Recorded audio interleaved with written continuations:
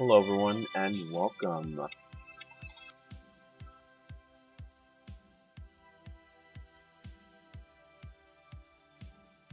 What's up everybody? So we're going to do a little bit of Mythic Plus and a little bit of Tomb of Sargeras. We're going to start with Mythic Plus first, get us a nice little warm up into this week since it is bursting skittish this week. My P is an EOA plus 11. Today you're on time.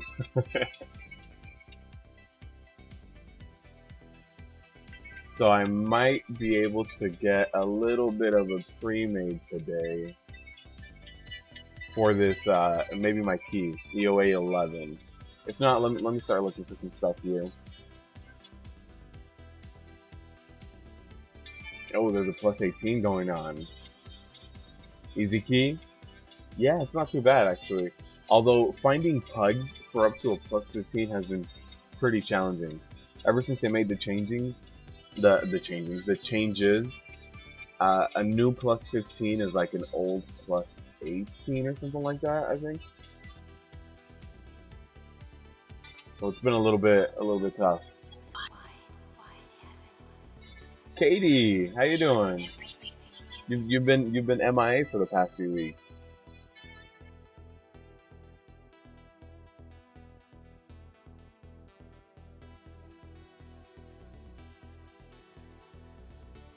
It is very hard to get a plus 15 team. Absolutely. So I'm going to have a little bit of a pre-made here for 1 or 2 runs, and then we'll fill up with the rest of the people. They want 925 plus tanks. Yeah. The fact that, see, that's always a little bit of my gripe, that if I go in there, I'm not gonna get any upgrades. Like guaranteed, I won't get any upgrades. Like right now, I'm 917 equipped, but in my bag, I look like a 933 tank, so that helps me out a lot. And what really helps out is like this. I really want to equip this chest piece, but I need my 2-piece before I can get rid of my old 2-piece. So my old 2-piece is putting in enough work to counteract this eye level difference.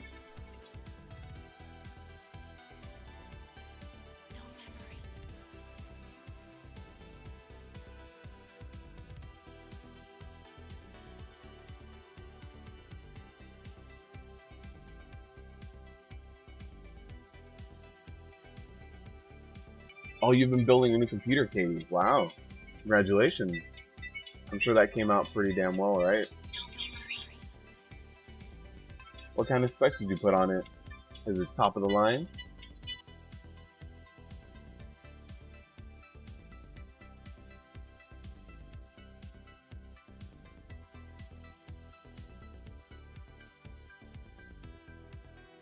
What's up, Max? How you doing?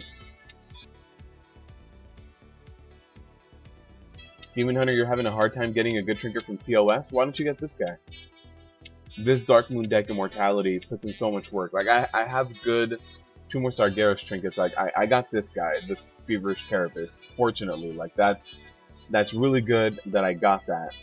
But the Dark Moon deck Immortality puts in a lot of work. I also have this guy, Leviathan's Hunger, and while it's good, since it's on use, it heals me for a lot. It heals me for about half my HP. But half my HP every 1 minute 30 seconds, this armor is going to put in a lot more work, honestly.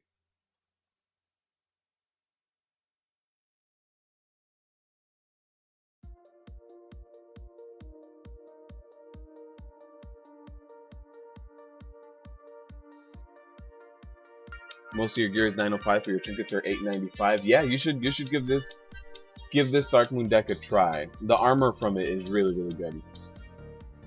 What's up, Epic? How you doing? Today, at least for Heroic Goroth. Yeah, the Heroic Goroth isn't too bad to do. Heroic Goroth isn't too bad to do, and that trinket is just amazing. Like, if I were to be able to get this in Heroic, I mean, I got lucky that mine got a little bit of leech, but if I were able to do this in Heroic, it'd be a lot better. And yeah, since Heroic Goroth isn't too hard to do, you guys should be fine. Also, Like last week I only did a plus 12 and I did get like this nice little upgrade here. So if you guys manage to be able to pug up to a plus 15, you guys should.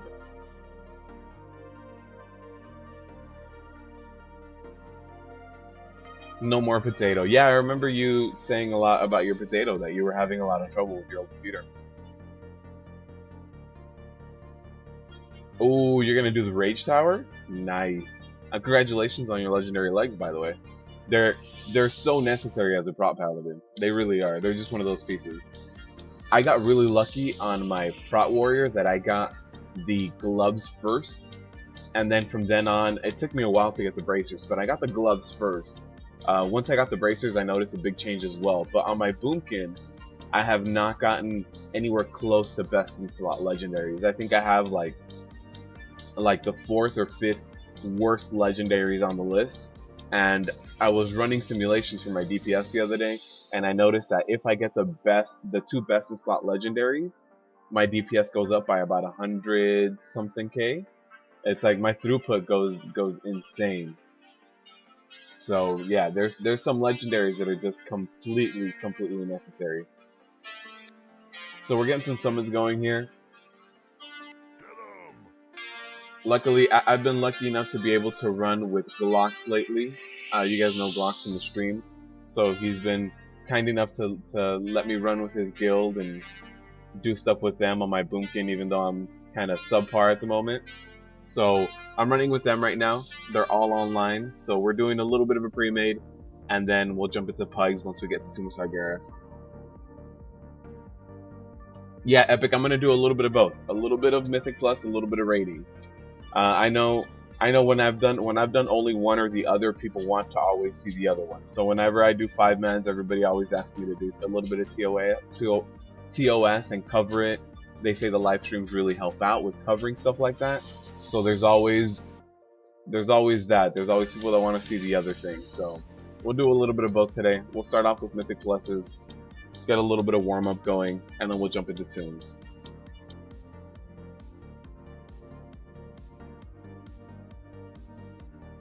Alright, so I'm eating up. This is going to be a plus 11. Alright, everybody's repairing, everybody's getting ready. Alright, I'm all repaired, I'm good to go. Is this even set to this is set to Mythic.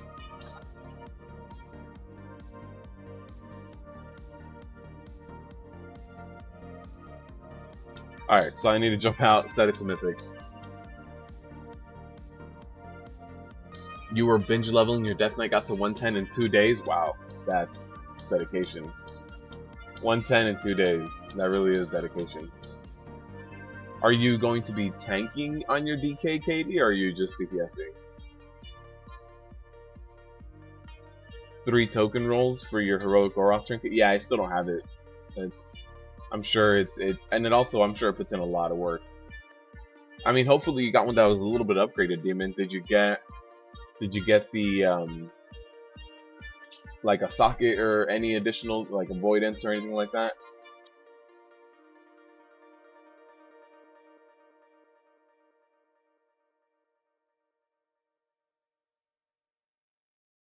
Really, Demon Hunter? I haven't noticed that. I guess I need to tank Demonic Inquisition a little bit more. I really hadn't noticed that you can sidestep the scythe. I have seen that sometimes it does miss me. I have seen that, and I don't, sometimes in my head I'm like, did I just completely crit block it, and is that what negated it, or what? I'm not sure exactly what happened. So I've seen that it does miss me sometimes, but I've never moved away from it on purpose. Like, I've never moved away because I don't want it to hit anyone else. So here we are, EOA plus 11, getting it done. This is a nice little pre-made. Shouldn't be too bad. Now, we do have Skittish, and there are some...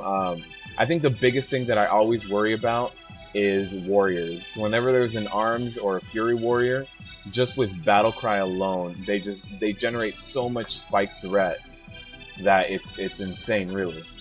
So I'm gonna go into here, try to hold everything to me, but definitely always keep a hand on your taunt button, because you never know. I have yeah, we ninja full tipping. So I have a mage here, which also does a lot of spike threat, and I have a DPS warrior that's pulling, you know, high amounts of damage as well. So I really want to watch out for that. You're tanking and DPSing on your DK. That's cool. DK tank's got a nice little bump up, so that should be fun to do. I wish I had a max level DK right now, and I'm debating what to level up next. I'm debating whether a mage or a death knight. I'm still not 100% committed to either one yet. But mages look like a lot of fun. I've always enjoyed playing mages, but at that point I'd be playing one of 3 DPS specs. I can't do anything but DPS. So I'm not sure if I should go, you know, mage or DK.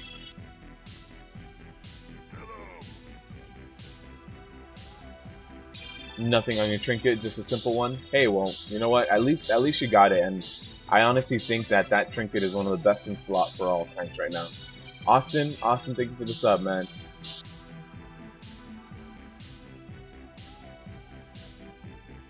Alright, so after we pull this, I'm going to check up on my healer's mana. My healer should be fine throughout all these pulls because they didn't last too long, and those are relatively simple pulls. Make sure you keep the oracles interrupted. And so right after this, check my healer's mana and pull whenever they're ready. Paulo, welcome to the live stream. Skittish plus Tyrannical is age max. I didn't think it was that bad. I didn't think Skittish was that bad. So I'll wait for my healer to be able to heal up a little bit, or mana up a little bit, and then we'll jump in. Thing is, with Tyrannical, this fight really just takes forever. And the fact that it takes forever just really puts a stress on your healer. So if you can be at 100% mana, then you should be.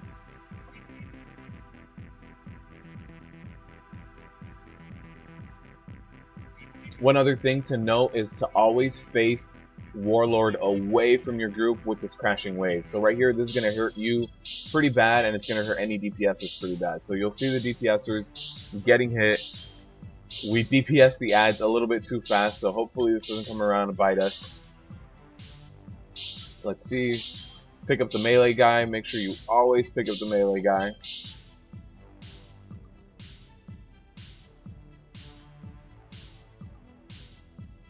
Once you pick up the melee guy, the caster can be passively picked up with cleave, and even if you lose aggro on the caster, it's not that big of a deal. So here it is. We'll make sure. There it is. There's the bop.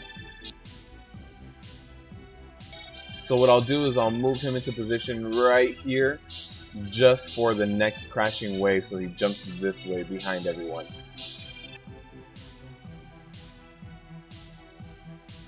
Again, I want that crashing wave to happen away from everyone. And it's going to happen right now. It's whenever he stops auto-casting. So whenever he stops auto-casting, that's when you know the wave is coming soon. So we'll let him run out of here. Hopefully the warrior comes back out here.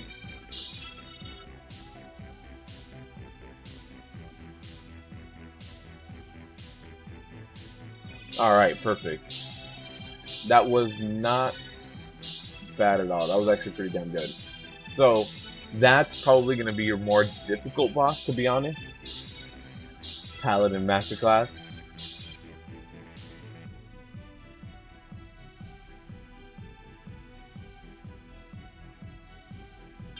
So I do want to pick up these slimes during this group. Alright, I wanted to kind of control when they jumped in, but we should be fine.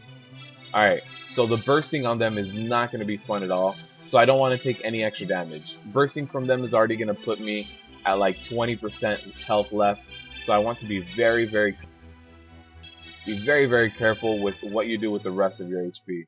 So we do have a snail also here. So I'm going to use that victory rush. I'm going to make sure that I keep myself topped off. Alright, so that was a complete stop in DPS on the droplets, which is, you know, perfect. I can't charge at this. There it is. I always hate when you're in that dead zone of charge. So with these snails, you do want to walk away for that abrasive slime cast. You don't want to be anywhere near it. It does hurt a lot.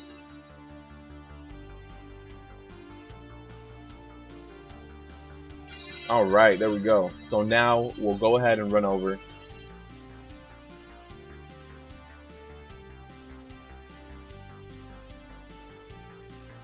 And Unholy is cool. Yeah, I agree, Katie. I do like Unholy. Unholy is Unholy and Blood are my go-to specs. I've never truly enjoyed Frost on DKs. I understand Frost has mostly always been the top DPSer. I think Unholy has been up there a few times. But yeah, I know that Frost has mostly always been the top DPS, but yeah, I've always enjoyed Unholy and Blood.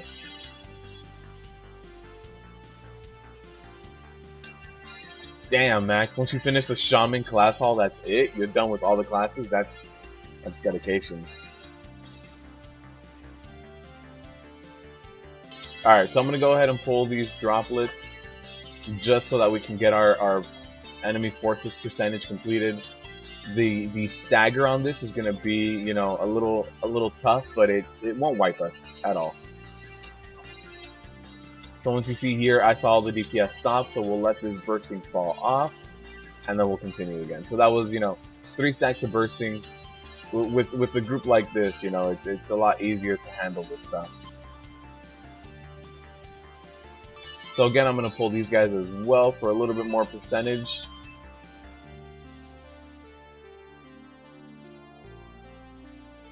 I do prefer pulling these droplets since they're easier to kill rather than like some of the crabs in the other area, just because those are going to be a lot harder. They're going to hit a lot harder. They do, you know, your spray sand, or they do more environmental effects that affect other people besides the tank. If these affect mostly me, I'm just going to go ahead and pull these here.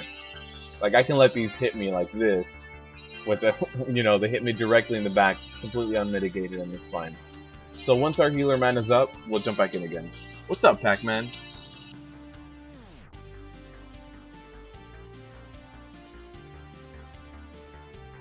Alright, we're good to go. So I'm going to pull her a little bit closer to some of the islands so everybody can kind of jump on and do what they need to for the cast. So there it is, Static Nova. Everyone can kind of jump on the island and run back down.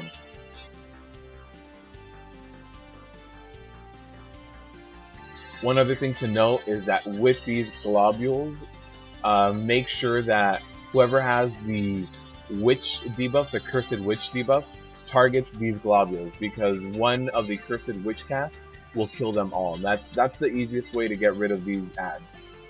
Now, for the first cast, you won't always necessarily have the curse, but now you see I have the curse, so in case they do spawn again, I'm going to go ahead and take them out right here. There it is. I took most of them out. One of them did stay alive. I didn't want to clip anyone.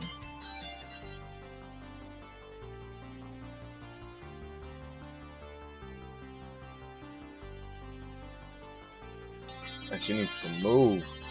She needs to move out of there. Alright, perfect.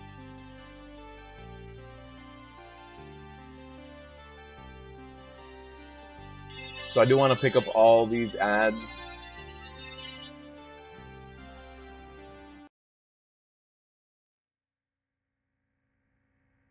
So you did see the DPS kind of turn around and target some of these ads a little bit. So you can't always get them all. Like, everyone would have to really stack on the tank in order to be able to just get them all. Alright, after this, we should be fine. I don't even think we'll have another cast. And she should go down. Perfect.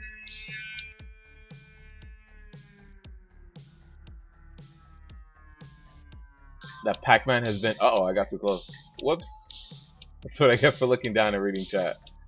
Pac-Man's been in and out the last few streams. Pac-Man good. Pac-Man's always listening. Thing is, you know, sometimes he gets hit by the banhammer, and sometimes he asks for the banhammer, so it can get a little tough. Alright, so one thing to note is if you do have a prot warrior, you do get that victory rush that you can use to combat bursting. So that's something you guys do get.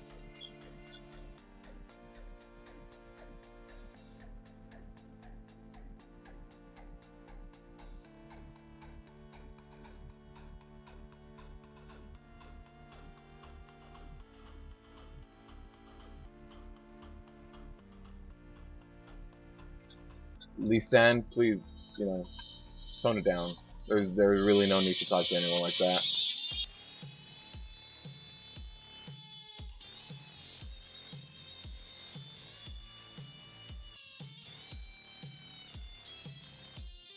Yeah, level 40 artifact knowledge is insane how much it helps you. I remember when I was on my boomkin, I was trying to farm all that AP, and I just waited. After I knew that that week I was gonna get AK-40 and I was gonna be able to pass it on, I waited, and farming concordance became that much easier. It became trivial at that point. I was like, okay, that's just, it's gonna happen so easily. All right, so I did pull this. We should be able to completely recover before this goes down, just because I know this healer and I know that she's really good, so we should be fine with recovering. We will get the Seagull, and you know, Seagull boss.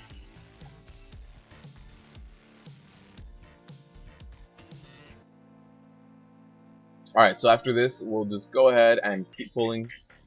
That bursting does force you to not be mounted. Yeah, the AK-40 really does make such a huge difference. So I'll go ahead and pull this guy, and this guy's the one that does spray sand, so I want to make sure that they're facing this way. So perfect, nobody's going to be standing inside the lake, so I go ahead and face them that way. We did get a stun off anyway, but make sure you face them completely away from the group, just in case. So we'll get a little bit more here. What's up, Joshua? How you doing, man?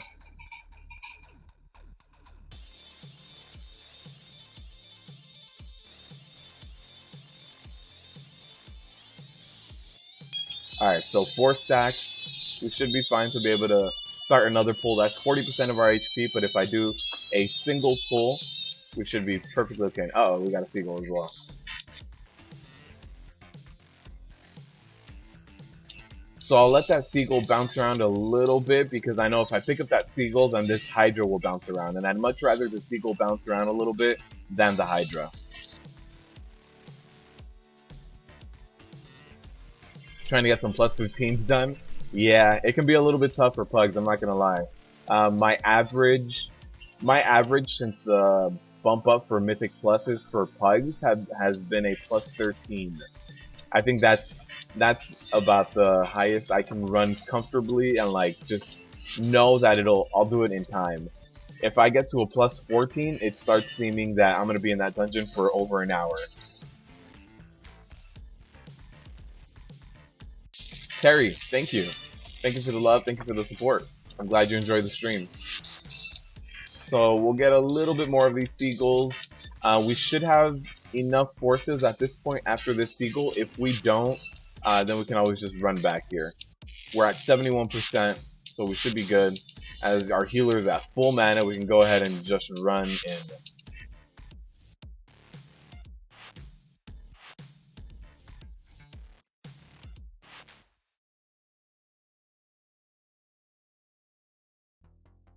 Alright, so we'll go ahead and just pull Serpentrix. One thing that I do like to do with Serpentrix, which is harder to do when you're on video, is to just keep moving, because when he does do that cast, that poison spit, it's a lot easier to avoid if you already have movement as the cast was going off. So it's that cast is so fast and it comes down so quickly that sometimes it's a little bit more difficult to avoid. But if you already have constant movement, it's a lot easier to just kind of sidestep it. So again, as a tank, I do want to go straight for where the boss is, and the DPS are going to have to kill both of the other snakes. So the red one and the blue one are going to have to get, you know, mowed down by the DPS. You don't trust pugs above a plus 10 anymore. You can get some good ones. I've gotten lucky enough to get a few plus 14s that are good. But yeah, for the most part, it seems that right now the pug world at about a plus 13 things start falling apart. Anything above that, it gets really difficult. So again, I'd much rather that seagull bounce around a little bit rather than the boss bounce around. So sometimes you have to pick and choose your battles when you have a little bit of extra pulling. and get to the boss and interrupt that rampage as fast as you can. That rampage is going to be doing a ton of raid wide or party wide damage, but keep your movement going while you're doing this boss for the poison spit in case it's ever going to hit you, because that poison spit lands very fast.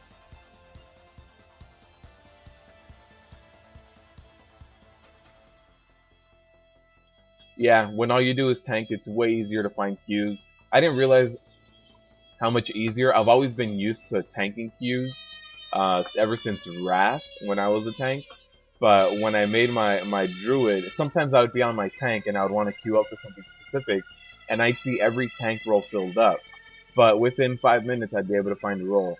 But once I leveled up my druid and wanted to be DPS, I noticed that a 5 minute wait for another group to open up is just it's nothing.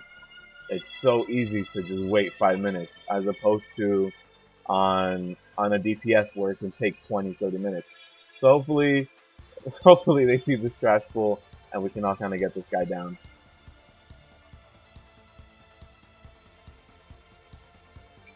Because normally we do need all of the crabs in this area, so we are going to get this guy down.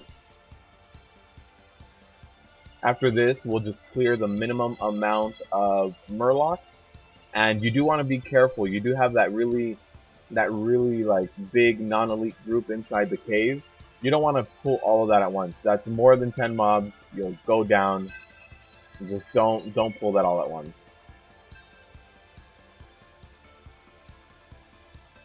You were doing a plus 20 in a pug Black Group hold the other day. That's insane. It went smoothly up until the spider. Yeah, the spider staircase area is just that's wipe city for any pug with that. So I'm gonna wait for the murlocs.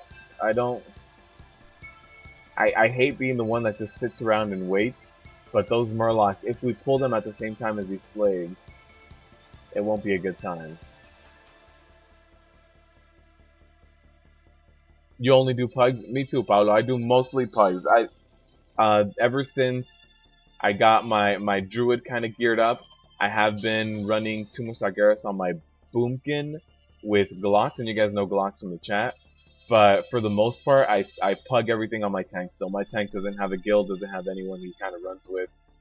Oh, that was almost a wipe. So that's why we don't want to pull those murlocs and the slaves all at the same time.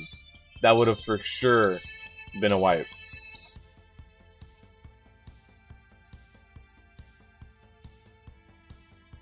Yeah, the thing is, when they were designing these affixes, there was these pulls that are non-elite that are supposed to be trivial pulls, right? These non-elite pulls are supposed to be easy. Well, if you do all these non-elite pulls with something like bursting, you get down really low. You were with the guild group up until the plus 20. Are you gonna, Katie? Are you gonna be doing the Mythic Plus Invitational?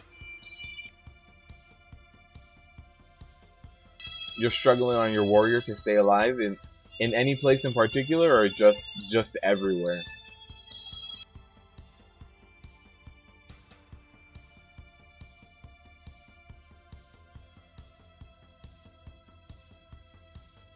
Alright, everybody's here. With these guys, I do like to use a little bit more of defensive cooldowns. Since they do hit hard, I'll go ahead and use my demoralizing shout.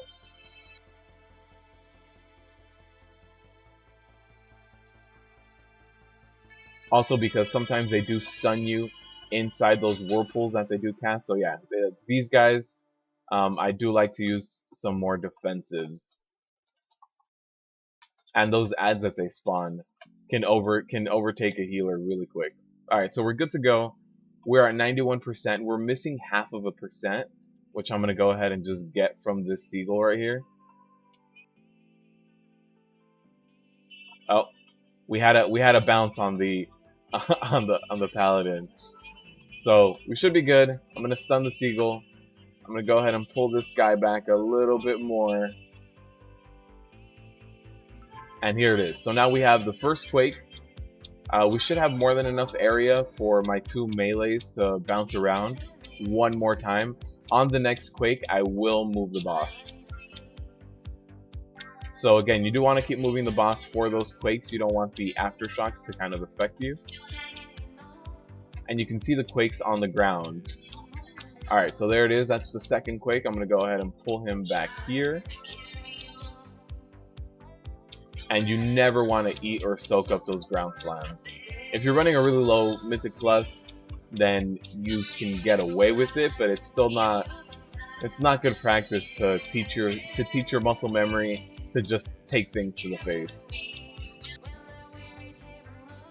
Alright, so we do have those quakes. I'm gonna move a little bit and we should be okay in position. Yeah, there's enough space for my 2 melees in there.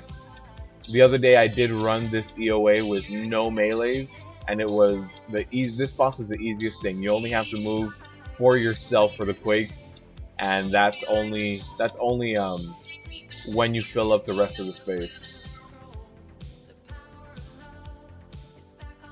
So there it is. I did move away a little bit. There should be enough space. Actually, there isn't. So I'll go ahead and move a little bit more.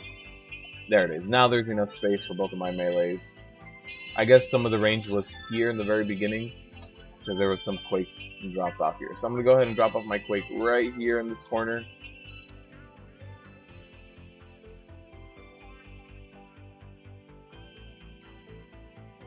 Alright, so we should be okay with, we should have 92, almost 92%. So I might need one more trash pull. Don't think anyone wants to do this snail. Yeah, snail's fine. So we'll just kill this snail, and then we'll be good to go. That'll be the last one. We need to walk into the last area with 92% done.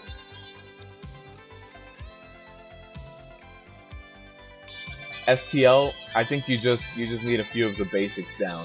Like, you need your active mitigation up as much as you can, and if your rage ever gets completely full in the middle of a pull, you're doing something wrong. So you should have a rage bar, and if your rage is getting too high, just hit ignore pain. Ignore pain will eat 60 of your rage, and it's even if you can't vengeance weave, if you're generating too much rage to be able to vengeance weave effectively, just start spamming ignore pain.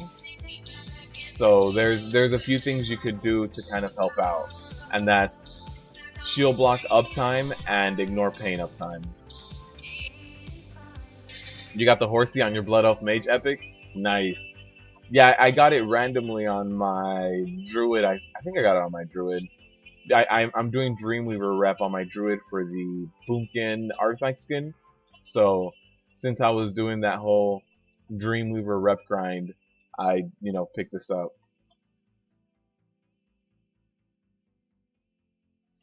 Ellie, you're trying to get into the game. Do we have any suggestions for you? Yeah, just jump in and give it a shot. At the lower levels, when you run dungeons, it's not really going to be a big indicator of how the game actually is. Oh, I'm going to take this. Yep. So when you run low-level dungeons, it's not going to be a good indicator of how it is, since Blizzard just kind of wants you to reach the end game as fast as you can. But if you're at low levels, I would suggest kind of questing and getting immersed into questing that way. And then once you hit maybe around level, maybe high 80s is when you should start, trying to jump into dungeons and seeing how they're actually handled.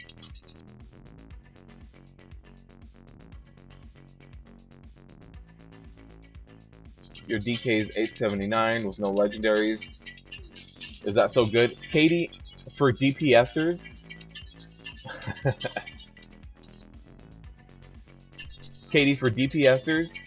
you can actually run simulations, unlike for tanks. Like for tanks right now, a lot of the simulations aren't actually true to what they are.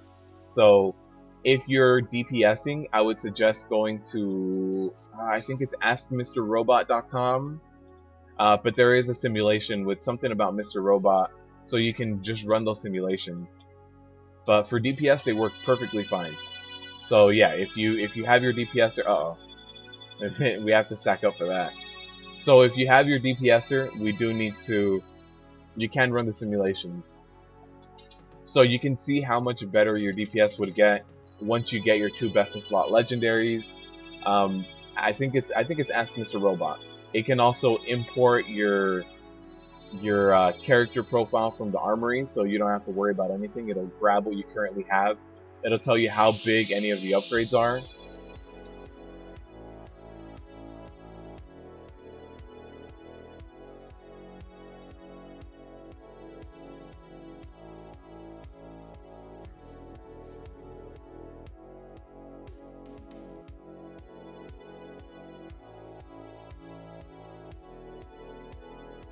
So yeah, this boss can get very hectic very quickly.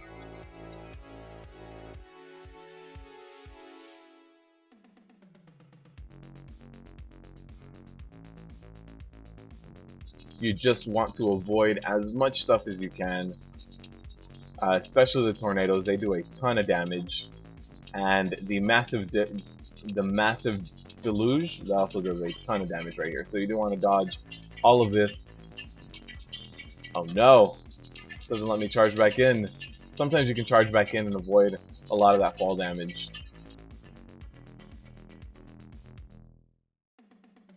So we're good. This was a plus 11, done relatively painless, and the Keystone did get upgraded twice.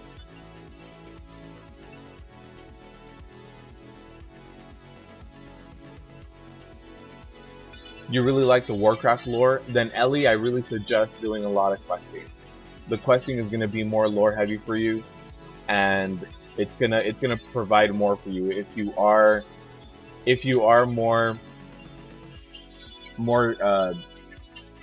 lore focused, then I do suggest doing questing instead of, just jumping into dungeons. Just because low level dungeons aren't going to do a lot in terms of storyline for you, and they're also not going to do a lot in terms of the MMO experience for you.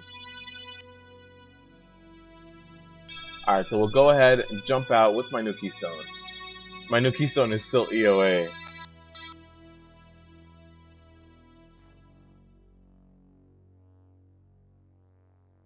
So we'll go ahead and jump out, get a few more Mythic Pluses done, and then we can jump into Tomb of Sargeras as well.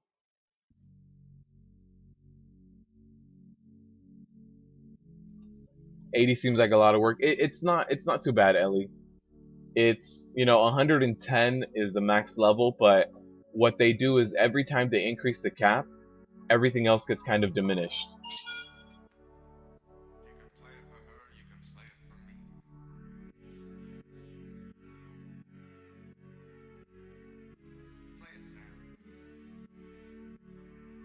So in terms of leveling up from 1 to 80, while it does take kind of know-how, it shouldn't be too bad at all.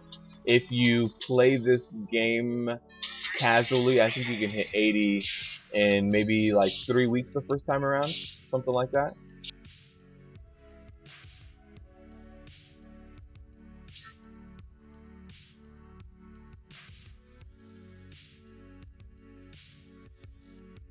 Simcraft is another one. Yeah, Mr. Robot was good for me, and I like it because of the whole. You can kind of like click on which item you have and how you're gonna make it better, and kind of edit them, Titan forges, sockets, anything like that. The interface to me was a lot easier than any other one I had seen.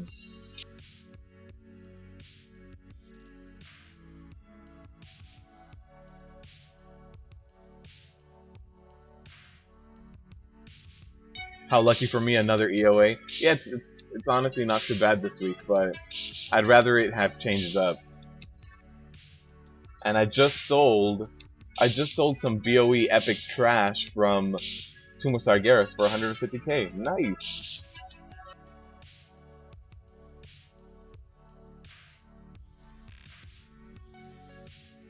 WoW lore is too dark for you. It can get a little out there. It depends on which area you level up in. But no, Ellie, leveling isn't too bad. Like leveling to 80 used to take a lot more, but since it's your first time around and you don't have an item called heirlooms, which increases your XP gained, it'll probably take you about I gotta sell this. It'll probably take you about a week or two, so it shouldn't be too bad. So after that week or two, you'll hit 80, and that's when you can start going into dungeons. And those dungeons, basically low-level dungeons, everybody has such good gear that at low-level dungeons, anyone can run in there and just one-hit everything. Well, it's not necessarily a one-hit, but everybody can just run in there and just mow through the whole dungeon. So you don't learn anything. You don't learn any mechanics. You get nothing out of it. So we're gonna jump into a lower Kara plus 14 right now. So we're getting close to that plus 15. Lower Kara plus 14, which is gonna be a nightmare with bursting. I have not done. The only dungeon I had done was for yesterday's filming of This Week in Mythic Plus, and that was also another EOA. So this lower Kara should be fun this week. Skittish and bursting.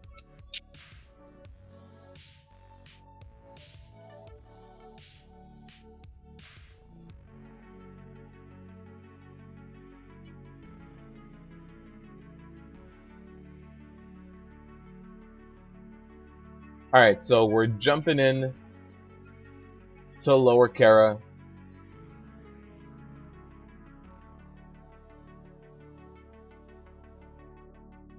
Oh no, you had a 910 BOE belt from Tomb and accidentally equipped it? That sucks. That sucks.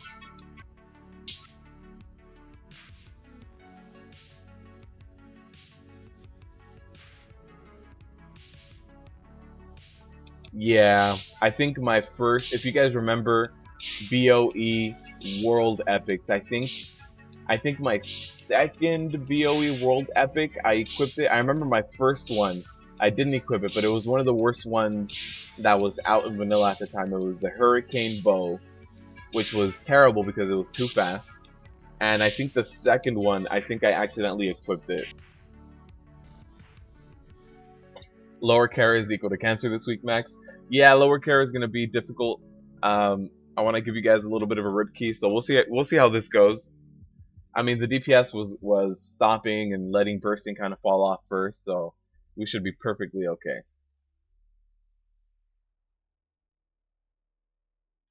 Katie, now it's just sitting there kind of staring back at you like, you equipped me. This is what you wanted. This is exactly what you did. I think the worst one to me was when I first created my alt, my druid. I made my druid an enchanter so that I could get all the chaos crystals. And for the first like 2 weeks of playing that druid, I forgot that I was an enchanter. So I would sell everything for like 10 gold. I would go run all these mythic pluses, everything like that. I'd get all these epics, and then I would just sell them for 10 gold when the whole point was to get chaos crystals instead. So for like 2 weeks, I just lost all of this potential profit that I could have been making. What eye level am I at the moment? Equipped 917, and I'm waiting for another, like this is a very big upgrade, but right now I have the 2-piece from my old tier. So the 2-piece of my old tier is still, you know, putting in a lot of work, so I'm still kind of keeping my old 2-piece while I get a new 2-piece. So there's stuff like this that increase my item level in my bags to 933, even though I don't have it equipped. So I'm waiting for one more piece, but right now I equipped 917.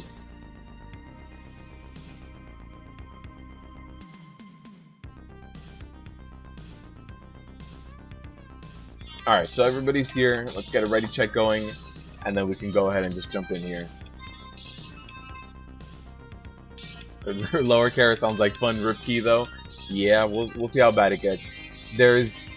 I think bursting is so bad in lower Kara because once you get to the area before Maiden, once you get to that area, some of those non-elite pulls are 9 mobs, which means you're gonna lose 90% of your HP if things die staggered, and you get the first tick, and then you keep stacking on top of that.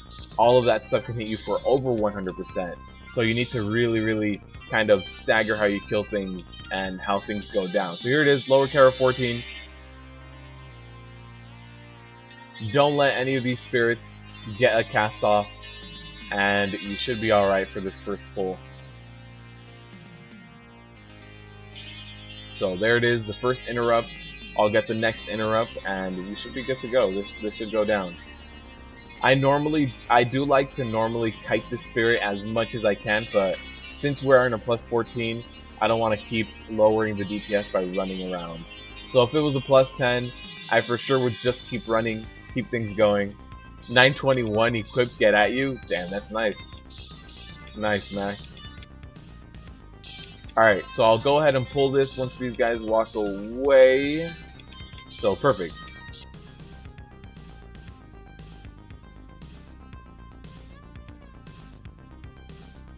Huh, so only 2 of them pull. I had never tried to LOS pull them because I always walk into the path. But look at that. One of them stays behind, which is nice. It'll make this pull a little bit lighter, and then the next pull will be a little bit worse.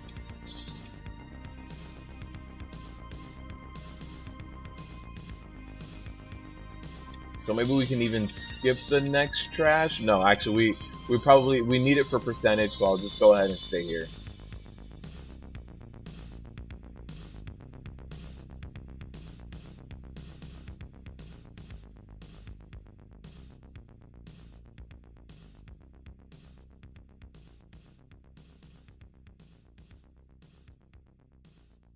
Alright, so again, keep that taunt button handy, because you guys saw there, the Demon Hunter was able to pull off of me a little bit. So you always just want to keep that handy for that. Rip key with Glocks. You're not gonna say your item level, Katie? I think you're beating everyone, right, Katie? Now we have to know, Katie. Now you can't just hide behind it and not say anything. 950. I read the other one first. Jeez. 950 is insane. Make sure you don't get hit by any of these pennies. Normally when you see people go down to this trash, it's because of pennies. So be very careful with that.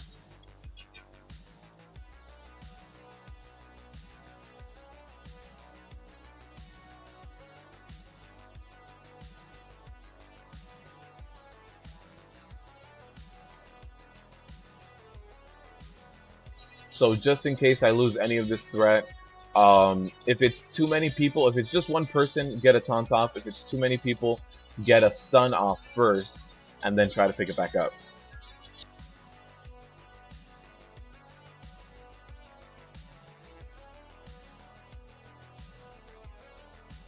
So that should be alright, and we should have more than enough heals to be able to pick back up. Again, if I was in a pug, I'd probably slow down a little bit more, but I do know this healer, and I do know that the healer is very good. So I can go ahead and just keep a decent pace going. And now we can run over to the boss. Look at that, 80% HP, 80% mana. So once we activate this boss, the Opera boss, she can go ahead and drink up, and we'll be good to go. What weapon transmog am I using? I believe it's called Savage Blade. Yeah, Blade of Savagery. Close. This is from Black Temple. So this whole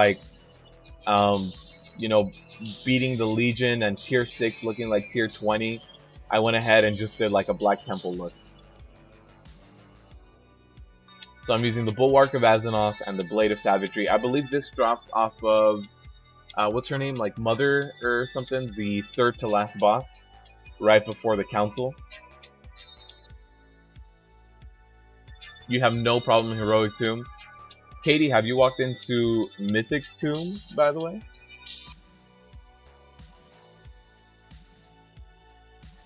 What's up, Snubsy? Welcome to the live chat. Snubsy, have you gotten level 40 artifact knowledge yet? Are you still grinding that out? He's undead, so transmog doesn't matter. My weapons look cool. Look at that. My weapons don't have bones sticking out of them. Although that might be kind of cool. What if like undead had special throne weapon that when we do the throne weapon, your arm goes with it too. It's just like a little bit of your hand. Oh no, the dusting got me. Alright, so hopefully we get the Phablet down faster than Lumior. Oh man, as soon as I was casting Eltharion's Fury, I got fire under my feet. So I do want to get decent cleave on this, so I'm going to stack things up and make sure that Phablet goes down first. Oh, I gotta interrupt that heat wave. Alright, we're good. All right, so yeah, that heat wave was pretty damn bad. It did get us. We might be okay. No, there's just more and more damage going out.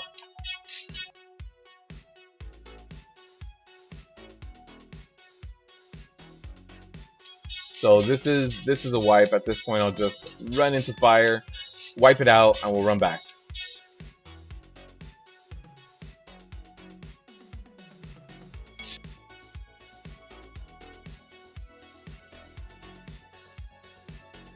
You have walked into Mythic Tomb. How much have you done into Mythic, Katie?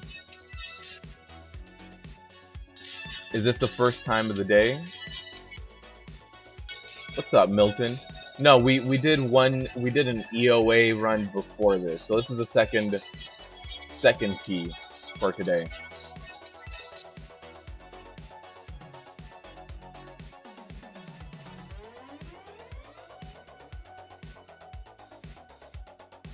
Katie, I'm assuming you have no problems in Tomb of Sargeras, unless you're I think it was it your dog that disconnected your Ethernet, your modem. So as long as your dog boss doesn't disconnect your internet, you'll be fine. You've been in LFR Tomb and it was cake. Yeah, LFR Tomb was pretty good. I don't know when they're gonna release more wings, but LFR Tomb for now is still pretty fun. I wonder how difficult LFR Kill Jaden is gonna be, because Fellclaws hurt like hell. So since Fellclaws hurt that much, I wonder how trivial or not trivial they're going to be in LFR.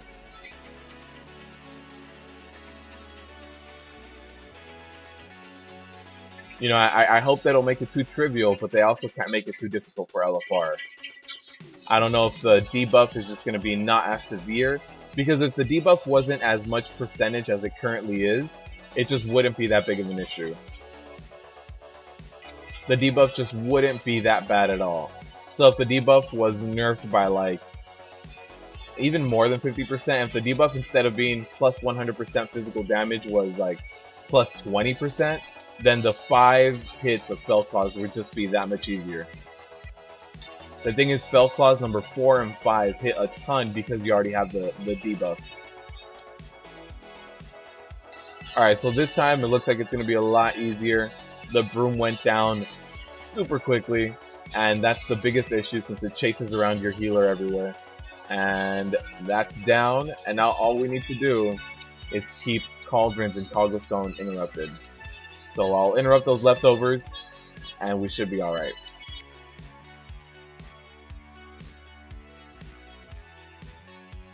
You're all the way up to Avatar in Mythic Tomb. Congratulations, Katie. Honestly, congratulations. That's a lot of progress.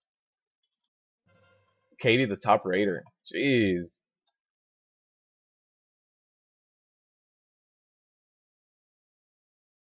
Yeah, honestly, congratulations. That's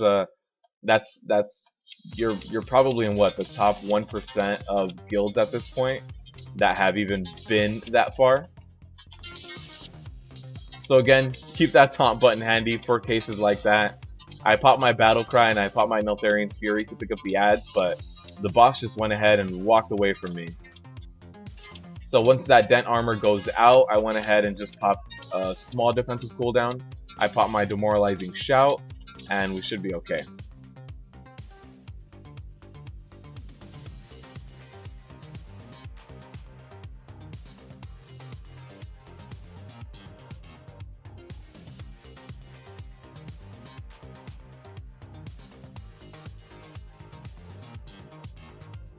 Alright, and we are good to go with that. That Tyrannical makes these boss fights last way too long, so we'll go ahead, let our healer mana up a little bit.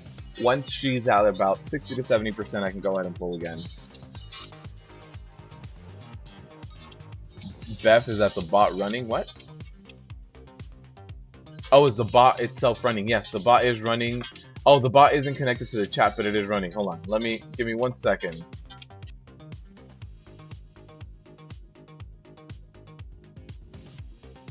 That's what happens. You tab out and I lose all aggro. Now my group's gonna hate me. Give me 1 second after this. Okay, let me see. It should be good. Try the bot again, Max. It was keeping tabs. It just wasn't connected to the chat, so it couldn't respond.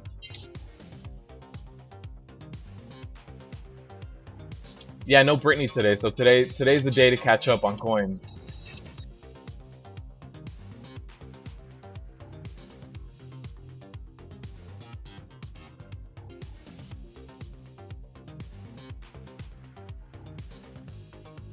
So we do have a bigger pull than normal here, but since everything has so much HP, it should die a little bit staggered anyway. So we should be alright. So there it is. That debuff will fall off before we can even get this down, and we should be good to go. What a day. Pac-Man's missing too. No, Pac-Man's here.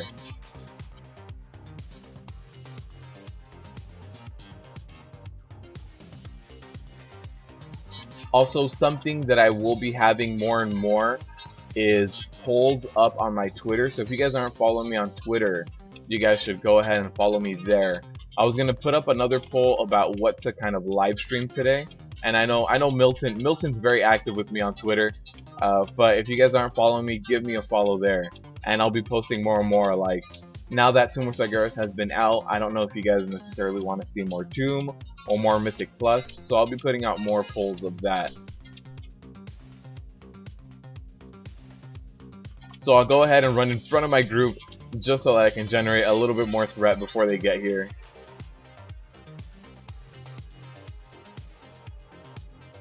Yeah, Fell Claws are no problem on a warrior. Yeah, I don't... Warriors feel really strong when it comes to Kill Jaden. Which is funny because when Tomb came out, I saw a few people talk about tanks going into Tomb of Sargeras, and almost everyone named the warrior the worst tank. They were like, yeah, warriors are at the bottom of the list. I mean, we're even talking about people like Sko that it was just kind of like everyone respects their opinion. The guy is obviously like one of the top tanks in general of this expansion of the time being right now. So it was just kind of weird seeing warriors put all the way at the bottom. But then when I run in there, I haven't had any problems with any part of Tomb. Alright, so I don't want to go crazy pulling here. And especially these guys, they do a ton of AoE damage. My healer's good to go, so I'll just go ahead and pull this back here.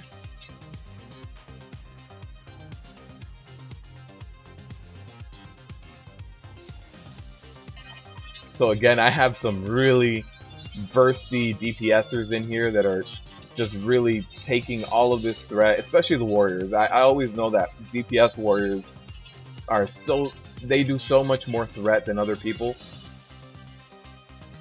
And I think it's because their swing speed is slower, so they do bigger hits. They do bigger hits, but they do come less often than, you know, other classes. Pally Fellclaws are tough. Yeah, actually, I didn't know, Max, how terrible it was for Paladins until I came across a thread earlier where there was kind of like a diagram breakdown of what Paladins have to do to live through claws, and it's insane. It's insane what you guys have to do. Alright, we'll go ahead and just get this last pull going. The fact that I think what I saw is active mitigation has to be saved for Fell Claws 4 and 5, and then besides that, you also have to like self-heal between 2 and 3. It was a lot of weird things that I was like, this just looks like a lot to do for just regular Fell Claws. You missed last week, sleep took over. Yeah, I get it. Every now and then, sleep schedule kind of gets all funky, and yeah, you need your sleep. Completely get it. You feel like tanking on your warrior was easier than your pally on the first time? I haven't tanked on a paladin, but from what I've seen, yeah, I think the new design of Tomb did a lot for that, because Tomb is a lot of physical damage. Like Nighthold was a lot of magic damage, and a lot of people were complaining about prot warriors at the time because of that magic damage. You know, there was no real big way to mitigate it besides spell reflect. since it was the first time we had to use Spell Reflect as a mitigator, I think a lot of people were also new to the idea. So you had a lot of people not knowing exactly how to run all of that mitigation on their Prot Warrior. But they switched up Tomb of Sargeras and made it a lot of physical damage. So now we're really good at it. Now we have a ton of armor, we have a ton of block value, we're stacking mastery for that block, that crit block. So they made it way easier for Prot Warriors.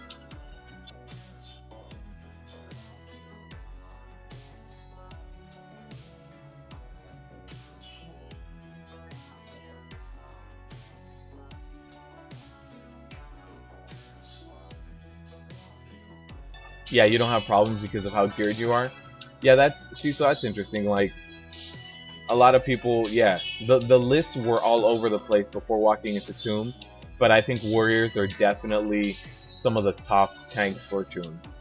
And that's only because of the way that they decided to do damage. The fight that has the most magic damage is if you're doing the Spirit Realm on Desolate Host. That's going to give you the most magic damage of any fight. So, short of that, every other fight is kind of skewed in your favor.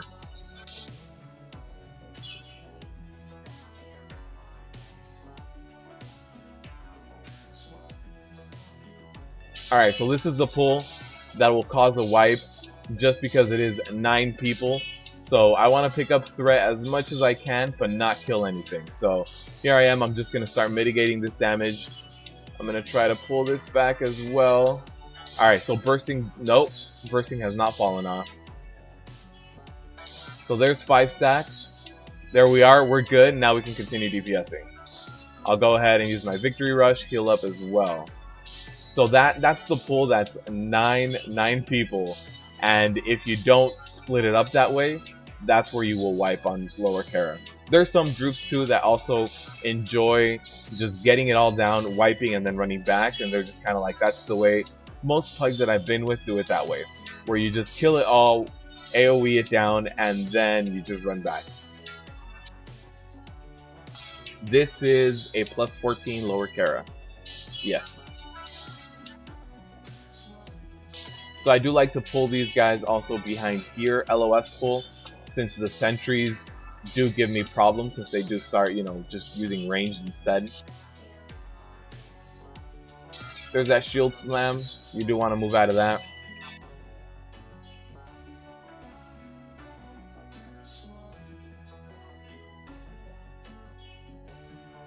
So I'm going to pull the Maidens and this Hostess. And the reason for that is because the sentry on the left hand side, I do want to be more careful with that. So I do want these guys to kind of run away. Perfect. So now I can pull them. I just don't want to pull the sentry at the same time because that sentry will just start DPSing your healer or your ranged or whatever in the back. They'll just start doing all sorts of funny business.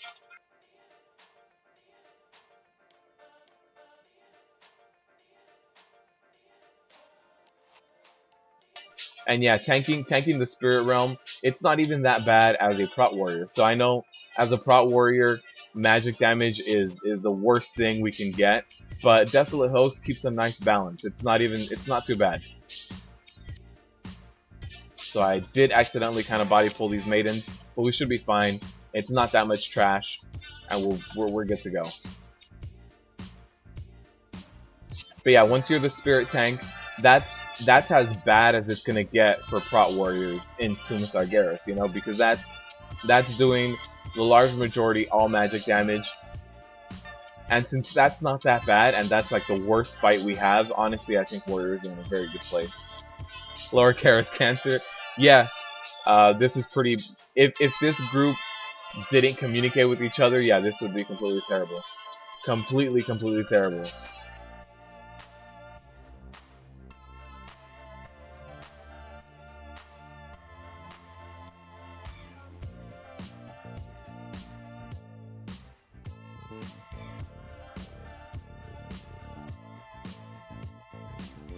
Oh, you finally managed to get your second legendary, Snubsy. Congrats.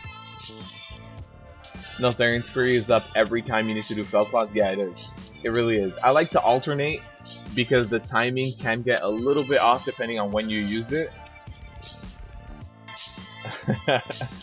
So I do like to alternate between Demoralizing Shout and Neltharian's Fury.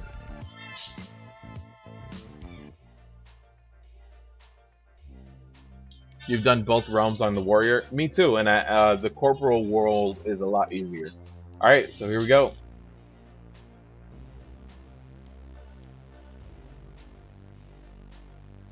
Did I do the time walking raid? Oh my bad. That's what I get for looking down and reading. Sorry, I apologize to my group. Yes, I did do the time walking on my druid. I didn't do it on my warrior, but I was able to do it on my druid. I did it really late on Monday. So it was Monday at like 1 a.m. or something. I was like, wait, I didn't do Black Temple. I need to get back on it and do that. Fire in the Deep is your legendary snubs. Yeah, that's pretty good.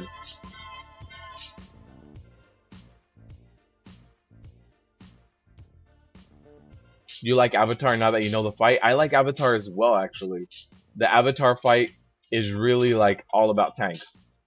Like if your tanks are on it and they know exactly what they're doing, you can tell. And if your tanks are kind of getting a little bit sloppy, you can also tell. Like, do you need to push Maiden? Do you go into phase 2 with Avatar having, way too much HP? Or, how many casts did Maiden get off? So it's really reliant on the tank, and I like that. It's a different way of telling how your tanks are doing, because normally the only way to tell how your tanks are doing is, are they hugging the floor or are they still alive? And that's really it. It's like, if your tank is dead, he probably did something wrong. If not, then you're good.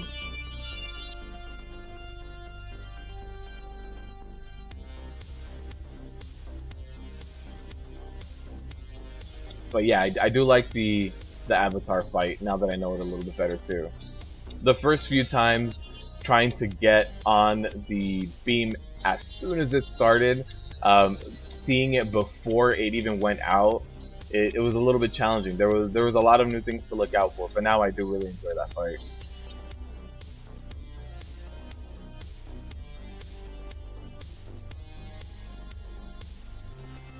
Perfect. So that's down. Now we have Morose, which is going to be a pain. Morose with Tyrannical. It's not going to be fun at all. Trying to pick up all of that threat with Tyrannical as well is just not going to be a good time. We'll see how it goes. Sebastian, the Spirit Realm and the Corporeal Realm aren't really that much more difficult. They're very similar. They're just on different areas. There's a few different things you have to worry about. I think the Spirit Realm is a little bit more tough to do. I think the Spirit Realm, since it has those casters, you can do interrupts, you can time different things. I think the Spirit Realm is a little bit more difficult, but honestly, they're both pretty good. They're both not too bad.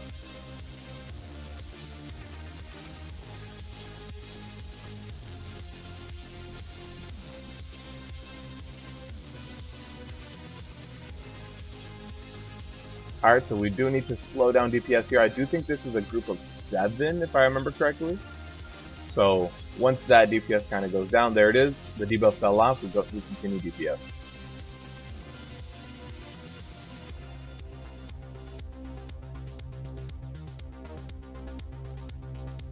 They didn't have that much DPS competition this year.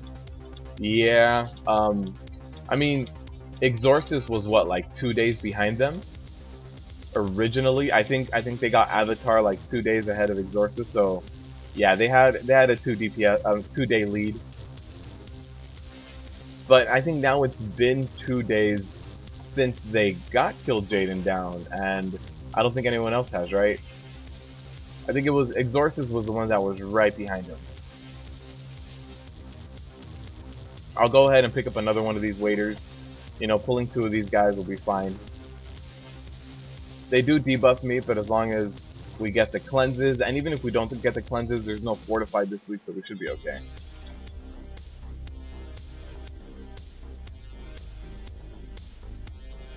most of the hardcore guilds have cut back. Yeah, I think we're gonna see a resurgence in PvE. So hopefully Blizzard keeps investing into this whole PvE as an esport idea. I do like the Mythic Plus Invitational and stuff like that. I do think it has a place, and hopefully they keep investing in that. So hopefully they start rewarding a little bit for the, you know, getting the first kill, the first world kill. Like, how cool of an incentive would it be if they just gave, you know, 10 or 20 grand to the top guild? It's not going to be a lot of money for the top guild being split up between all those people, but it'll bring attention to it, and I think it'll be a good change. And I don't think 10 or 20 grand will hurt the pockets of Blizzard.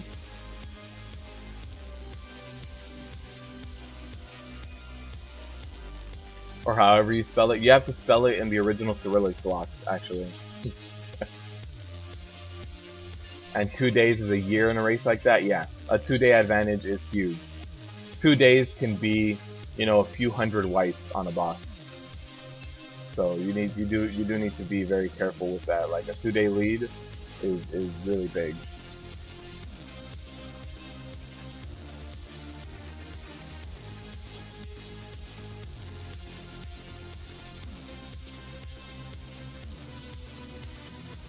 The Russian guild is better than most guilds? Yeah, absolutely. I mean, mythic guilds like that just have their communication down from the get-go. And when you're that good at analyzing fights the first time you see them, it just, no matter what kind of new mechanic they throw at you, within 100 pulls, you'll be able to be a master at it.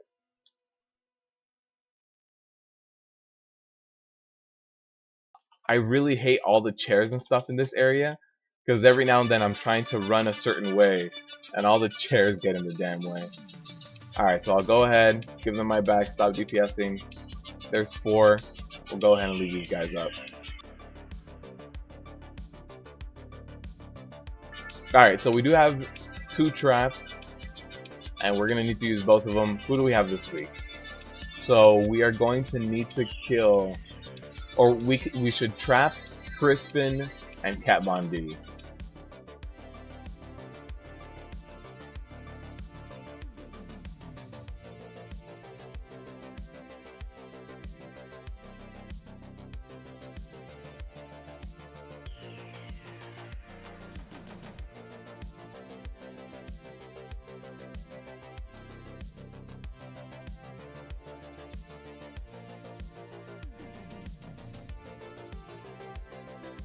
Alright, so we should be good.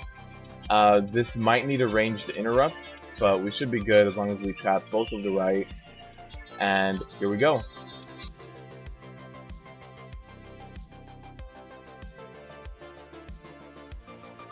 So I'll go ahead. Uh-oh. Why? We need to DPS the ads first.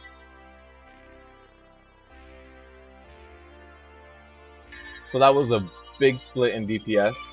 Hopefully we jump back to the ads first, and then we can go ahead and just jump on everyone else. So once that goes down, there's not much tanking I can do to that whirlwind guy. I just kind of let him do his thing. Hopefully DPSers can get to it. And then right after this, I'm going to go ahead and pull the other melee guy. But right now, since I think it's the guy that casts Annihilation, I don't want to pull him right now because no one's going to be focused on the giant Annihilation on the ground. Or not Annihilation, I forget what it's called. Armageddon? I forget what it's called.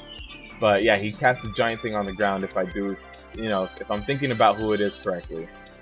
So let's get that guy down. We got both of them. So now let's pop a little bit of a cooldown. And oh, I needed a lot of bit of a cooldown. Yeah, that was not that ended up not being that great.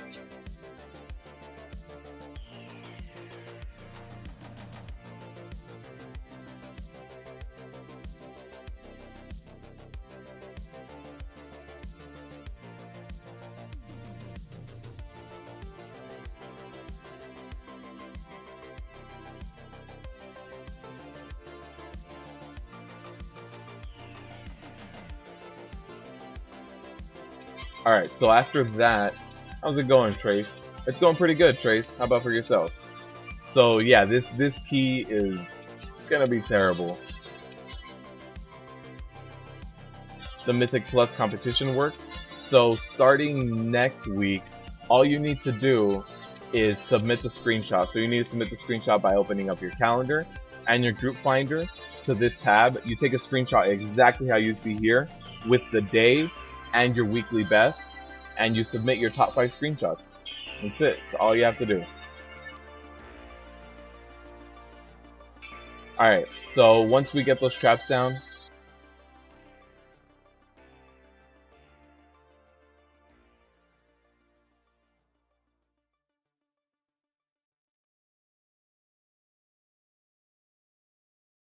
it's called an ouchie. Yeah, that's not fun.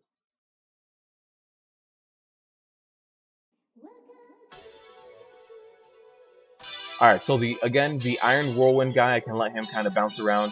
Morose should be able to be passively cleaved, so at this point we're all focusing the ad, so we should be good to go.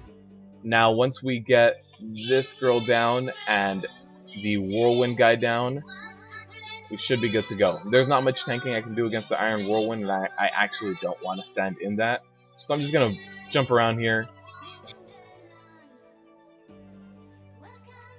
Alright, so since he's almost down, let me just go ahead and get one more pull here. It's Will Breaker, that's what it is. Not Armageddon, not anything else, it's Will Breaker. So I don't want Will Breaker to kind of stack with anything else during this fight, since stacked up with any other mechanic it can hurt a lot. So there's Will Breaker again, dodge that, and we should be good to go now.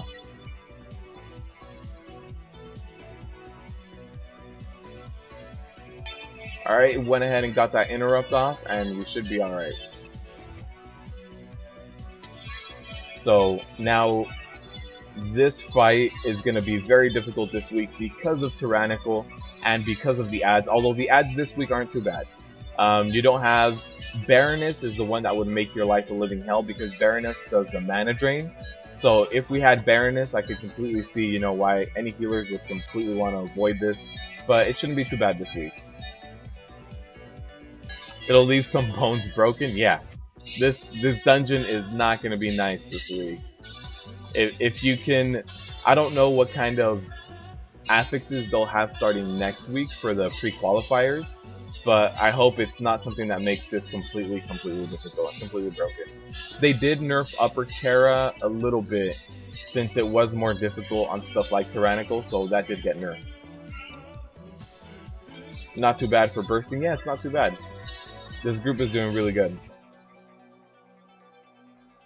I'm jamming out to Cyndi Lauper? No.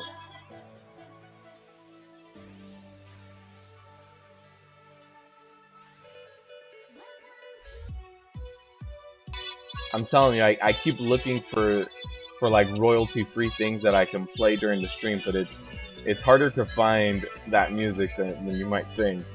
And I find some sometimes, but they don't always sound good.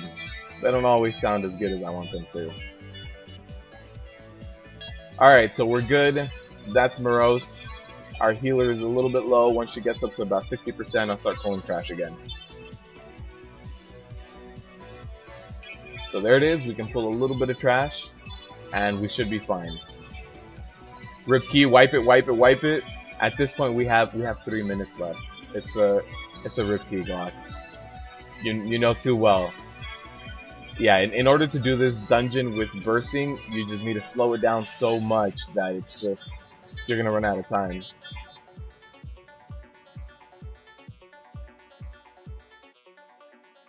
And that's why this key is just gonna be terrible this week.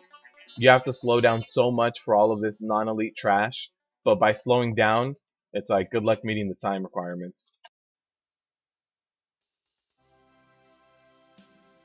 So once that bursting falls off, we just go ahead and take him down.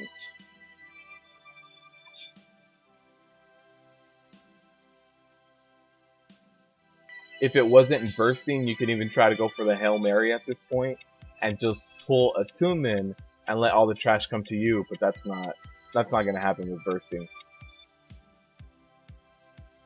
In fact, you don't want that to happen. That'll be the worst case scenario.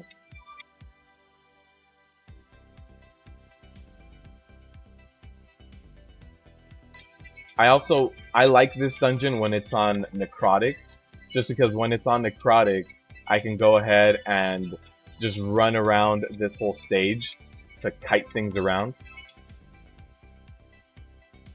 And man, do I hate trash that splits up on Skittish Week. It just makes Threat jump around everywhere. Alright, we're good to go. So there is that path that always comes from this side. I normally like to pull Blacksmith right now, but since we do have that pat, and it is skittish, I want to be very careful with how I do things. So we'll pick up the pat first, and then we'll clear the Blacksmith area.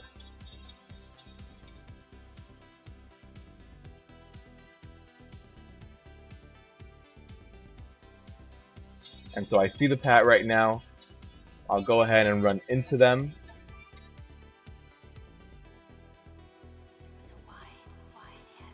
And we should be good to go.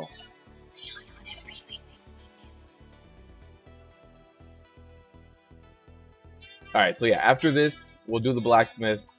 And we should be perfectly fine, but that's gonna leave us. Yeah, this is the first rip key of the day. Coincidentally, it's Lower Kara on Bursting Week. Like, that's Bursting Tyrannical Week. Lower Kara already has tougher bosses, so not a bad run at all. And especially this part's gonna hurt. Is our healer good to go on mana? Yeah, we're good.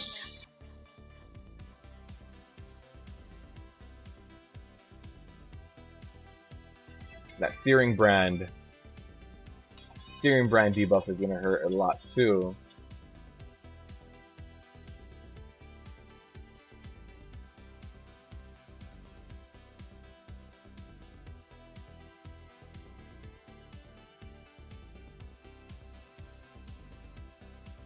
I do want to try my best to keep the smash facing away from everyone, but again, picking up threat and keeping things faced completely away from everyone is gonna be the name of the game here.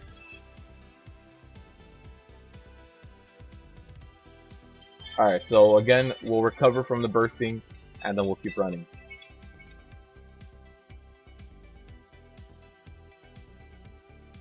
You want to see my reaction to a plus 20? Oh man. The highest I've ever done, Katie, is a plus 17, and I didn't do it on time.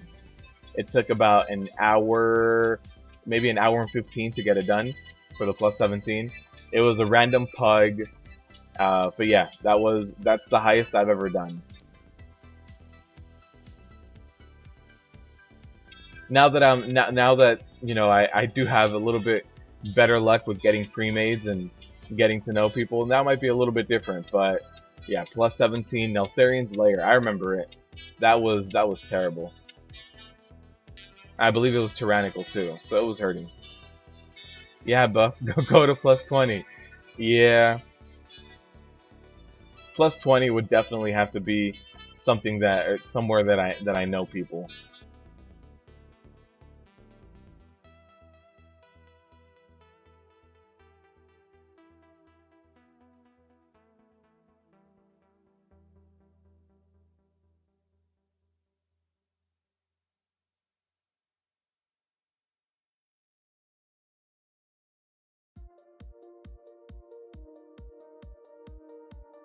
And then a plus 20 right now with this much skittish, you know, the DPS would have to put out that much more DPS, and with skittish it just would not be fun. Alright.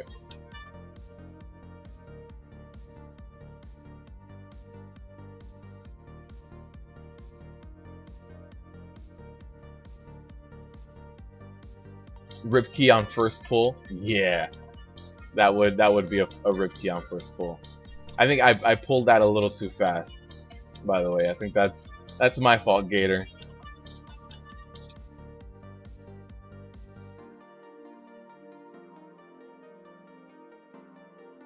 I always remember the bad ones. Yeah, for sure. Like that Neltharian's Lair plus 17 was just terrible.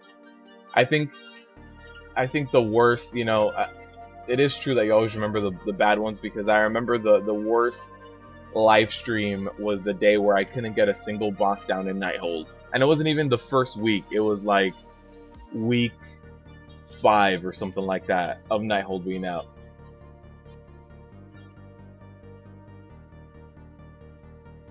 Alright, so once we recover, we'll go ahead and keep pulling. At this point, it's a rip key, everyone. It's 2 minutes into the rip key, but we'll get this done. Get some good loot. Get a plus 14. Get a plus 14 done for the week. I still need to get that done. I still don't have a plus 15 done on this tank.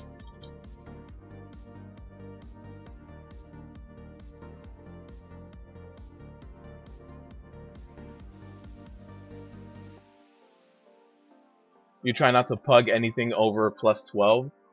Yeah, I was mentioning earlier that for most pugs right now, I think the limit that I've been able to get to is about a plus 13.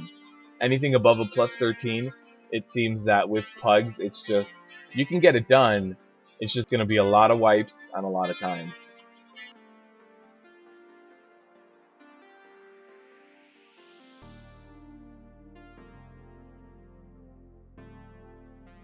Luckily for me, since actually leveling up my druid, I have been running on my druid with Glock, so these are people that I know. So getting this plus 14 done wasn't as painful. It's not too bad. I mean, the key itself is terrible, but everybody knows what they're doing. We get people that slow down for bursting, so it's all good.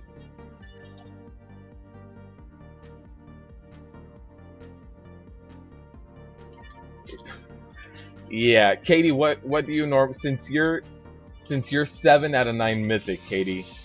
What key do you normally push on a weekly basis? When all I get is AP, don't say that. Some of my best in slot relics are in here. Hopefully I get a really good relic, because I've been getting some less than good relics recently.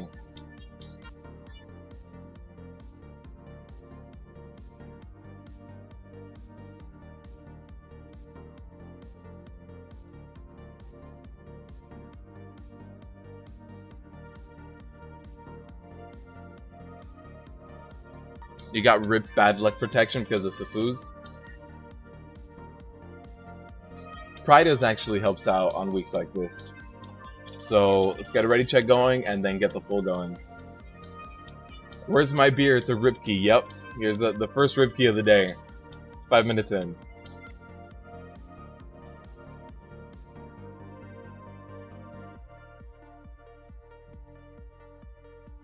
Alright, so luckily the whole ghost debuff got applied onto the healer to get it off real easy. But that, and I think they made it a little bit bigger. I think it looked a little bit bigger right now. Maybe it's just on trolls it looks that big, but it looked bigger this time around. Get that mortal strike to myself.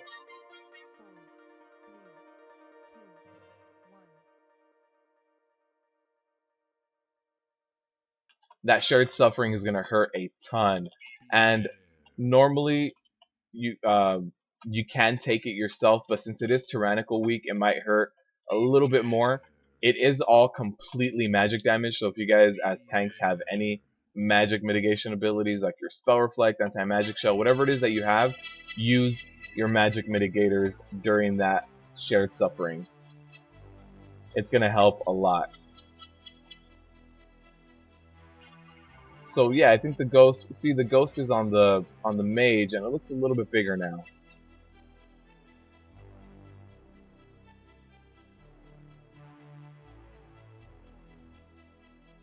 Hopefully it's not just me going crazy and it really is a little bit bigger. So we're going to have the Mortal Strike soon, so I'm going to go ahead and face this away from the group. Take that Mortal Strike, and then it should be alright. So here's another Shared Suffering coming up.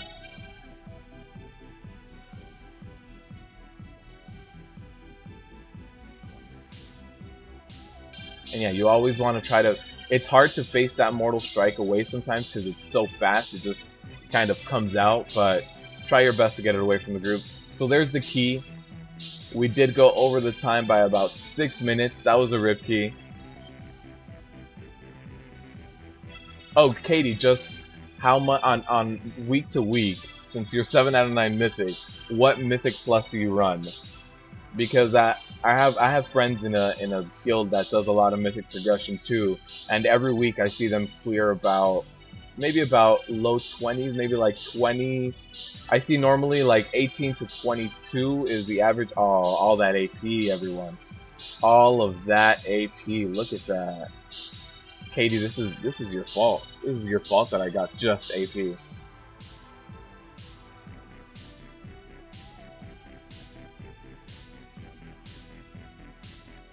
Yep, the game said, oh, nah, never mind. You need that? Nah. You didn't have 30 plus above? Jeez. That's, yeah. It's hard to get upgrades at this point. There was a little bit of loot, there was a life, and oh, there was this thing. That's pretty cool. It's a lot of haste.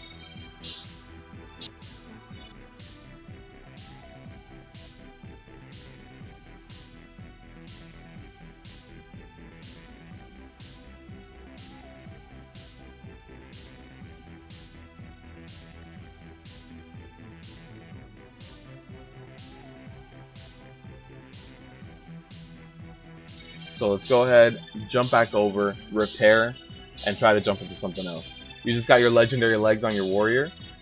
Oh, those are pretty good, Demon. Actually, they're really good for Mythic Pluses. So yeah, those new pants are gonna be really good for Mythic Pluses. So you should hang on to those.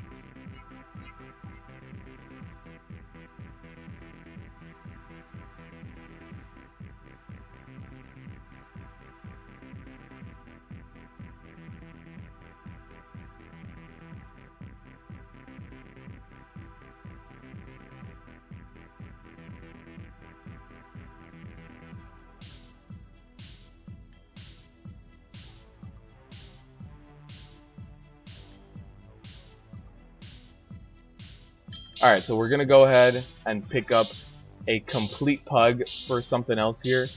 Is there a particular dungeon you guys want to see besides Cathedral? We did Lower Kara, so that's already pretty bad. And yeah, hype legs for Mythic Flesh runs, absolutely, Demon. Also, Demon, if you're looking into running into Nighthold at all, then those pants are also gonna put in work because of the 2 spell reflex. So let's see, plus 12 Black Root Hold. Last week we did 17s and a 20. Wow. Seriously, Katie. What Epic said. Alright, so let's find a group. Here's another lower Kara. We don't want to do that. It's a plus 16 Eltharians. So let's go above a plus 15. Let's see if we can get in there. If not, we can also do, oh no, plus 16 HOV this week. That Dragon Pool is just gonna be the pull that wipes everybody. Cathedral as well, plus 17 Cathedral. The keys this week is everything just looks terrible.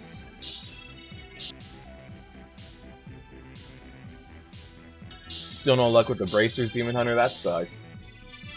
So Demon Hunter, there's a new video that Asmongold put out this morning. I think either this morning or like a few hours ago, where it's how to farm for legendaries. So you might want to look at that to see if you can get a few more legendaries. It'll help you roll on the legendary bad luck protection a lot faster.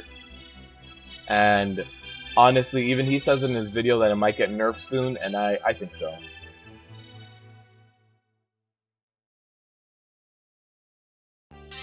Some Darkheart Thicket and Maw of Souls. There was a Darkheart Thicket. Let me see if I can find it again.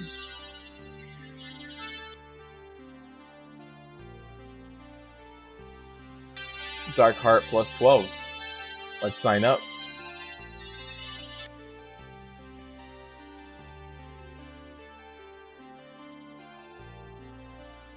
So let's sign up to Darkheart Thicket, and then after this Darkheart Thicket, we'll start jumping into Tomb of Sargeras. So do you guys want to see normal tomb or heroic tomb? Let me know. Let me know what you guys want to see. Normal or heroic soon. After this Mythic Plus.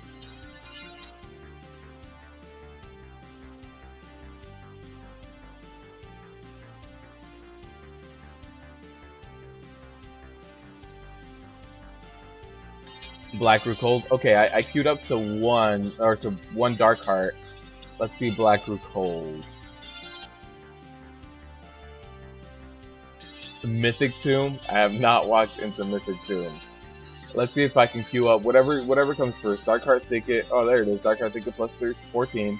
Let's see if there's a Black Rook Hold.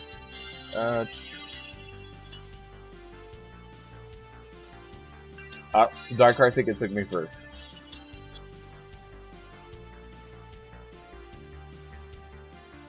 Do Mythic Tomb.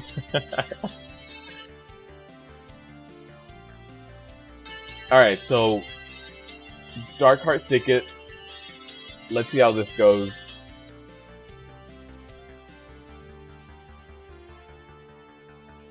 And then we'll jump into Heroic Tomb. I think I see more votes for Heroic Tomb. Maybe I can get my Goro Trinket. A Heroic Goro Trinket. That'd be nice.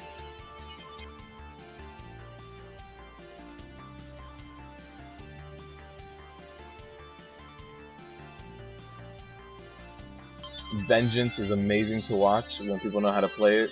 Yeah, Demon Hunters. There was this one Demon Hunter that soloed normal mode chronomatic anomaly before Tomb came out. So before Tomb came out, there was a Demon Hunter tank that was able to solo a raid boss, which is insane to me. That was before Spirit Bomb got nerfed, though. I do think that the Spirit Bomb damage was a big part of it. So we'll see how this group goes. Complete Pug here. Alright, there's no... I can spell that as well. So let's go in here, see how this goes.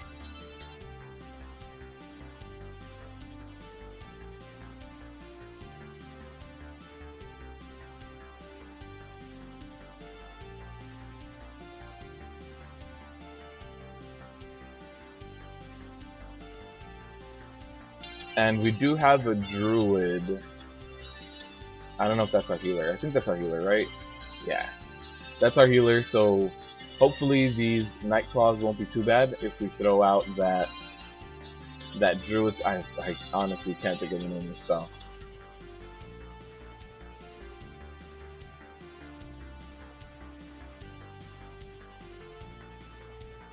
Working on replacing your normal tier 20 with heroic. Yeah, I don't...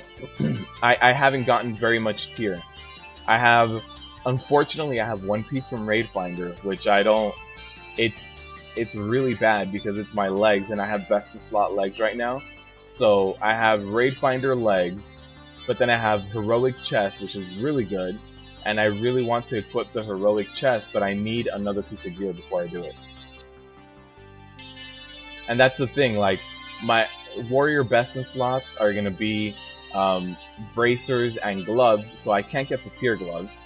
So that knocks out that. If I get tier gloves, I can just go ahead and throw those away, because my legendaries are just going to be that much better. So it's I'm in a you know, between a rock and a hard place of trying to get my tier on, my new tier. The chest piece is amazing. I need my cloak or a helmet. So we'll go ahead, let the healer recover right now. And uh-oh. Mage is just jumping in. Oh no! This is not how you want to see a pull happen.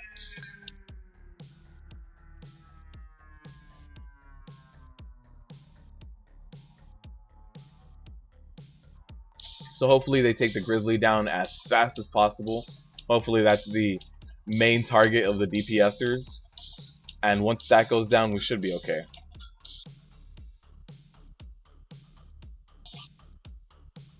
Yeah, these other ads aren't going to be as bad. Alright, so we'll let the healer recover a little bit. He's going to get down to like 30% mana after healing all of us.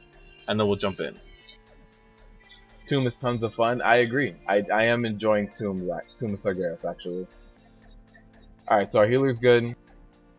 60% mana is all you need for trash. as long as it doesn't get out of hand. And even if it does get out of hand, 60% should be enough to handle it.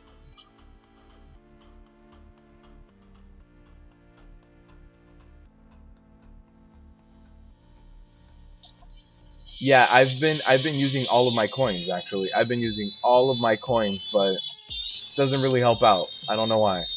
And right now in Tomb, I am 7.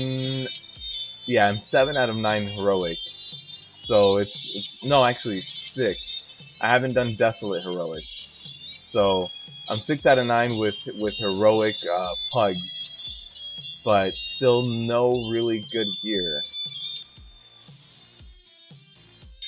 I'm still waiting for the good gear to come my way from heroic. I have gotten one really good piece though, and so I can't complain too much. And it was some boots that I did get. Mage tanking, yeah.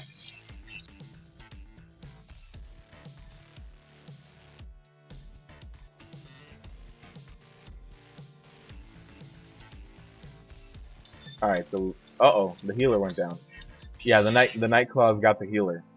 So we'll wait for that res and then run through this. You've had one of the guys that loves to pull before tanks. Yeah, that happens a lot, a lot. Given that I pug just about everything. Oh no, this might be a wipe here with this group. Yeah, this pull should not have happened. I tried to interrupt the ruiner and bring him on over, but not happening. Not running over yet. Hopefully, yeah, we got a good stun going on him, so hopefully he just kind of like sits over there and does his thing. This Nightclaw has to go down before it takes out our healer. We're good to go now.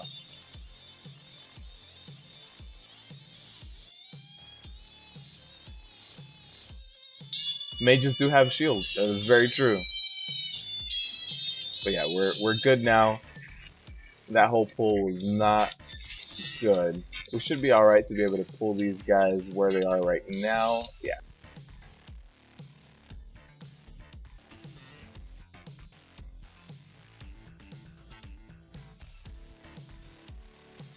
So I did interrupt that guy in the back. There it is. He did run over here. Perfect. I am gonna let the healer mana up after this. I'm assuming he oh no! Why? I think it's the Shadow Priest. I saw some Shadow Priest thoughts on these guys. So we're getting a lot of very unnecessary trash here. Hopefully we don't get the bears too. If we get the bears, that's probably a wipe. Everything going as planned here. Rip key, yeah. That's you know, I know you guys like seeing the rip keys. That's why the past few weeks I've also been doing a cathedral every week. Alright, so let's let our healer mana up a little bit, and then we'll be good to go.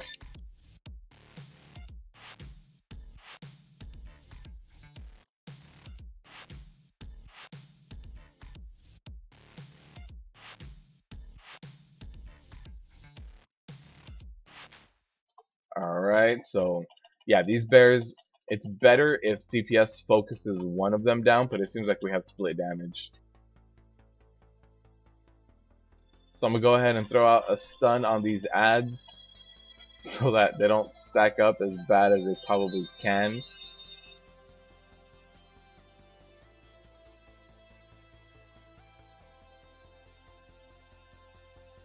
Alright, we're okay.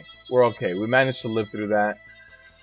Healer's at a decent mana. I can probably just go ahead and pull.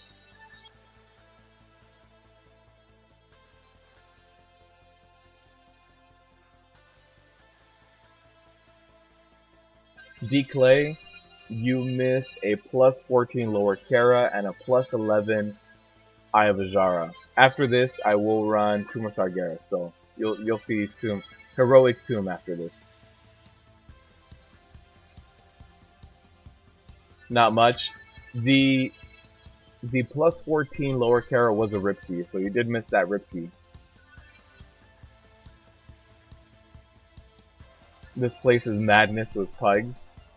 This place, Lower Kara can be really, really bad with pugs too, especially if they're just pulling all over the place. So depending on what you run, yeah, it can be pretty terrible.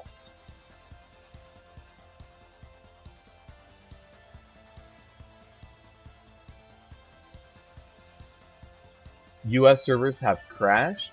Huh. Maybe since I'm in an instance server, I'm okay. I didn't see a bunch of people log off of my battle.net though, or log off of the guild or anything. You didn't. You refused to touch what cathedral? Yeah, cathedral can get really bad. I wonder if they're gonna count cathedral as more points for the pre-qualifiers. So for the Mythic Plus Invitational, if you do cathedral, it's just like you're in, you're in. What's that? Oh, these people did a plus 17 mob souls, but you did a plus 3 cathedral, plus 3 cathedral win. There you go. Welcome, welcome to the tournament, you brave, brave soul. Yeah, I don't see anything crashing with me either, but I am in an instance server at this point, so that could be it. But I didn't see a lot of people log out or anything. Sounds like a troll. Yeah, it might be certain servers. They might have found that server breaking bug for Tomb of Sargeras, because I know for Nighthold, if you spawned way too many of the botanist ads, you could crash the server. So there was that. So maybe they found something similar for Tomb and only crashed a few of the servers. All right, so we'll jump in.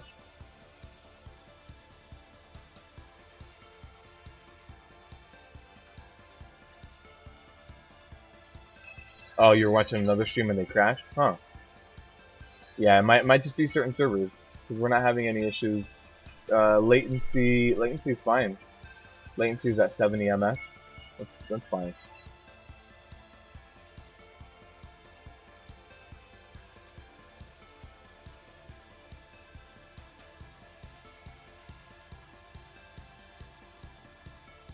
Spawn too many garage pillars.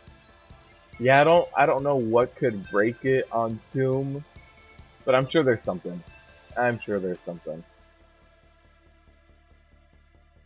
All right, so we are gonna get this pull. We've had a lot of extra pulls, but I don't think we're gonna get any CC.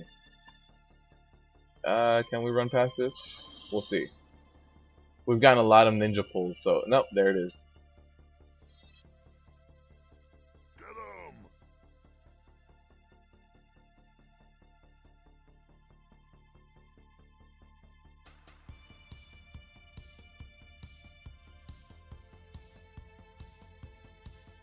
All right, so this Dryad's gonna pull, run all the way over here, and we should be good.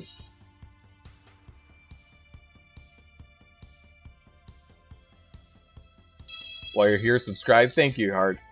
Thank you, Hard. That means a lot. I hope you enjoy the content. Since you're here and you subbed, I hope you keep watching. I hope you come by and visit. I live stream every Wednesday starting at about 2 hours ago, about that time. And so you're more than welcome to join us on every live stream. And all the other days of the week, I try to put out content about 3 times a week. So you can go ahead and just join us for that. So I should be alright. Hopefully bursting can fall off. I'm going to stop DPS on that. No, we're going to stack it. Alright, so we're good. That bursting will fall off, and we can just run on in here. The healer has more than enough mana. We're good.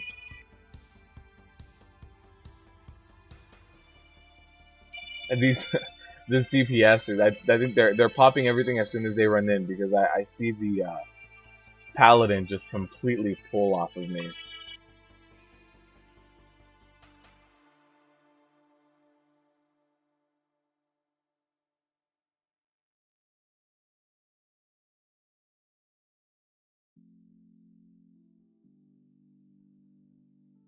Oh no, I got knocked back a little bit by the blossoms, but we should be alright. Alright, we're good. We're good.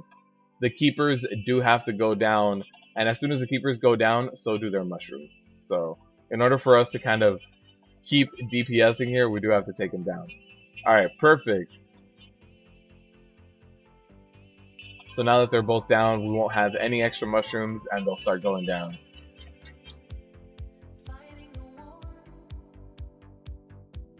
Confusing telemarketers? Oh, jeez.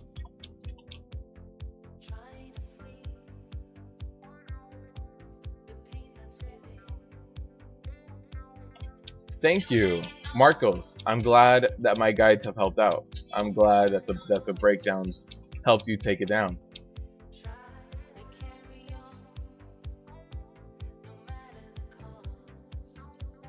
Yeah, I'm gonna be doing more of the heroic breakdowns as the next few weeks kind of go on.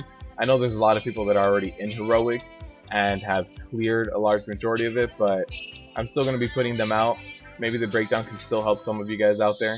And since LFR is starting to come out more, maybe some people will jump into LFR and then see that they want to jump into normal and jump into heroic, so should be a good time.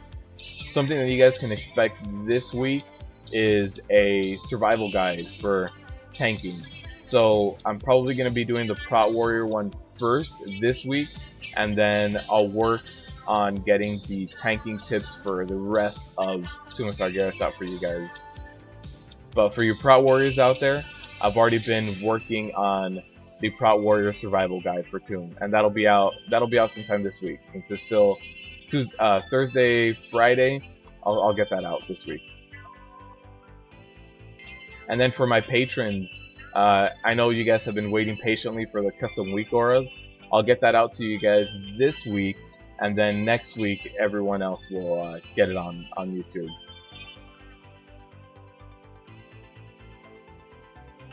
Which level is this mythic? This is a plus 11 plus 12. Oh, it's a plus 14.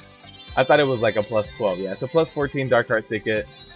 It's, you know, that's pretty damn good for the weekly that you need to get done. You need to get a plus 15 done, so we're doing pretty good here. I thought it was a little bit lower. I don't know why. I applied to a plus 12, and maybe that's why. So after these two guys, we'll have the boss. So I'll go ahead and check my healer's mana, make sure that everything's fine. Make sure with these guys you keep them interrupted, and you can actually stun them out of their cast as well, in case you don't have any interrupts.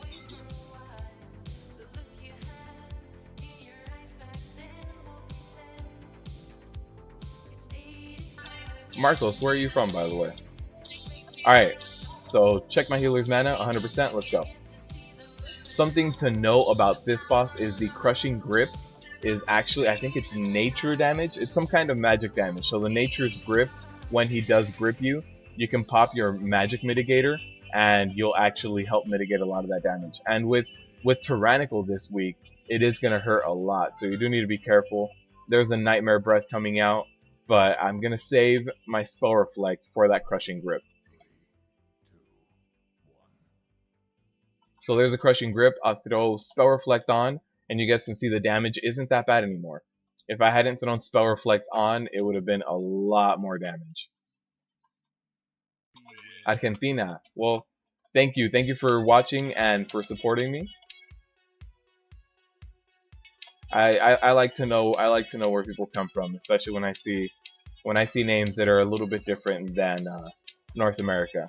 I know I stream. Since I do stream early, I do get a lot of people from Europe over, so that's kind of cool too. Alright, so again, crushing grip, make sure I throw that Spell Reflect up to keep that damage down. And I do also want to move him for the Nightmare Breath. Uh-oh. So there's a Nightmare Breath. I can't do much in terms of trying to pick those guys up right now. Here it is. I can go ahead and do some damage, try to pick some threat on them. We're good. And again, my Spell Reflect is back up. Throw that Spell Reflect on to make that crushing grip not hurt as bad.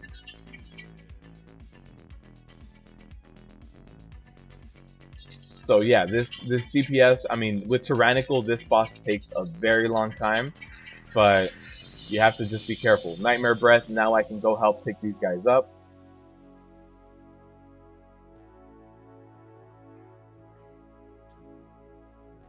I did get a Victory Rush, so I'm going to go ahead and save that Victory Rush for when I do get Crushing Grip. So there it is. There's my Victory Rush that really helped me stay alive, actually.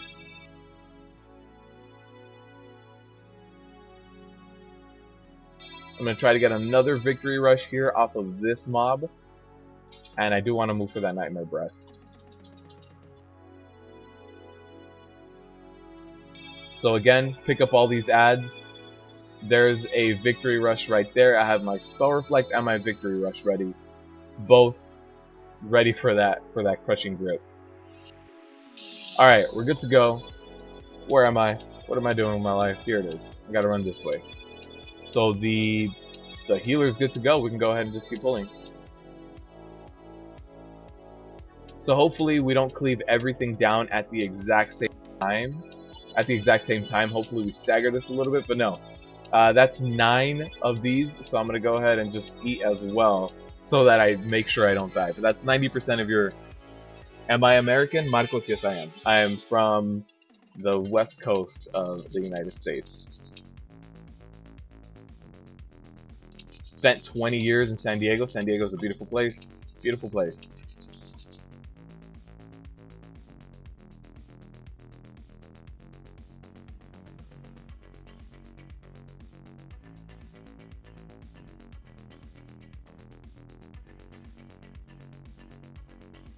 Welcome to the stream, Steven. Yeah, and Steven, if you ever have any suggestions for anything you want to see, anything I don't cover, go ahead and just leave them down in the comment section below. And, or not necessarily just in this video, but anytime I put out any video, comment section, tweet at me, anything like that. I'm more than open to any ideas. Since I mostly do guides and kind of informational videos to help you guys, sometimes I might not run into the same problem you do. But if you need any help, let me know what specifically you need help in, and it might become a video. I know the Prot Warrior survival guides, like the one for Nighthold that I made, that came about because of one of you guys. There was someone in the audience. Oh no. There was someone in the audience who said, "I can't tank Nighthold. Every time I try to do it, I die. I suck at Nighthold. I'm gonna quit my warrior tank." And I was like, "Wait, don't quit. I got it.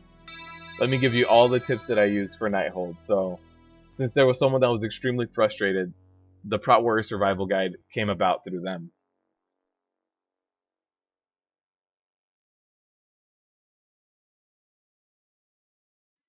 Alright, so that was, 2 deaths on a plus 14. Not too bad. Not too bad. We might have... I don't know if we're going to have enough time. But yeah, 9 minutes. Actually, we should be okay with 9 minutes.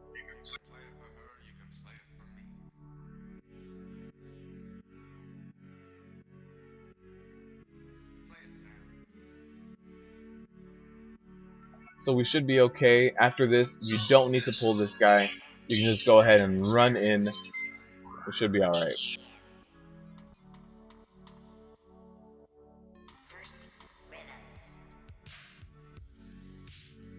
Alright, we do have a few whelplings, but no big deal. Just get those down before you pull the boss, and we'll be good to go. Less Undead Warrior and Boomkin and more Pally. I have never tanked on a Pally max. Ever. And now the other day when I saw what Pallies need to do to survive Fellclaws, man was that terrible. Alright, so we'll go ahead and pull here. And we should be good. So I go ahead and pull this guy out a little bit, leaving room for everyone to kind of run in and be ready for that downdraft. And we should be all right. Everybody's kind of stacking up, so everybody you do need to sidestep that Breath of Corruption. You don't want to get hit by that. So there's a downdraft. Get as close to him as you can, and you should be all right. Now that I'm getting pushed back, I do want to charge back in. That went south real fast with that.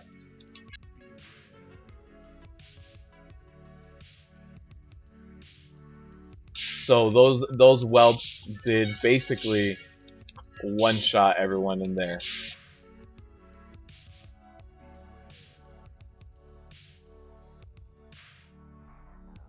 Alright, so I don't know if I should just wipe it out or give it a shot.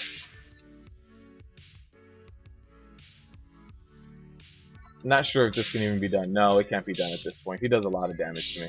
So we'll wipe it, run back in, see how it goes.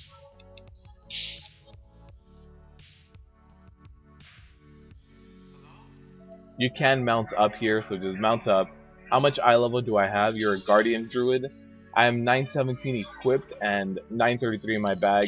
I have a few upgrades that I'm waiting to equip. Honestly, there's a heroic tier 20 chest piece. So there's a few things that I'm waiting to equip, but I need more tier pieces to be able to equip it. Because right now I'm running 2-piece tier 19, which gives me a lot more survivability than just throwing on 1 chest piece.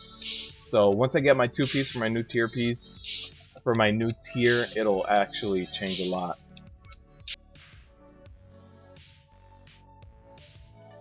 New chat, let's not dox Katie. Let's not do that.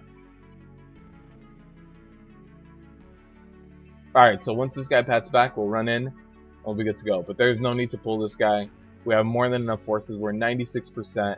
I'm in combat. Here it is.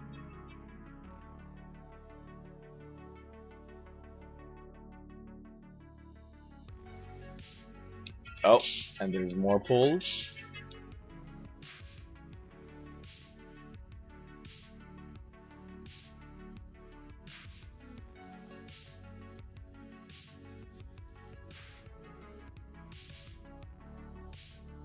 Yeah, let's not dox Katie. You'll be waiting for TOS. You'll be watching TOS. Yeah, I'll be doing that right now. So after this dungeon, I will be running into TOS Heroic. All right, so we'll go ahead and get this pulled again. I think everybody's fine. Yeah, everybody's fine.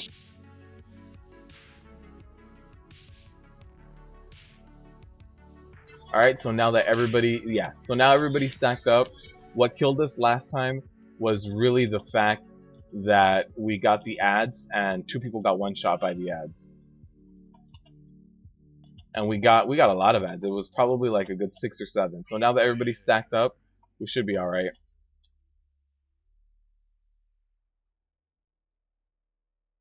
Yeah, even the people all the way at the edge will be fine. Yeah. So now I'm gonna kind of split up a little bit, try to take that earth-shattering roar somewhere else. All right. So let me. Uh oh. There's the breath. There's the breath. Yeah, that breath took out our shadow priest. So we are gonna have another downdraft right now. Hopefully everyone was stacked up enough. I don't think so. I think someone's gonna touch the eggs all the way in the corner there. Alright, we're good, we're good. So the earth-shattering roar is gonna happen right now. It happened on me, perfect. There's the breath, we can just move away from that. I'll get into position where the previous roar was, and we should be alright.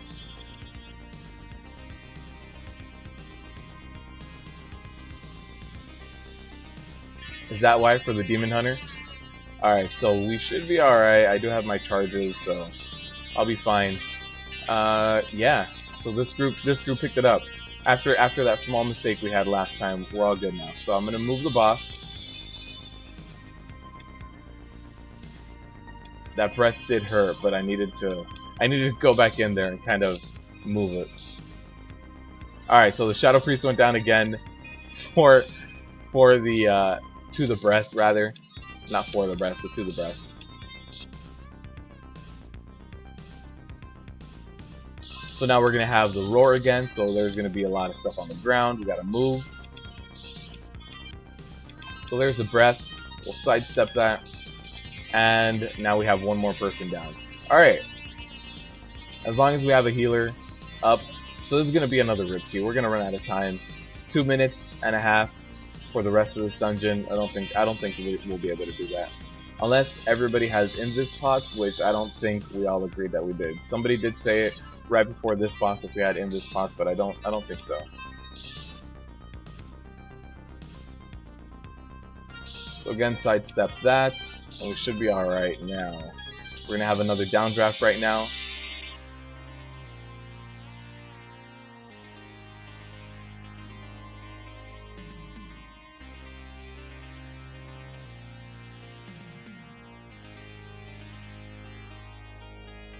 I do want to sidestep in case for the breath, in case the breath happens immediately. There's the earth shattering, and here's the breath. So we should be alright. We'll get this boss down.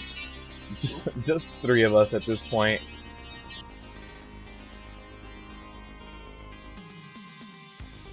The new spell animations look really good. I agree. I do like the new spell animations.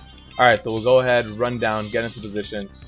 Even if we do have invis pots with Tyrannical, 1 minute is just not going to be enough.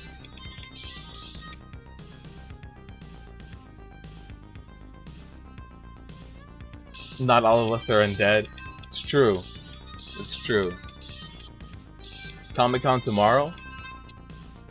Alright, let's see. Is everybody's kind of maned up, but not everybody's fully healed. Once we get everything healed, we'll be good. The low SP damage on your Guardian Druids? Yeah, you guys got nerfed pretty bad. Alright, so I think that's gonna be, yeah, that's gonna be a rip key. We don't have full invis pot, so we'll just run in. If we hadn't had a wipe on that last boss, I think we would have been okay. I think we would have about another minute and a half or another 2 minutes, probably counting the death penalty, and we should have been okay. 2 rip keys, that's 2 beers I owe all of you. Man, I hope you guys like domestic beers.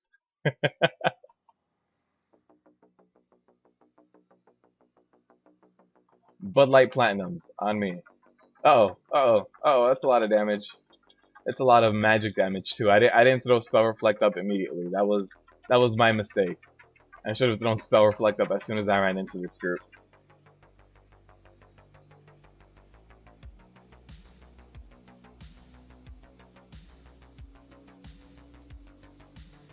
Death Knights are technically undead. It is true. They just look a little different. Just the Lich King gave them their skin back. The Lich King has a really good collagen treatment, and it really helps Death Knights. It really helps bring out how frosty they are.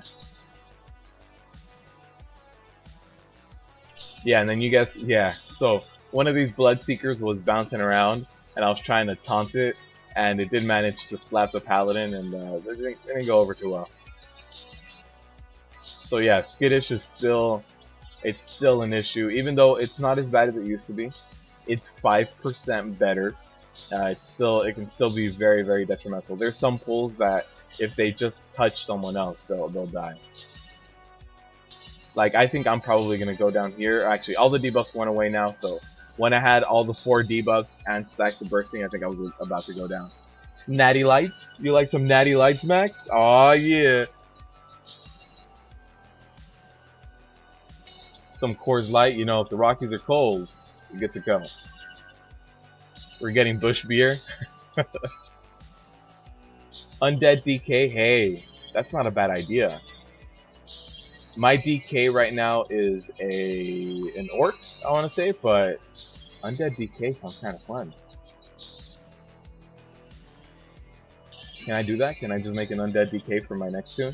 I'm gonna make Undead everything. Actually, I was thinking about it the other day, and since I have made my mage and I'm leveling up my mage, I made my mage an Undead too because I really like the casting animations on Undeads, and I already thought of all the hate that Max is gonna throw my way.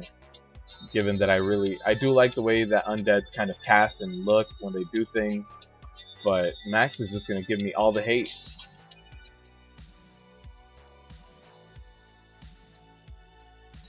Oh no, I think I'm gonna go down here. Ooh, close. I'll start eating, and we should be alright. This is gonna be a rip key by 2 minutes. After this, we'll jump right into Heroic Tomb. The first pug I see, I'll just join it. Max has got me at the top of his shit list, like Undeads and Boomkins.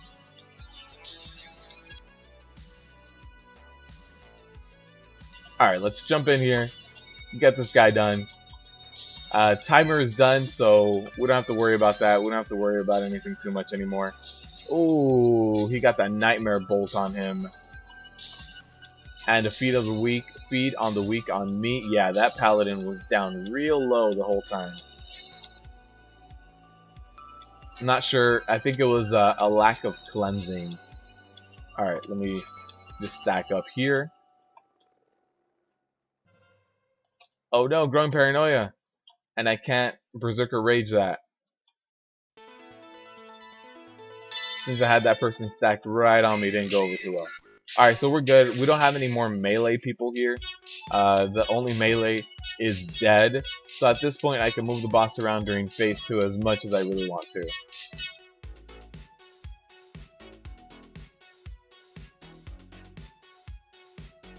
Growing paranoia on me. Now nobody's stacked on me, so we'll be good. We'll be alright.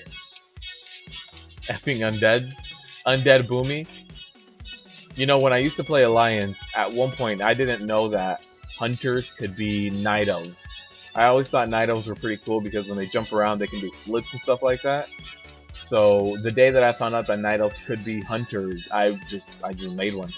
I was like, this is gonna be the best thing ever. I'm gonna be having my bow jumping around doing flips. It's gonna be amazing.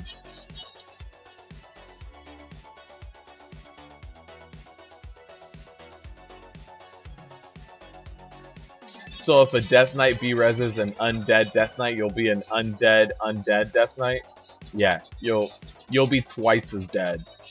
You'll have that debuff that's like, oh, something's a little iffy here.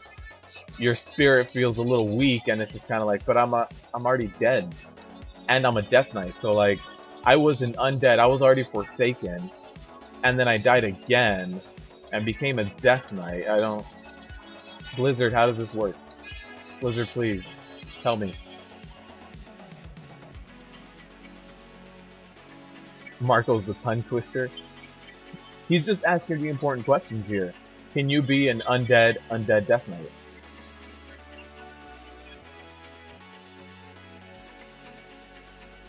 Alright, so 2 of the DPSers are down. We'll see if we can get this guy down. Get this boss down. I think we should be able to. As long as I don't give him too many stacks of this buff. It does go away after 8 seconds, so it should be alright. We'll see. Growing paranoia on me. Everybody get away from me. Nobody hug me. Alright, so now people hug me. It's kind of like that Tomb of Sargeras trash. Polymorph bomb. Don't hug me. Get away from me. Don't touch me. So that debuff kind of had to go out in order for me to keep casting, keep things going. I didn't want to move too much. But yeah, we should be good. Why is he moving so much? We should be good to go in terms of getting this boss down. I don't see why we wouldn't be able to. Yeah, he still got that stack of the debuff.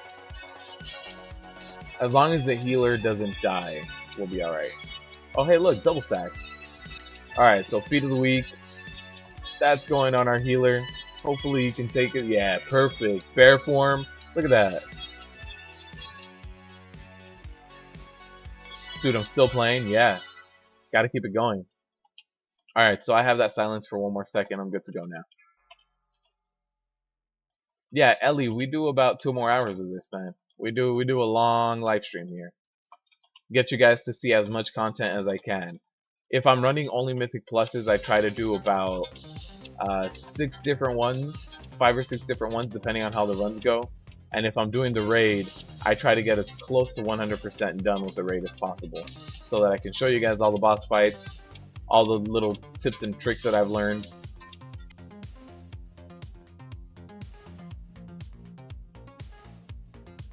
Swifty warrior tips and tricks.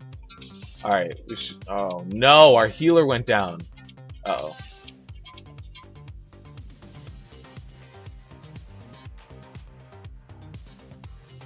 Really, the healer went down with like 5% left. Why? On another feat of the week, I'm gonna have to use a few cooldowns here.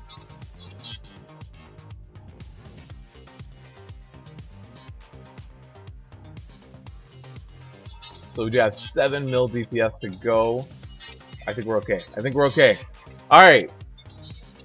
With the healer down at 7%, we're able to complete it. So not too bad, plus 14. The time did go over by, let's see. It took us 37 minutes. So we went 7 minutes and 32 seconds over the time limit. So now let's jump into Heroic Tomb. No gear. No gear, all AP, all the time. We'll subscribe. Thank you, Ellie. Undead Newborn's Death Knight. Yeah, alright, so let's get out of here. Let's go over to Dalaran.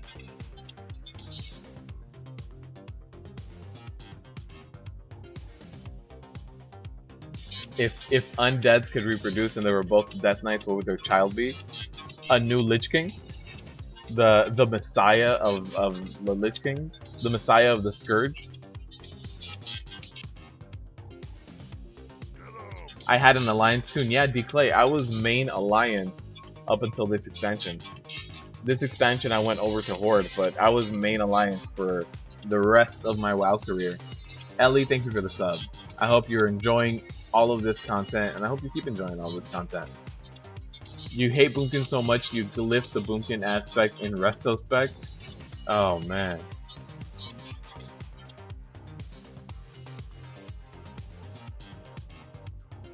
Alright, so let's jump into Heroic Tomb. Let's see. Tomb, Heroic. Someone that needs a tank. Brand new group. We can find another group that's probably... Here we go. Actually, they don't have a lot of DPSers, so let's see if we find another group that's already kind of in there and doing things. Maybe not. That one's at Host. Host is going to be a white fest at this point. So we'll sign up to this one, which is going to be a fresh new group. This one's at Sisters. Alright, let's go into a fresh new Tomb of Sargeras.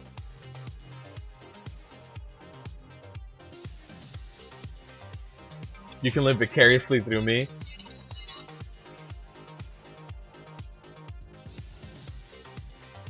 Undead Boomkin? Uh-oh. Max, if you could make an undead druid, I would glyph it so that I could be an undead Boomkin.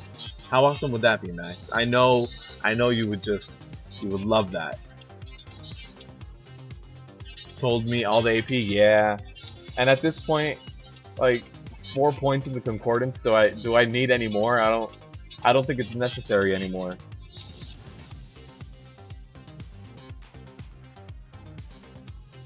And then I lost my damn mind.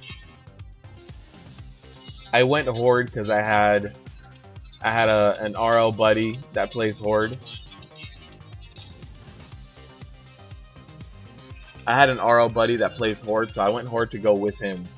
And he recently took a break, so he's not playing anymore. So I did repair, I did get everything done. Hopefully this group fills out very quickly.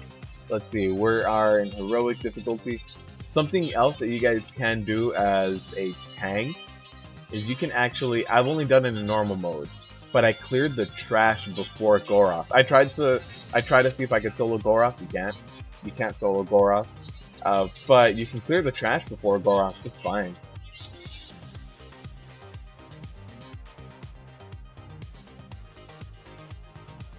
You were introduced to Horde. So my very first tune was Horde, but I very quickly had friends that started playing and they all went Alliance.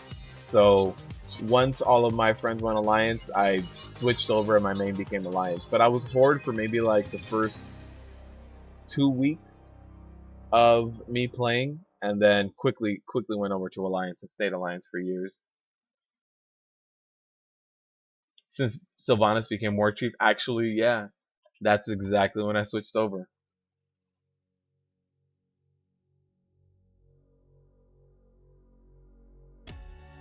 The 7.3 AP is going to matter for the Netherlight Crucible. I know Mad Season just put out a video about that. I haven't seen it yet, but I do need to see exactly how that works out. Yeah, I had an RL buddy, but he recently did kind of drop the game. Taking a break right now. I mean, we all take breaks. Let me see if I can... I'm going to try to clear this trash.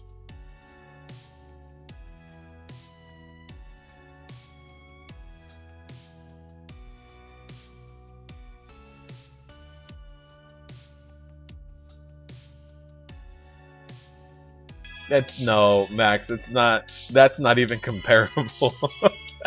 That's so different. I chose Horde because it's the best killer. I actually really do like the casting animation on a lot of the Horde, and actually, um, had I been able to, I picked Night Elf Warrior first because of Shadow Meld, but I did always want an Undead Warrior. Alright, so let's see if we can solo Heroic Trash. I've done it on normal, haven't done it on Heroic. Artifact traits unlock the Crucible upgrades. Oh, okay. So the more I get, the better. Alright, so let's see if I can solo this.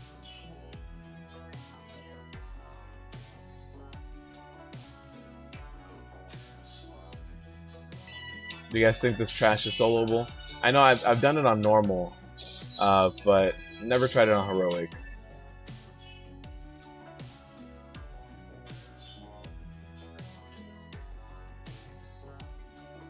Yeah, this will be just fine on Heroic.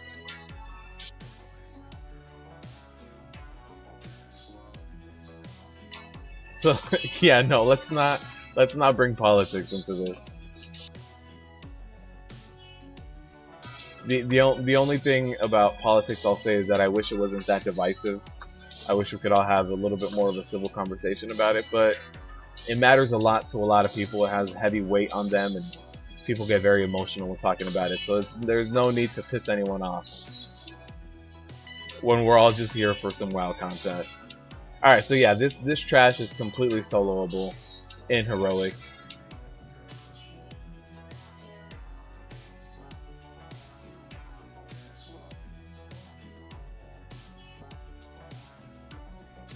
The trash that isn't soloable is leading up to Sisters. There's a lot of those like arcane guys, a lot of those arcane wraiths. Actually, this might take me down. That's a lot of damage it's doing now. And I don't think the damage is increasing. I think it's just my rage generation went down. Because with bracers healing me, the rage generation keeps me alive, but the less shield slam procs I get, the less rage generation I get, the less healing I get.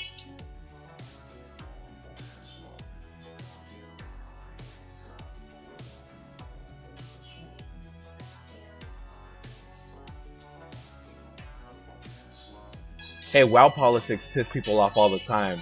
Who's gonna be War Chief? Who kind of took over when Thrall stepped down? WoW politics piss people off a lot. Alright. Oh man, I don't know if I'm gonna be able to do this just because it does seem like my HP is kind of falling a little bit more and more every time.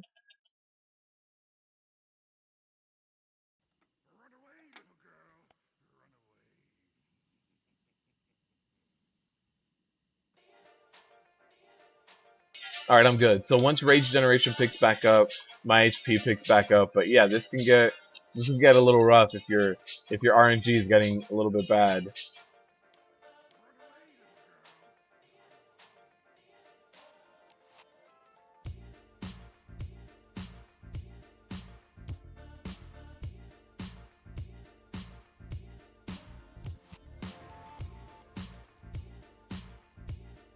Uh-oh.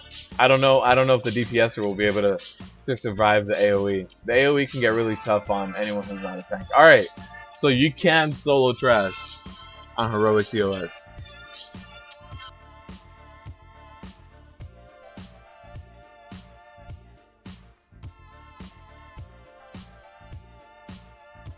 Jaina for War Chief. What if Jaina becomes a new raid boss? What if that's the thing? So a lot of the speculation right now points to N'Zoth, right? N'Zoth being the old god, and those guys, they really like to corrupt people and take over them. So what if Jaina started to become corrupt? And just like Yogg-Saron taking over Ulduar, what if N'Zoth takes over the what are they called? The Keltaros Islands? It's a thing. It's a thing. What if it happens? You try to go to your Demon Hall, Order Hall, and your DK. That happens.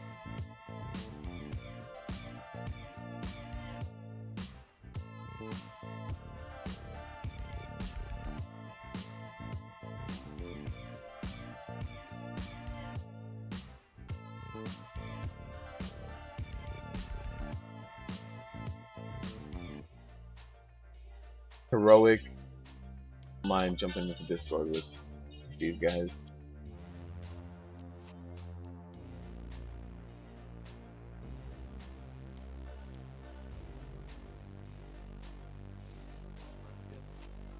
All right, so we should be good to go. But yeah, that trash is doable on heroic. I think if I pull right now, this Ret Paladin is probably gonna go down because of the AOE. The Infernals have this guy, 750,000 damage. You'll quit WoW and play Warcraft 3. Warcraft 3 was a hell of a game. It's not too bad. It's not the worst thing that can happen to you.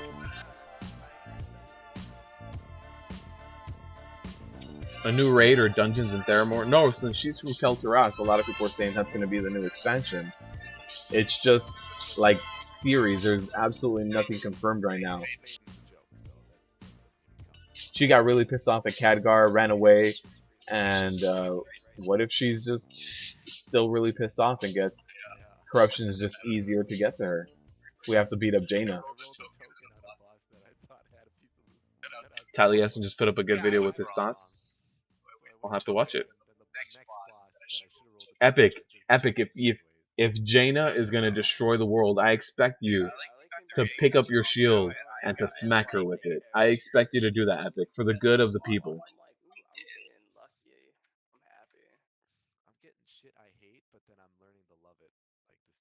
A new raid or dungeon? Yeah, the new expansion, or not the new expansion, the new patch that's in the PTR is gonna have one new raid and one new dungeon. And the dungeon just went up, so I gotta go do that. Ricky Ramos, love the channel. Thank you. What trinkets am I aiming for? So I'm aiming for the best feverish carapace that I can get here. This is gonna be my best in slot, and this comes from Goro. So if I can get this Titan Forged, if I can get this with sockets, anything like that, this is gonna be my best in slot trinket. The other trinket I'm using right now is the Dark Moon deck, since you can oblit it to item level 900. I went ahead and completely decked it out, made it item level 900. Now the armor that it provides is really good. The only other trinket that I would really suggest getting is Leviathan's Hunger. It's a lot of haste, and it's a really good trinket. So if you can get this, Titan Forge it, put a socket in it, something like that, this might edge out over Dark Moon deck Immortality a little bit, mostly because of the haste. So if you can get that on a good Titan Forge, you should probably keep it. But the brand new trinkets, I'm aiming for as best of a feverish carapace as I can get. That's for sure, without a doubt. That's what I'm aiming for.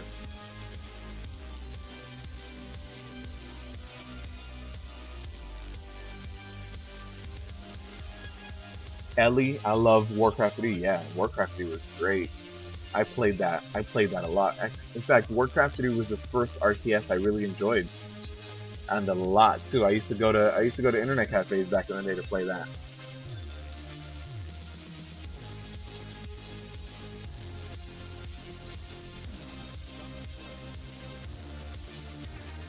You want to shield bash Anduin rather than Jaina? Damn, that's harsh. Alright, so we have 13 people in here. 238, one more DPSer and we'll be good to go. We're still in queue, right? Yeah. One more DPSer and we'll be good to go. And I know you guys like to see what I queue up for and try to jump in here, so if you guys want to try to jump in here you go.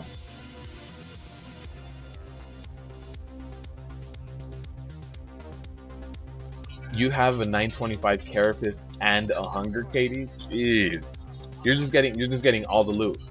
Right now, the big upgrades I've gotten is this 940, and this isn't best in slot, but it does have haste mastery, so it's up there. And then I have these best in slot legs that are just going to provide a ton of haste and mastery. And I did get this neck, which has haste versatility and a gem socket, so I did equip that. But besides that, on this trinket, I haven't gotten that much else. These two trinkets are from Mythic Plus.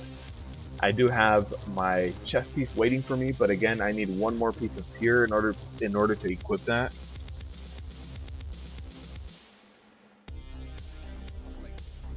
Leviathan and a 900 You have a 900 Arcano, Spicy? I would say do a Feverish Carapace and the Arcano. The Leviathan one, this one has less uses. The haste is good on it and the heal is good, but this is going to mitigate more in the long run. So over the course of the whole fight, the armor here is going to do a lot more for you, and the strength also not only helps you out when you're tanking, it also makes your ignore pains bigger. So since strength makes your ignore pains bigger, it also helps in mitigating that. So plus armor, plus ignore pain. So I would highly suggest running your Feverish and your Arcano Crystal. None of your tunes are past item level 900. There's nothing wrong with that. That's why there's so many difficulties. You know, for some people it's normal mode, for some people it's heroic, for some people it's mythic, and for other people it's even just LFR, and there's nothing wrong with that.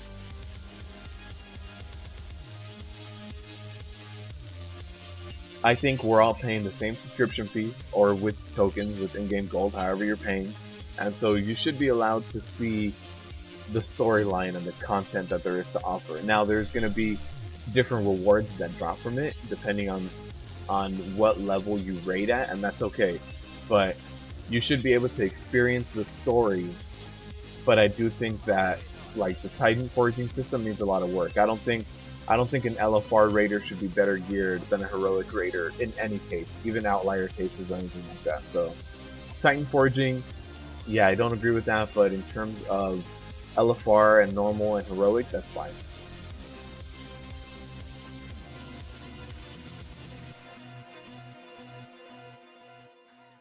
You're getting all the loot. I can tell you're getting all the loot and the Titan forging. So seriously, Arcana was relinquished. That's nice. This is a heroic run, Trace. This is a heroic. This nice little store right next to the mini map just lets me know that we're not messing around. I'll just go ahead and start pulling here. We have everybody here except for one person, so we should be fine on this trash. I mean, I was able to solo the Chaos Bringer, so we should be perfectly okay.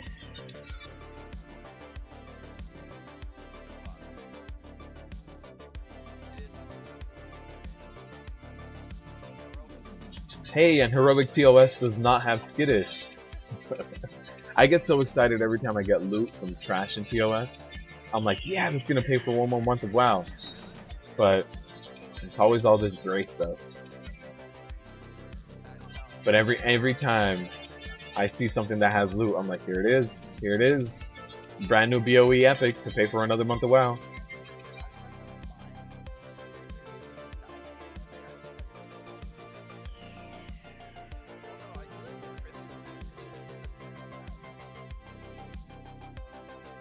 Yeah, Trace, I'm okay with War Forging, but Titan Forging I think takes it a little too far. Like, if we have a little bit of luck in terms of rolling, like if everything is baseline 900 and we can roll up to 910, that's fine, because then Heroic starts at 915.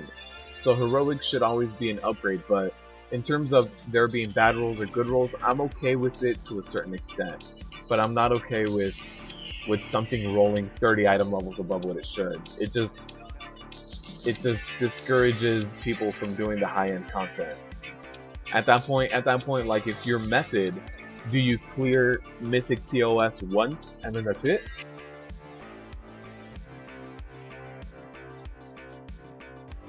Like, if you're a method, do you get world first? And once you get world first, just go back to doing heroic TOS since it's so easy for you. Like, heroic TOS is just one night a week, and you have a chance of rolling as good as Mythic gear. So at that point, it's just kind of like, yeah, let's just do heroic, zone out. We did a Mythic, we grinded it out. So I think the Titan forging system needs to be looked at a little bit more. But in terms, I know that there's some people that hate LFR and that they don't think LFR should be in the game. I'm okay with it. I think we should all be able to see the story. Not everybody has as much time to be able to invest into the game. Not everybody plays at the same caliber. So I'm okay with multiple difficulties for multiple people, but I do think the gear rewards should be different. You're still going to get tier 20. It's just going to be slightly lower item level. I did get a 905 BOE and it's 35k, that's it? I got a 915 last week and I sold it. I forgot to put it up to auction, but right before the live stream, I put up the 915 for auction and it sold for 150k. And since it sold within the hour, I think I probably could have gotten about a 180 to maybe 200 for it. So I did get a really nice chunk of money. That's a WoW token right there. I sold it for 150. So even after the auction house kit, I can buy a token.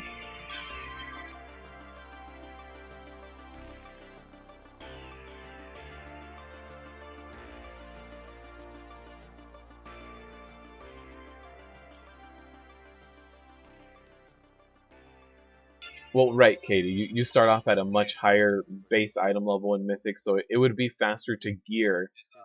But at that point, if you're spending a lot of time wiping because you're still not in farm mode, it'll just get frustrating. And it sometimes, I don't know. I think the thing about WoW that they try to keep pushing in Legion is sometimes I do want to be.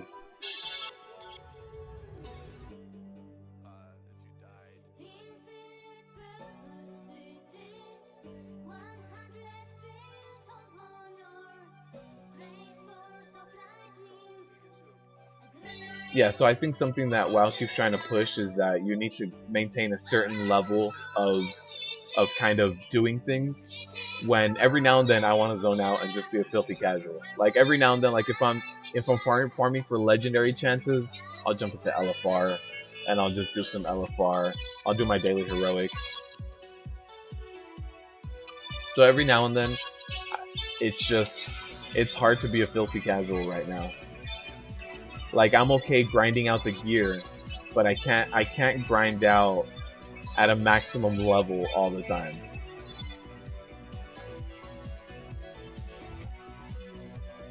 But all right, so they are breaking it down. I am on Discord, and I think every now and then you guys can hear a little bit of that talking going on, but they're explaining the fight. Once everybody is good to go, we'll jump into Goro. And the only thing that changes between normal and heroic is the fire patches on the ground.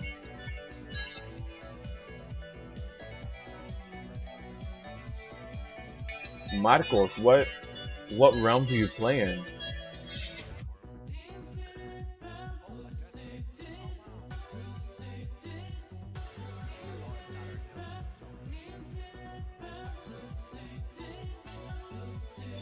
And yeah, Trace, if I did an analysis, a breakdown on tier 19 versus tier 20, and honestly, tier 20 is just a lot better than tier 19. But right now, I don't have the second piece. So right now, like I'm running only the 2-piece, but the second piece of gear that I have is this guy right here, and I would lose my best in slot pants for it. So it's not worth the 2-set bonus.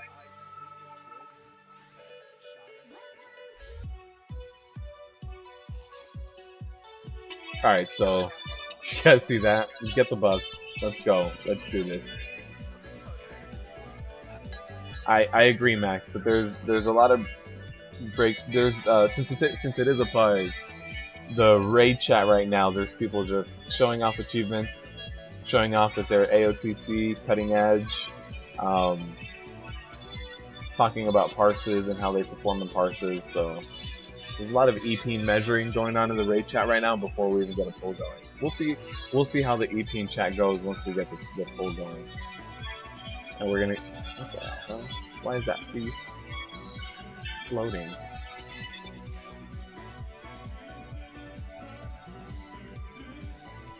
Yeah, thank you, Trace. I know that the 4-set bonus is really good, so I'm really hoping that I get it.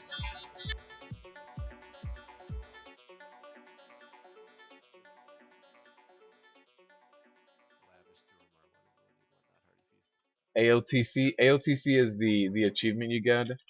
So like ahead of the curve. So when you beat a dungeon on heroic mode before the next one opens up, ahead of the curve. So when they say link me AOTC, this is what they're talking about. Talking about this. So like right now, the only raid you can get AOTC from is from this raid right here from TOS. You can't get AOTC from anything before.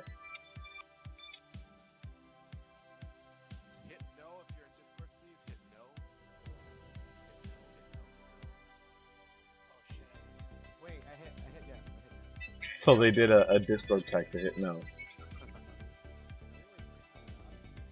Am I helping for the shoulders? Yeah, yeah, honestly, for my tier pieces, I'm hoping for chest, back, shoulders, and probably helmet. My helmet's okay right now, but that's probably what I want, these guys, because I can't do gloves, and these pants are going to be a lot better than the tier pants, just because of the secondary stats. So that's what I'm hoping for my 4-piece. Wizard, thank you for the sub. I hope you're enjoying the content, and I hope you keep enjoying the content. We'll live stream here every Wednesday. All right, so they're waiting for one final person to Discord, and then we'll get this full done. Cutting Edge is Mythic, correct? Yeah. So Heroic is AOTC ahead of the curve, and Cutting Edge is Mythic. I hear them breaking down the fight. So everybody's ready, checking, good to go. I am going to be tanking first, so I'm going to go ahead and position Goro right around here. I'll move him a little bit. This green area kind of throws me off a little bit visually, so I'm going to move him a little bit over here.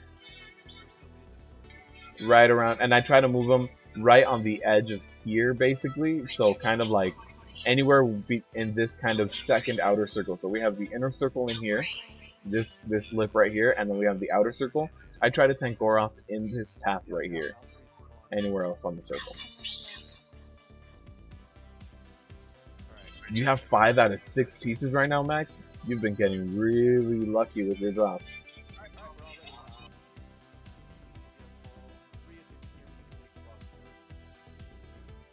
Alright, so they got a nice lengthy pull timer going, and we'll be good to go.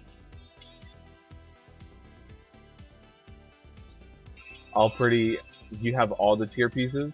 What legendaries do you guys run? Do you guys run like the tanky Trinket and then the new ring or something like that?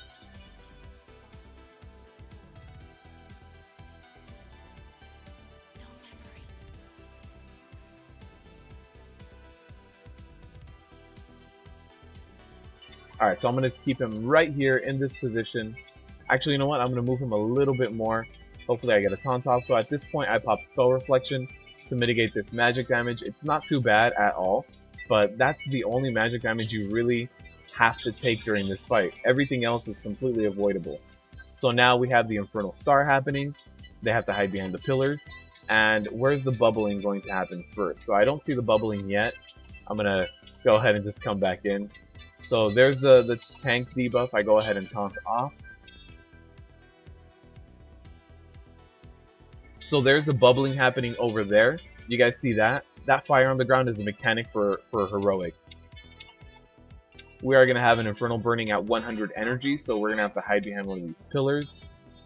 So I'm going to hide right here, and as soon as that's done, I'll charge back in.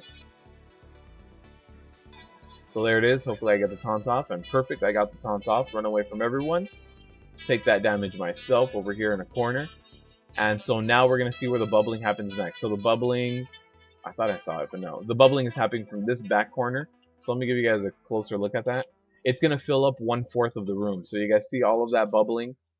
It's going to fill up that whole section of the room. So there it is. I go ahead and taunt off when that armor debuff hits the other tank. And if this corner starts bubbling, I'm going to have to run to another corner. But I don't want to run through any of the pillars. Running through the pillars is really going to knock them down. And then you won't have any pillars for Infernal Star or Infernal Burning. So we should be alright. He's already at 40%. This is going relatively quickly. Everybody's pulling like 1 mil DPS in the top 5. So now that the Infernal Burning is going out, hide behind the pillar again. And there's a debuff on me. I'm going to go ahead and toss up a Spell Reflect again, mitigate that damage, and then run back in. So there it is happening in that corner again. Luckily it hasn't happened any of the corners that we're actively tanking in, but if it did, we would just have to move the boss. And that fire, so you see it's happening back here. I'm going to want to move the boss a little bit. So once this guy gets the debuff, I'm going to let him kind of run away, and then I'm going to move the boss a little bit. Alright, so I can't move him too much more or else he'll hit that pillar. but this is about as close as I can get him without destroying all the pillars. So once the area is done bubbling up, it kind of goes away, everything fades away, and then it starts bubbling up in another area. So it bubbled up behind us. And something that kind of happens that is a bit like an enrage timer is he'll start bubbling up more and more areas more and more frequently. So after a while, you'll get like half of the floor, like 2 areas are bubbling up at the exact same time. So you do need to be careful of when you kill him or how fast you kill him. And that's really it. That's really it for this fight. There it is. Goroth went down. No trinket, so I am going to use a bonus roll on this, right? I really do want that trinket. And AP. Oh man, got that AP. Nothing. Nothing, man.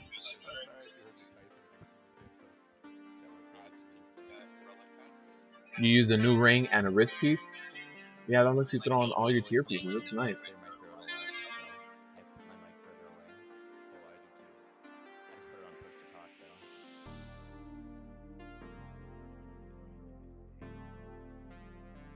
Yeah, that didn't work out in my favor. No trinket, but heroic Goroth is easy enough to do, so I can just later on jump in here with another group and just keep trying, keep using all of my tokens.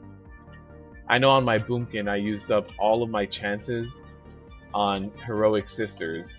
There was one week where I did heroic sisters 5 different times to get that DPS trinket, and I finally got it yesterday actually. So for my DPS trinket, I do have the best in slot trinket. I just need the second best in slot now. You didn't see the bubbles? Well, they're like little fireballs that come up from the edge, from the corners. So that's what I mean by bubbling up. It's like little fireballs. So if you saw the fireballs coming up from the corner, that's what I meant. The stun. This stun is gonna be the death of me.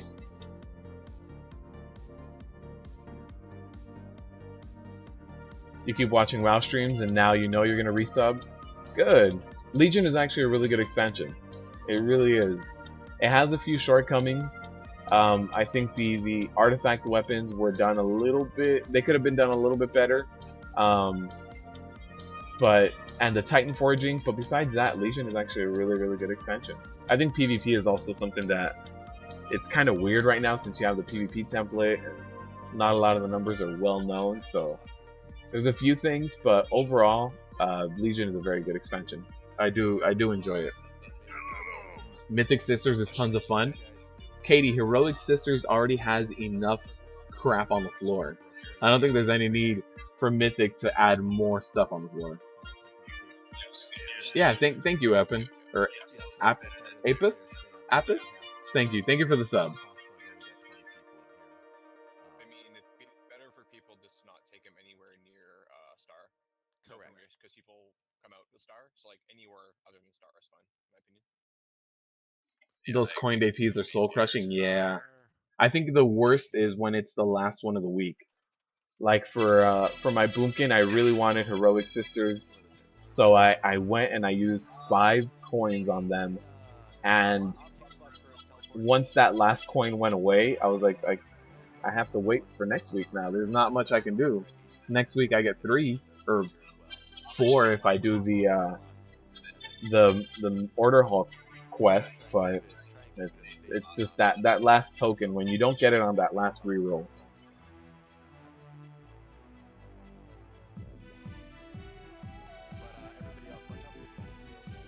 Yeah, the fact that they added a lot more stuff, it's just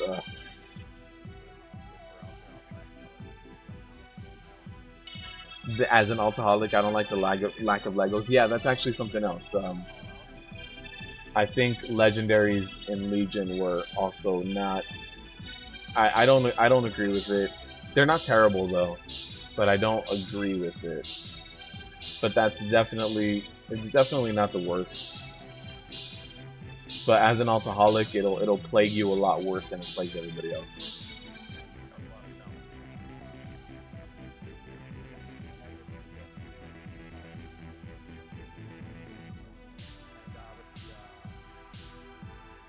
Blizzard said, let's add more to sisters. There's already a lot of people that use older computers, and it's just like, oh man, like when you're doing normal sisters or heroic sisters,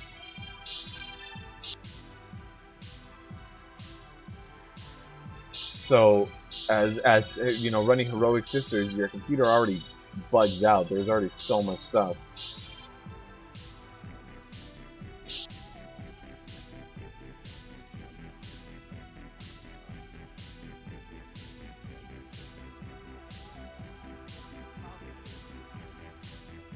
You haven't gotten any legendaries on your mage or your DK? Yeah, I only have 3 on my boomkin, I think. So my boomkin needs a little bit more love. Alright, you tanked it on your potato? Yeah. So the other tank's gonna pick it up first. All I'm gonna do is generate some rage back here. Make sure I'm ready to go. There's a side sweep. Make sure I'm ready to go for when he runs in.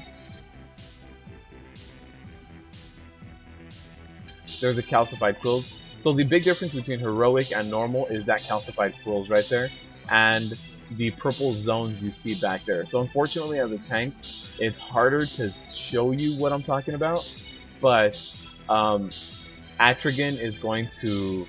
So I'm going to go ahead and use Neltharian's Fury on the side sweep.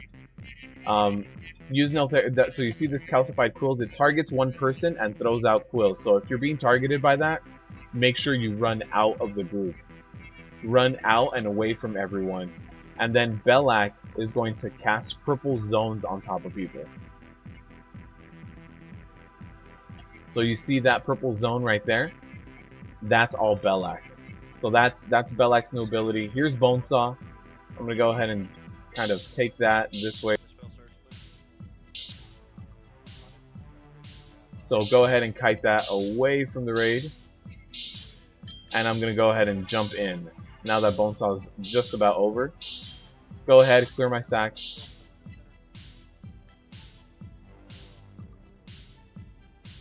So I'll go ahead and get a few more stacks for a few other people in here. Make sure we get some DPS. The other tank just ran out, so we can do this. We can kind of stay in a little bit more to help other people out. So now that there's enough bubbles for them, everybody jumped out. You see Belak is already casting. Oh, I took those quills. Belak is already casting, so don't hit Belak. Here we have the side sweep. After this, I'm going to go ahead and taunt off so that the other tank knows that he can run in.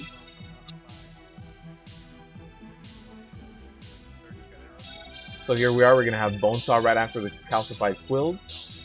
And there it is. So hopefully the other tank runs in. There it is. The other tank ran in. I can go ahead and just take this Bonesaw. So yeah, these purple puddles are Belak's new ability, and the calcified quills are Atrigan's new ability. So it's just a matter of dodging this cast when it gets cast on you, and avoiding standing in the purple. One thing you also don't want to do is drop the purple on top of where the people spawn out of. So people get out of the room, and they get out of the room all the way in the back. So avoid standing there. Avoid standing in the back. Yeah, so avoid. My bad. I'm whispering the other tank, making sure that they come out and count off. All right, perfect. So yeah, make sure you avoid standing in the back so you don't drop any purple zones in the back. And then besides that, everything else is the same. So Bonesaw, don't attack when he's casting Bonesaw. Don't attack when Belak is casting Fell Squall. So don't do anything like that.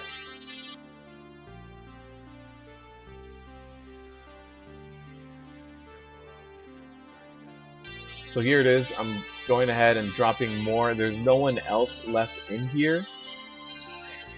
So let's go out right after the side sweep.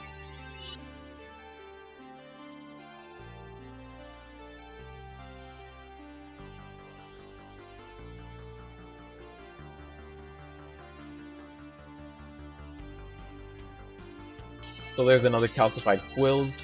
So again, I have better footage of this when I'm on my boomkin, since I do get targeted by that. And what I do is I just run over and away from anyone else. So if you guys have done fallen avatar with the blades that come out, the shadowy blades, that's basically what you want to do. Is just kind of get away from everyone, go hide in the corner, and make sure that that doesn't cross the raid and hit a lot of people. So don't, for tanks, there's nothing new. So if you guys are tanks, don't worry about this fight. Oh wow, 920. I mean, I'm not gonna replace my legendaries. My legendary bracers are absolutely like best in slot. Oh, if I could get the helmet. I think, you know what? What do you guys think? Should I use my roll to try to get the helmet or the trinket? What do you guys think? How do you guys see the freaking screen with those add-ons? Yeah, it's all about practice. If you look at my first few videos, I had a ton. I had a very like classic UI, so there was bars everywhere, and I don't know. You just get used to it.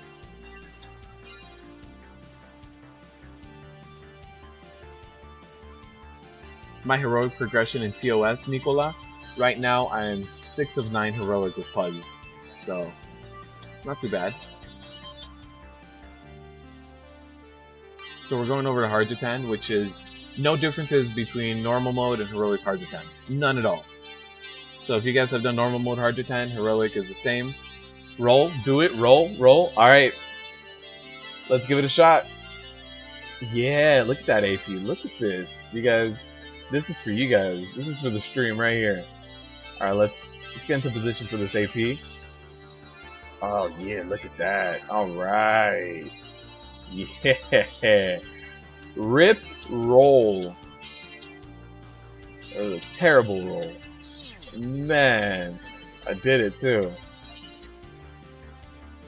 That helmet, I would have equipped that helmet for the 2-piece. It would have dropped my item level down a little bit, but I would have thrown that on with the other chest piece I had. But yeah, there's no differences between normal mode and heroic hard to 10. So if you guys have done it on heroic, you've done it on if you guys have done it on normal, you've done it on heroic.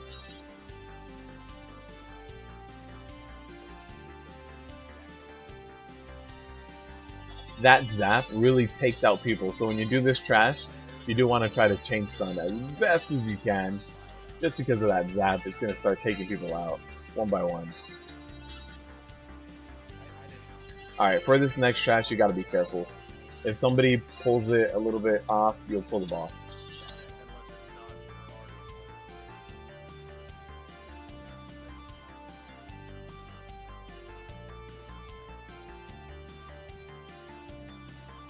The more I think about it, and the more the roll lasts longer, it's less of a chance. Yeah, they're like, nah, he's second guessing himself. This is not. Don't give him a chance. What does he need? Let's give him the opposite. Let's give him something with like a ton of crit. Just tanks need crit. If I keep rolling AP, you're gonna lose me completely. Oh man. I hope not.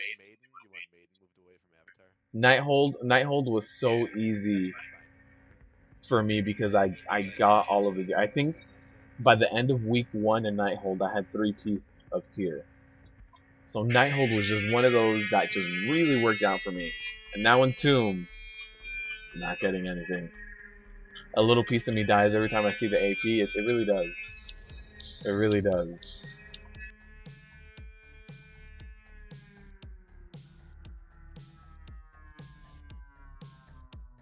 What's my heroic progression in TOS as a tank? 6 out of 9. Yeah, I've done 6 out of 9. I've done Harjatan, I've done Mistress on heroic as a tank. I have not done Desolate well, so I haven't actually killed Desolate on heroic. I've tanked him, haven't actually gotten a kill. I've done Maiden, and I've tried Avatar. I haven't walked. I've tried every boss except for heroic. Kill Jaden. Haven't tried them at all, but I haven't killed Desolate, Avatar, and Kill Jaden. Those are the 3 that I still need as a tank. But on my tank, I have pugged every heroic. So yeah, as far as pugging and my progression as a tank, 6 out of 9. I feel alive whenever I see AP. I have to be happy about it. It's one of those things where it's like it's something, right? It's something. First week of TOS, you ended up with 3 pieces of gear. Man, that must be nice. Oh, we have a cauldron. Give me this. All right.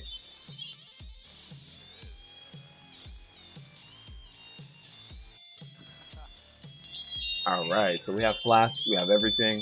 Good to go. You had a 4-piece your second week. In Nighthold, that was my luck, but not in Tomb. Tomb, it's not going for me. Hashtag artifact power every time I roll for it. Yeah.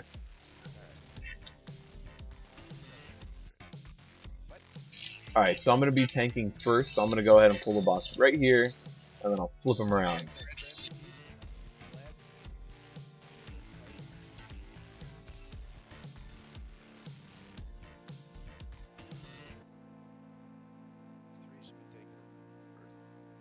Alright, so I'm going to go ahead and pick up the aggro first. But differences between heroic and normal? None. Hardjatan is the same boss.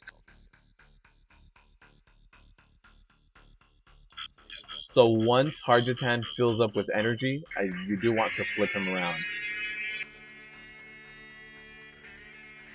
So I see the raid is stacked up over on his left-hand side.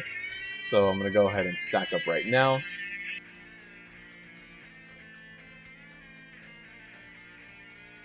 That hurt a lot more than it should have. So I should be getting a taunt off soon. You do want to go between 4 to 6 stacks. I'm at 5. Hopefully I get a taunt off very soon, or else this will really hurt. There it is. So he taunted off a 6 stack. So that's okay. That's pretty normal. For some reason the unchecked rage really hit me hard as opposed to everyone else. But I was stacked, so I don't know. I'm not sure why.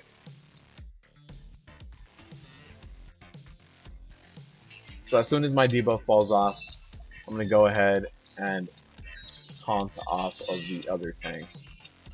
Also with this drawing, you do need to be careful of what's behind you, how things are facing. So I'm going to go ahead and try to face him stacked up on the melee, but I can't guarantee anything. Yeah, it's going to keep changing. So I'm going to move him a little bit more. There it is. So I do have this room here. Most of the puddles are behind or to the side, and nothing directly behind me, so that's good. I don't want any of the puddles to be dragged in on top of me, so because of that, I'm tanking where I am right now.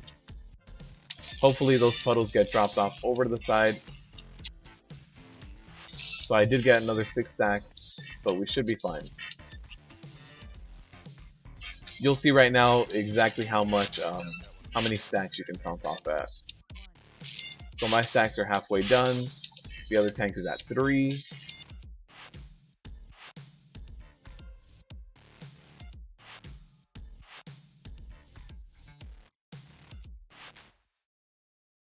that's it. The other tank got up to 5 and I was able to taunt off. So with any cast kind of like draw-in happening, you might be able to get away with 4 sometimes.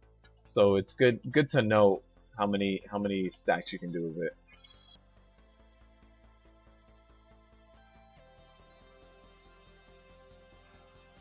So hopefully I can stay right here for the first unchecked rage. Oh, it's gonna be tough.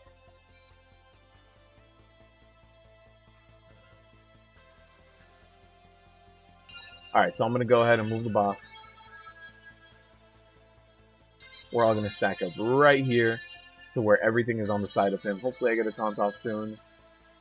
There's a 6 stacks happening right now, and there's a taunt off. The ads do have priority for dying, and if you do get the debuff, you do have to go ahead and drop it somewhere else. So there's someone with the debuff right now, they're going to drop it right behind us. That's not too bad. This is going to go in this direction, it's not too bad.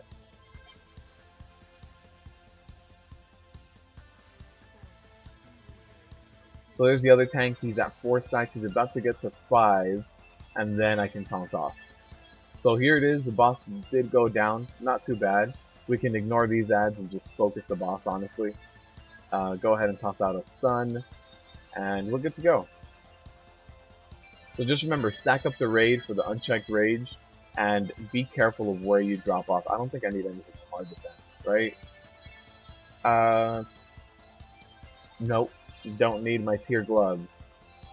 The ring would be nice, but even then, it's less haste than what I currently have, and that chest not needed.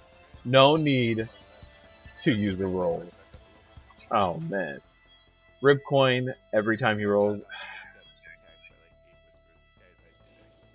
I hope not. You guys give me bad luck. You guys like to see me suffer. That's why you guys enjoy the cathedrals. You guys enjoy the Karazhan Mythic plush runs. You guys enjoy the suffering. It's like I want to see him die on the inside. All right. So up next, let's see. Are we gonna do sisters? Oh, somebody's rolling out for the ring. Hey, it is a nice ring. Haste mastery. It'll probably be better than this ring, but I'll let somebody else get it. It's not a huge upgrade for me, so yeah. So no need for that. No need to roll against other people. Oh, actually, I rolled a perfect 100 for. I tried to roll, but jeez, who else? Who was the second roll? Oh, somebody got the shaman glove. All right, so we'll go ahead, start pulling some trash. Looks like Mistress is up.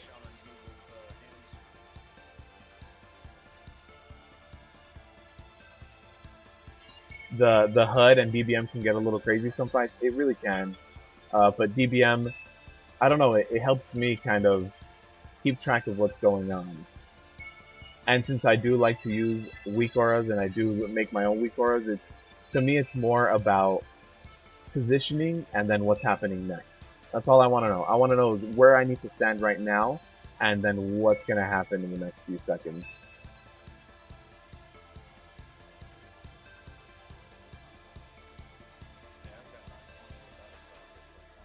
Alright, this is a big trash pull, but should be alright.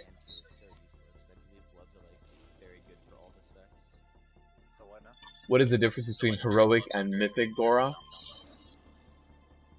I haven't actually even read up on any of the mythic fights, so that'd be good to see. Katie, what's the difference? Educate us.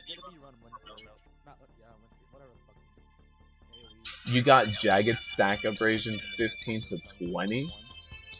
Sounds gross. Man. Everybody's here.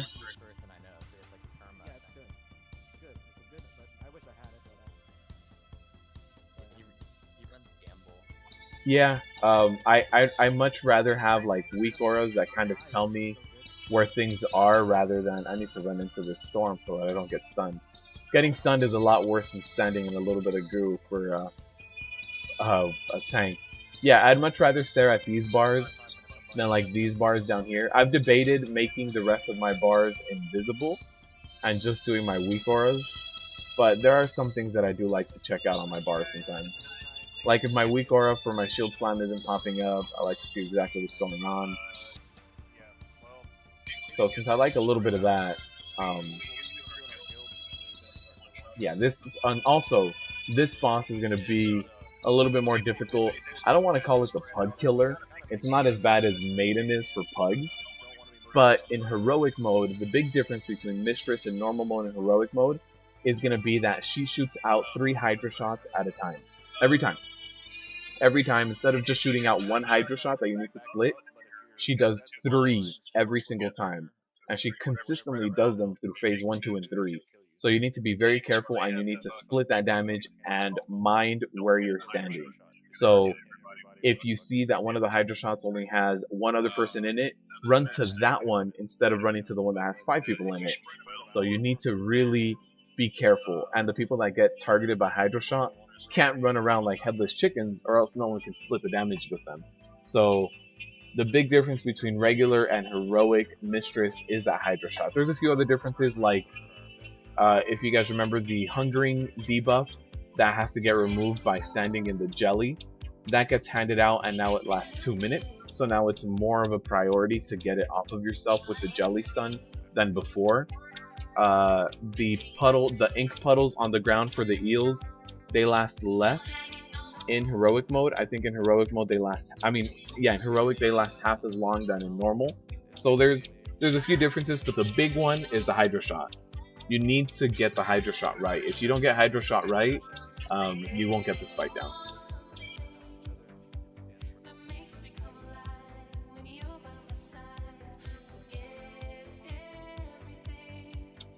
You like switching from DBM to Bigwigs? I used to use Bigwigs back in the day instead of DBM, and this time around with this extension, I put DBM on. You just want your shoulder transmog off of Mythic Goro. What's that? Let's see. Mythic. Oh, you want the orange glow.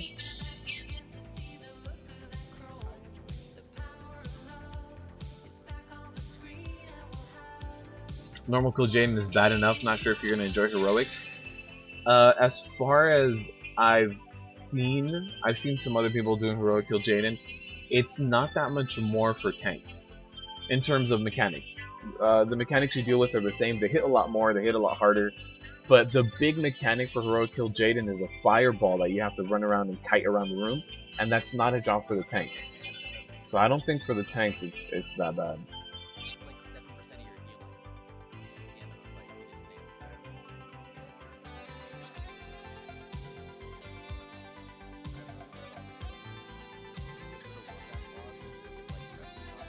I should make the right side, the mess on the right side, invisible. That's true. I do have like some of these that are just like my professions and some toys that I like to keep handy. I can absolutely make that invisible. I'll work on my UI a little bit more after this live stream. I know I've already changed it around a few times, so I'll change it around once more. Kind of minimize things. Mistress is pretty rough for PUG. Yeah, if you don't have good communication, Mistress can for sure take you down.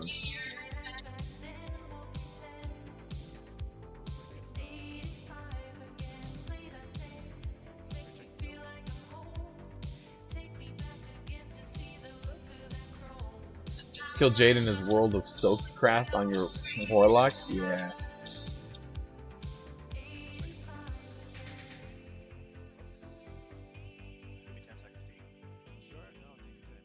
Alright, so I'm going to be taking Mistress first. So we'll see how this goes. For tanks, this fight is pretty much the same except for the Hydra Shot. For the Hydra Shot, just make sure you go and mitigate one of the beams. If you take two, you get stunned. Game over. Do one. What do you guys suggest? Third phase? Yeah, 30% or 40, whatever it is. I don't remember when it's. I think it might be 40. So we'll see the ads pop up. We'll see the tanking debuffs go out. The jellies are also going to go out. So there's the jellies. If you get the Hungry and Pain debuff, kind of deal with it as soon as you can, since it does last 2 minutes. The ads need to go down a lot faster. And yeah, I want to say there's probably tornadoes being cast a little bit faster, but I don't know if the tornadoes are being cast faster or the ads just have that much more HP. So here it is. We have that gunk on the ground. It only lasts 10 seconds now instead of 20, so be careful. So there's a Burden of Pain. One thing to note for all of the tanks out there, the Burden of Pain, you can actually taunt when the Burden of Pain is being cast. And that's going to be the best thing that you can do, so that the tank doesn't get a single auto attack off on him with the Burden of Pain up. That can wipe a raid. So tank taunt when the tank is being when that thing is being cast. So you guys see here, this one has less. I'm gonna go ahead and stand in that one. Good. That did a lot of damage. So I think if we hadn't been there to mitigate that last second, it might have taken someone down. So I do have Burden of Pain. I don't want to be taking any more physical damage. An easy way to completely wipe a raid is to have Burden of Pain and walk into a tornado. Tornadoes do a ton of physical damage, and if you have Burden of Pain, it's just a wipe. It gets reflected to everyone.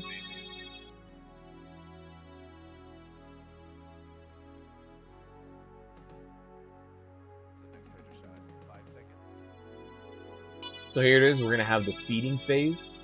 So at this point, we are going to have to feed. Here's a Hydra Shot again. And yeah, this is the big mechanic for heroic. Get your Hydra shots down. If you don't get the Hydra shot debuff down, then you're gonna have a really hard time. So there's the crashing wave. Don't stand in the middle. Right after that, there's normally a Hydra shot, so try to stick with your group as best as you can through that phase. Here's the Hydra shot. Again, try not to move too much when you have the debuff, so that everybody can stack up on you as best as they can. Somebody almost went down, and that's just because we don't have the right number of people splitting it, and it's just hard. It's hard to get that even split on heroic, unless you have really good communication.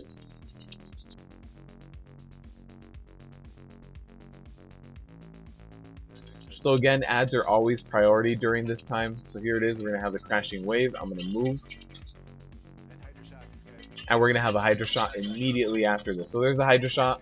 Everybody needs to stand in it, split it up as best as we can, and we did manage to get that split up. Hopefully I get a taunt off right now because I do have the Burden of Pain. There it is, perfect. So we did get a few ticks of that off on the raid. Hopefully we get a little bit more feeding done. I'll run over there and feed her as well. Alright, we're good.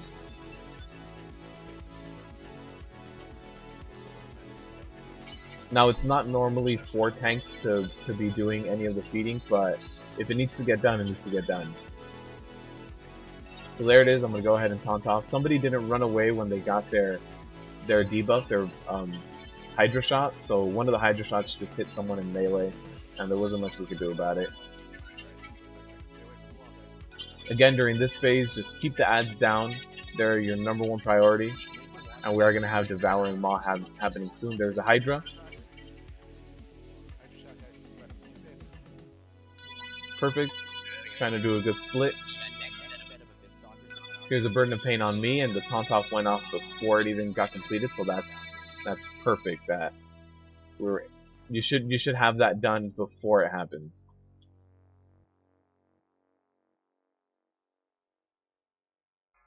Like, leave at least one of them up, because the tornadoes will fuck us up. Keep X alive, guys. Keep X alive. So yeah, at this point, it's just a Cleave Storm, and Slicing Tornadoes are about to come down right now. So after these Slicing Tornadoes, we do want to hide behind these puddles. We do have a few puddles. Here's a Hydra shot. Again, Hydra shot is what this fight breaks down to. Like, do your Hydra shot, and if you do Hydra shot right, then you're okay. But if you guys are still wiping and progressing on this fight, it's all about managing the Hydra shots. Everything else should not be too bad. You know, ads, tanking debuff, feeding, yeah. But once you get to the Hydra shot phases, that's when it's really gonna matter. Because then you're gonna get stuff like this: a crashing wave and a Hydra shot right after. And if you guys aren't communicating, this is what's gonna cause a wipe. So there's a Hydra shot. You do want to spread them, because if you do stack the Hydra shots, somebody gets 2 of those Hydra shot debuffs and gets stunned. So hopefully we get a few of these ads down. Alright, we got one of those ads down somewhere back there. This fight does get very, very busy, just something like Sisters, you know. So this is it. That's Mistress. Not too bad, actually. This Pug is doing really, really well. So I am gonna use a roll for the Leviathan's Hunger. You guys wanna? Are you guys thinking I'm gonna rip roll this? Everything else, I mean, the relic, and Trinket would be good. Legs, not so much. I would still probably equip them for the 2-set, but you guys ready for this? So many Warlocks, ads are gonna melt crazy fast. They did actually melt pretty fast. You finished a +15 lower Kara? Yeah. That kind of sucks. Rip coin. And hey guys, look. It's AP. Nothing. Tommy, thank you for subscribing, man. Or thank you for that. I hope you're enjoying the content. Just got legendary legs. Savvy. Good job. Those legendary legs are gonna put in a lot of work for Mythic Pluses. They do, but if you start running out of space, you want to control so people Alright, let's just invest all our AP. My soul just died. It really did. It really did. Like the rest of my rolls, I'm just gonna have to use them on the Goro trinket or something. It's terrible. Oh my god, it's like watching myself. Yeah, I don't always get good luck. I don't always get the good stuff. Night hold, I got really lucky. If you guys followed me during the night hold, Tommy, thank you for the sub. Glad you enjoy the content. Hope you enjoy the guides. And the live streams have a lot of fails in them. The guides, I try to just give you guys what you need, concise. So there's not fails in the guides, but you guys can see all the fails on the live streams. Nicola, thank you for subscribing. Thank you for showing my channel some love. Hope you're enjoying the content. Hey, you know what? The coin roll messed up on me, and that was a rip coin. But we got 2 subs. That's good. Thank you guys. You just subscribed just for that AP. Thank you. If only I had your luck. Yeah, Katie, you're at 5 out of 6 tier. That's nice. That's really nice. I can't wait till I get this new tier set, because then I'm gonna my overall tanking rotation is gonna kind of change. Not necessarily rotation, but I'm gonna be doing a lot more Berserker Rage to generate those rage periods, those periods of really high rage time. So my rotation will be changing. The buttons I hit will be changing. So I'm excited to get the new tier set. Same thing for me, Trace. Oh, you're 6 out of 6, Katie. Yeah, 5 out of 6 was max, I think. Yeah. I always get the AP too, Trace. I've gotten lucky a few times, but normally when I get loot, it's just straight up from the loot. In terms of me getting loot only from the bonus roll, hardly happens.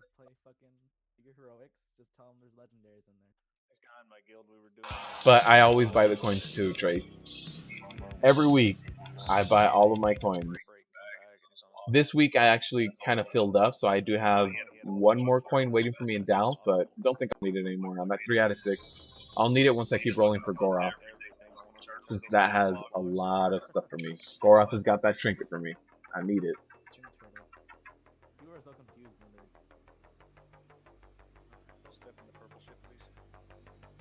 So hopefully nobody activates the trap here. And the trap is this. So you guys see this purple little square here? That's a trap. And it spawns an ad. And not only does it spawn an ad, it also lets everyone know that you stepped on the trap and activated it. So there's no way of blaming your dog for eating the homework. There's no way for blaming anyone else in your raid. You can't blame your pets, can't blame anyone. It just tells everyone, hey, this person did it. Hey, this person set off the trap. And you get stunned for like 20 seconds. So it's like, yeah, look at him. Everybody stop, slash laugh, slash point, slash laugh. We have to get this guy down too, the Hippogriff Lord. See, there it is. Totem Poke Cutie. Like, alright, everybody knows. Someone always sets it off, absolutely. And then I have the Polymorph Bomb, so I want to run into a corner.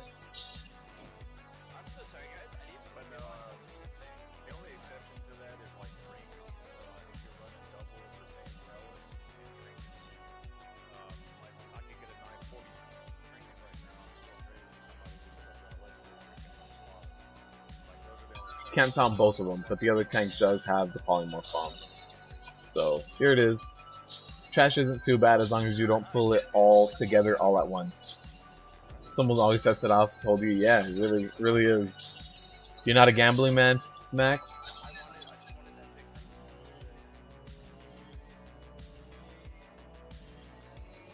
Yeah, I'm going to be having a giveaway soon. So if you guys follow me on Twitter, or if you guys don't follow me on Twitter and you do have a Twitter, you guys should consider following me there.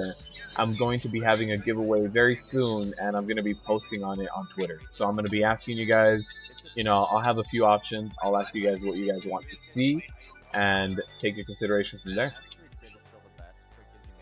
I mean, it might be as high. I think that the highest thing would just be giving away a token. But we'll see. We'll see. We'll let everybody vote. I know Milton is always on there, and STL is always on Twitter too. So Follow me there, and I'll let you guys know. I'll let you guys do like a straw poll and vote. I don't play Risk. Oh, you don't? I thought you did. You set one off while talking to your daughter. It happens. It happens. I can't tell you the number of times that I've been, you know, streaming, and I look down at the chat and completely mess up a mechanic. It's like, oh wait, yeah, I'll say it too. The worst part is I'll run into the Mythic Plus before, and I'll be like, hey, remember, don't stand in the fire. And then the fight starts, and I stand in the fire because I look down, I'm looking at chat. It happens. We all get distracted, especially on trash. We can all just kind of look away and read something else or talk to someone else. I literally only play this game for raid. I hate everything inside this game except Yeah, you do, Max. Yeah, you get a slightly different multiplier for doing me the favor of being a mod. I like Ashran. I was one of those people that enjoyed Ashran. Whatever. Don't hate me. Ew. I go into Ashran and like talking full bucks. What's the timeout box, Katie? What does that constitute? Okay, so for sisters, the breakdown between normal and heroic, there's not a big difference, but you know the mechanics that happen when the moon fills up. So we have corporal shot, we have the bubble that needs to get healed through and DPS through, and then we have the glaze. So those three things that happen when the moon is full, now in heroic mode, two of them happen at any given time. So the first time the moon becomes full, you get corporal shot and the bubble, as opposed to normal where you only get corporal shot. So you have more mechanics happening during that full moon phase. Besides that, everything else just kind of hits a little bit harder, and you want to really avoid like getting moonburn on you. You want to take that off. The debuff is still the same for the tank, so everything else is still the same except for the full moon debuff, the full moon abilities. Now there's two per phase. So phase 1 and 2 corporal shot and phase 1 corporal shot and the bubble debuff. Phase 2 is the bubble debuff and the glaze, and phase 3 is corporal shot and the glaze. So that bubble is going to present a lot of trouble. The way that I've seen it done where you kind of quote unquote cheese it is you get 2 druid healers. Each druid healer's talent into lower tranquilities, and they alternate who does what. So one druid uses tranquility on the first one, and then the other one uses it on the second one, and you just do it that way, so on and so forth, until you are done with that part of this encounter. But the bad part of this encounter is that bubble. So we do get 2 of them to happen at the same time. Katie is the trouble for the guild. So is that why she's so familiar with the timeout box?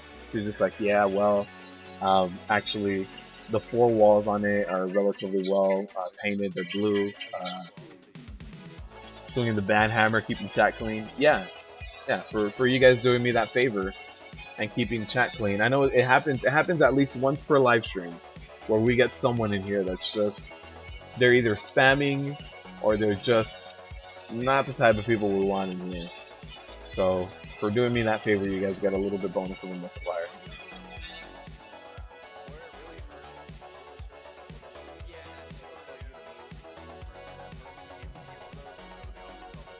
Oh, you get put into a separate Discord, and your rank gets removed from the guild. Okay, I can see that. That's a timeout box.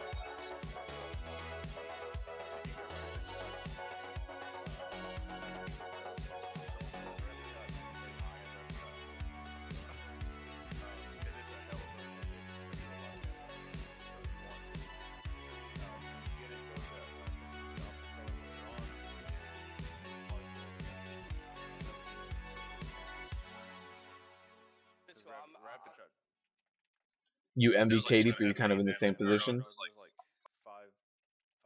damage every half second, so it hurts.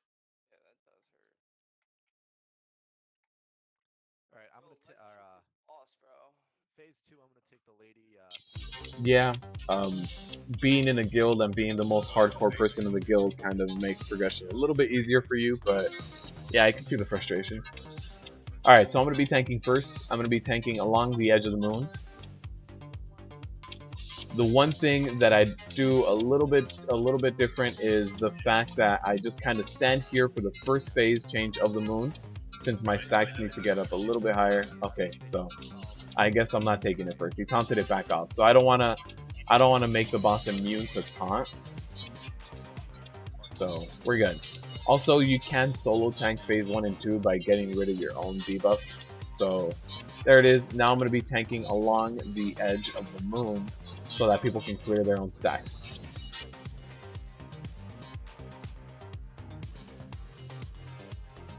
It's also really hard to get footage for you guys in this room since it's so small. The camera angles in this room are really bad. Something else you can do to help out as a prot warrior is save up a lot of your rage for this phase. And your rage, if you have your healing bracers, you can out heal the healing debuff bubble by yourself, just with your bracers. So if you guys want to help out and don't want to go down to that healing debuff, that bubble, then just save your rage and use it.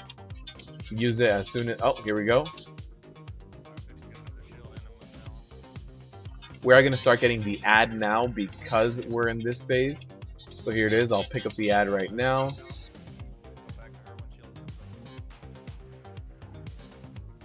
So at this point, DPS the ad, and then when this completes and the bubbles go out, you do want to DPS the boss again.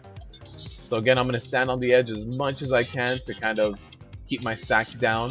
The ad goes down, and then you have to keep DPSing the boss to get rid of that bubble that's on the boss. Also during this phase, since we're in phase 2 now, you do see the glaive here. So you want to dodge that as best as you can. And it's gonna bounce around twice. So it comes out once as a really big glaive. It's gonna break up twice, and then after that, you it'll disappear.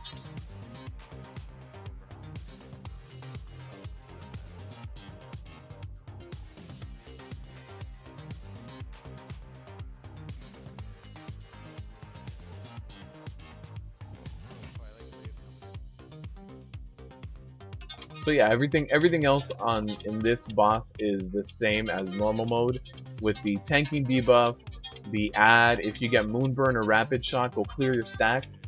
Make sure you're in the right kind of stacks. Dodge the glaive as best as you can. So here's the glaive. Oh, it completely avoided the raid. That makes it a lot easier when it just kind of avoids everyone. Alright, so here's phase 3. This is where we have the big tanking debuff, and that tanking debuff I want to taunt at 2 stacks. So there it is.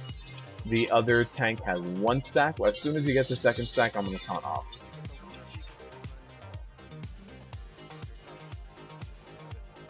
So there it is. He has 2 stacks, taunt off. That debuff does a lot of magic damage. So the time to use your magic mitigation ability, be it your spell reflection, anti-magic show, whatever you have, is as soon as your other tank taunts off. It's kind of like Croesus stacks.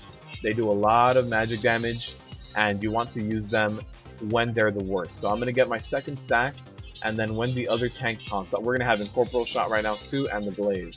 So there's Incorporeal, and the glaive went past us there. Alright, so now, so I use Spell Reflect since I do have the 2 stacks, and I should be alright.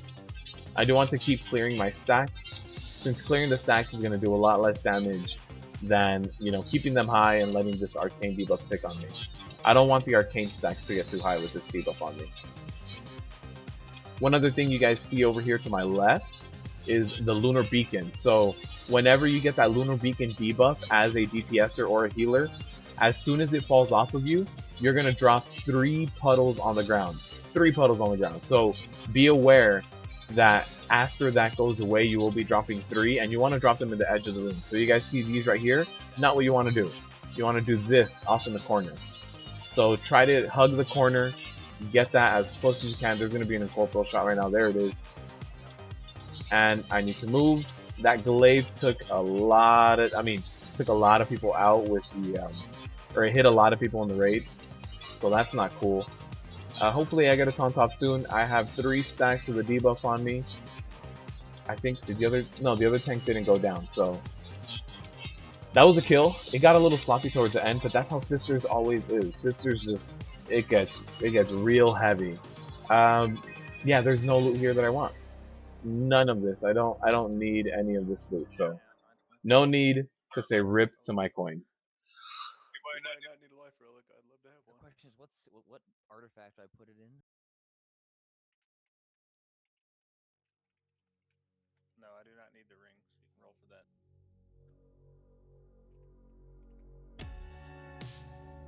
You got the owl trinket drop? Yeah, I barely got it last night too on my boomkin. It's my best in slot trinket, and it's crazy how good that trinket is. Like it's crazy how much of a DPS increase that trinket is. I didn't have. I think I had the I went from not having one to having the raid finder one, and that was like a 6% increase on my DPS, and then upgrading from the raid finder to the heroic was like another 3% DPS increase. So it's just a really good trinket.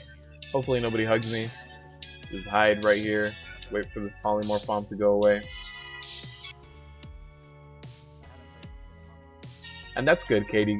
The good thing is keeping a nice, consistent, like, making sure everybody's on task and everybody knows what they're doing, but having jokes at the same time. When I was in an endgame progression guild, that's how we were. I used to mess around with them a lot. Zach, thank you for the sub. I appreciate it. I hope you're enjoying the content. I live stream every Wednesday. I started about 3.5 hours ago. So every Wednesday, 3.5 hours ago, and it goes on till about now. Till about 30 minutes from now. So we're getting towards the end of the stream here, but we're doing really good in this heroic tomb, so we're staying here.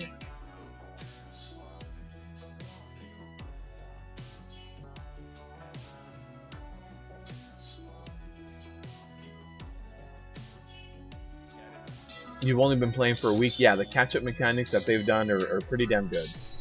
I do like the fact that they use those catch-up mechanics really well.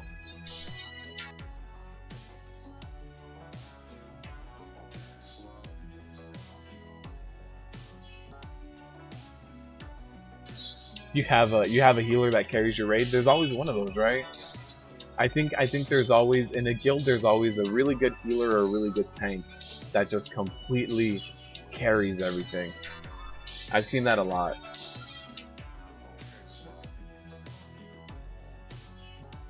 His name is Thunder Furby. Max is. I don't know if he's a shaman. It sounds to me like he's a boomkin. A Thunder Furby sounds like a boomkin. I don't know if you're messing with me.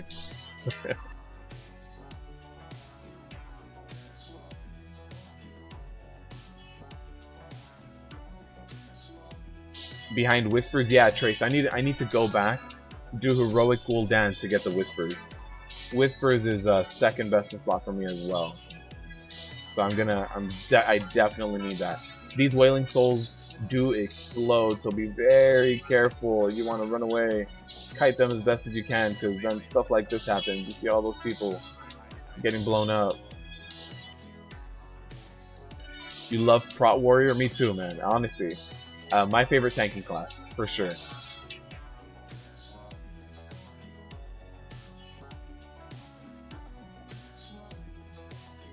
And if you're progressing through Tomb of Sargeras, Zach, later on this week I will be doing the Protection Warrior Survival Guide. So if you're doing Tomb of Sargeras and one or two of the bosses is a little too difficult for you, stay tuned for that.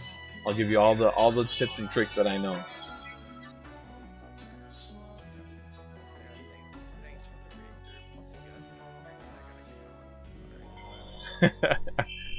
Katie, you need to mind the mechanics.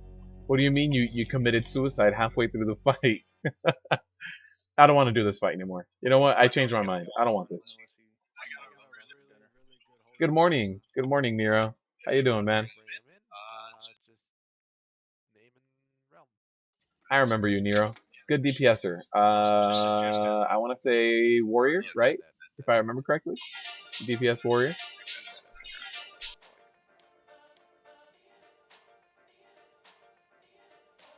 You'll be there. All right, Zach. Yeah, I'll keep you tuned for that. I'll go ahead and pull these guys, pull them back here.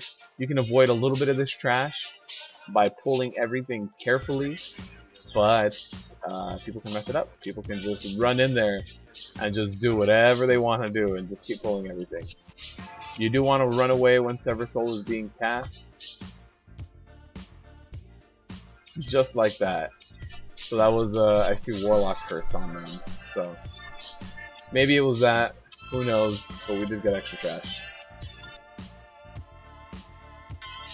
Oh, you went arms. Alright, yeah, that new rend. That new rend is making you switch over. I tried it out and I actually arms isn't too bad anymore. I like where it's at now.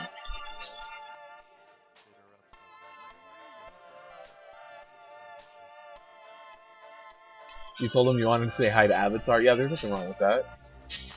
I mean, it's Sargeras, right? It's the Avatar of Sargeras. So, just like, hey, I just wanted to stop by.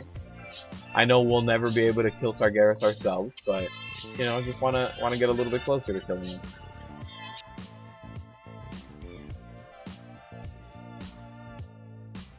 Oh, you saw Chain Lightning pull those ads? Yeah, I saw something. I ran into them once they were full. Like I saw the threat coming off of them. Do an old raid tour with you guys. Marcos, when I stream on Twitch, I run with you guys. So I know Katie has been there. I don't know if Demon Hunter is still in the chat, but I know Katie has done more than a few dungeons with me. When I was on my druid, gearing him out as a healer, actually. So yeah, when I'm on Twitch, I absolutely all the time run with you guys. I think YouTube, I want to keep it to like guides, and I want to keep it to strictly kind of like what goes on in the fights. But if you guys ever see me joining a PUG group, you guys can just queue up for it as well. But on Twitch, I go out of my way to specifically run with you guys. And I know with Katie, I've done some runs. Also with Nero. Nero's in the run right now. I mean, in the chat right now. I've done a few runs with Nero. So yeah, if you guys join me over on Twitch, for sure, we do a lot of runs. All right, so this fight. Desolate Host on Heroic is not forgiving at all as opposed to normal. Normal mode, it's not too bad, it's not too difficult.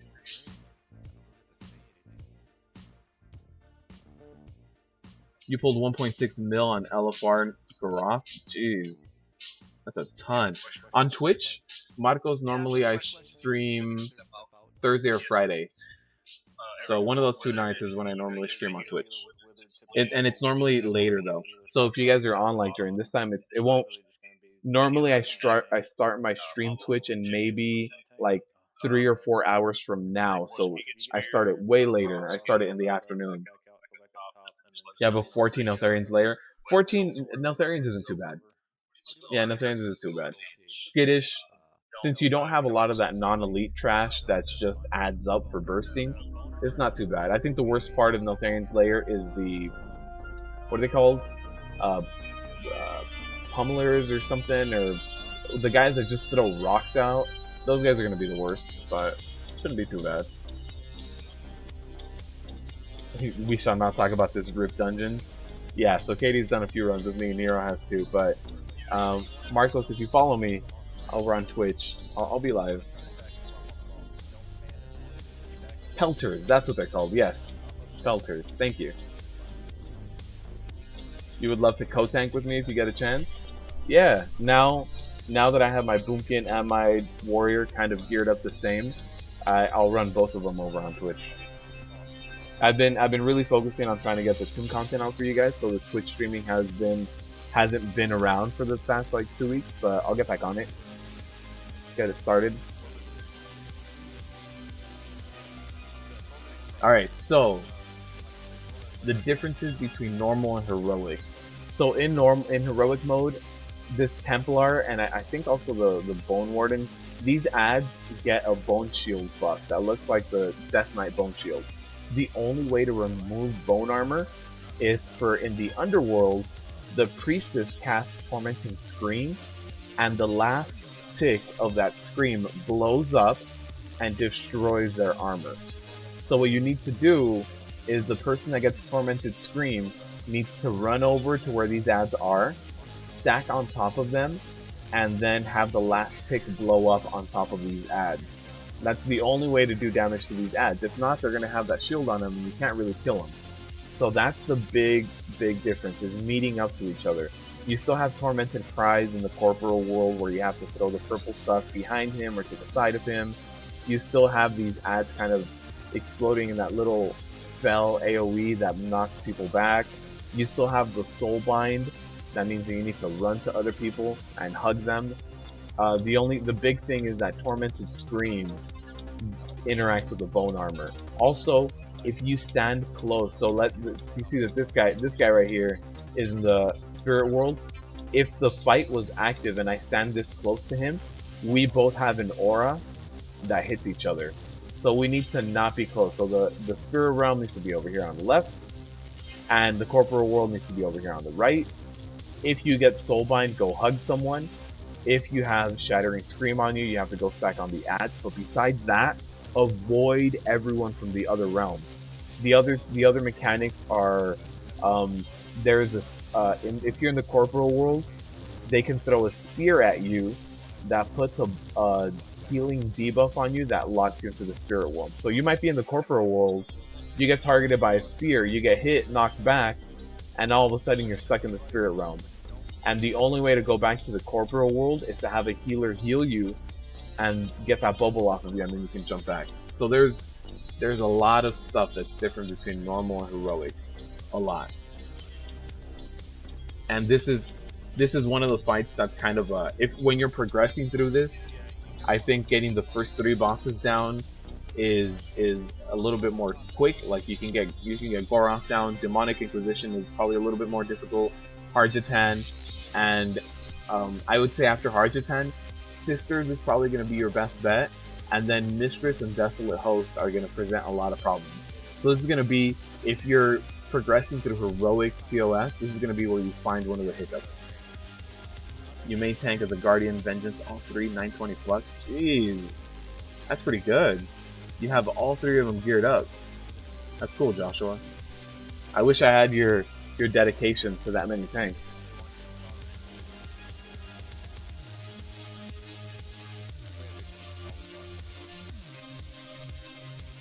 Zach, I'm glad you joined the stream too.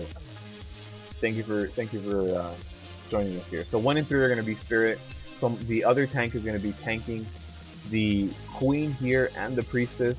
The little ads that you guys kind of see right here, those guys can't be tanked. They're just going to be DPS down immediately.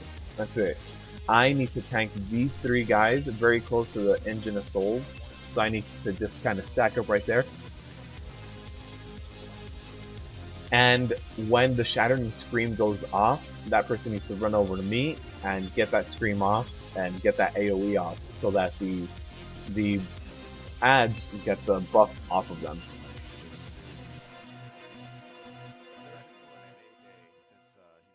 You're doing Mythic plus gearing most of the time. That's still dedication. Somebody swapped they swapped the groups. It said 1 and 3 spirit, 2 and 4 real.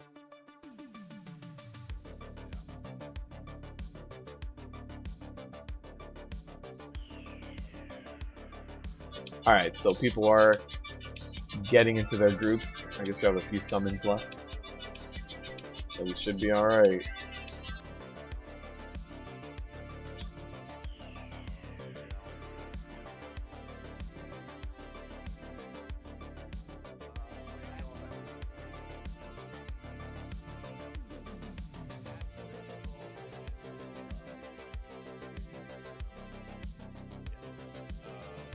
John can't help click that. He's already got enough people. Oh, he's in the spirit realm. I was like, why can't I help him?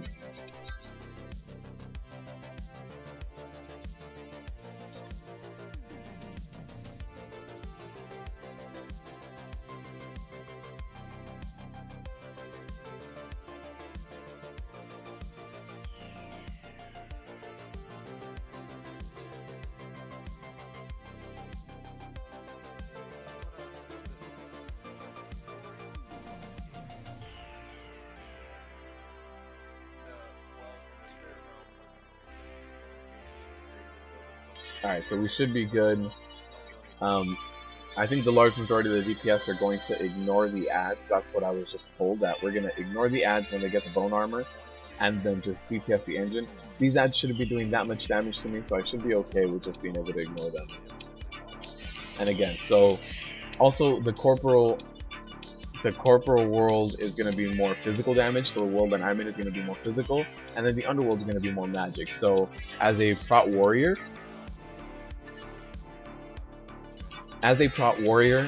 this corporal world is going to be better for me to tank. I'm going to be able to mitigate a lot more of this damage. My shield is going to actually matter. My mastery is going to matter. If I was in the spirit world, none of that would matter. Oh no, Pac-Man. That's... Pac-Man. You're gambling your life away. How many coins do you have right now? Oh no. How many coins do you have left, Pac-Man? Do you even know?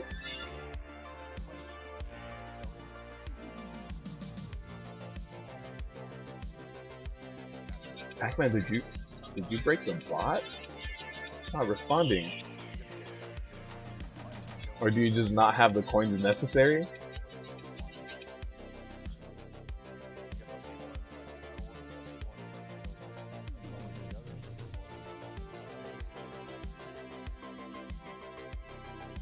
Do I have any coins?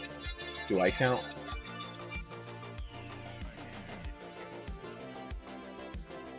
Hey, I've been watching my own stream for only 3 hours. Alright.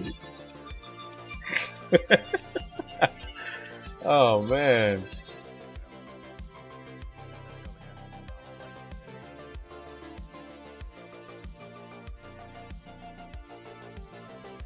$294.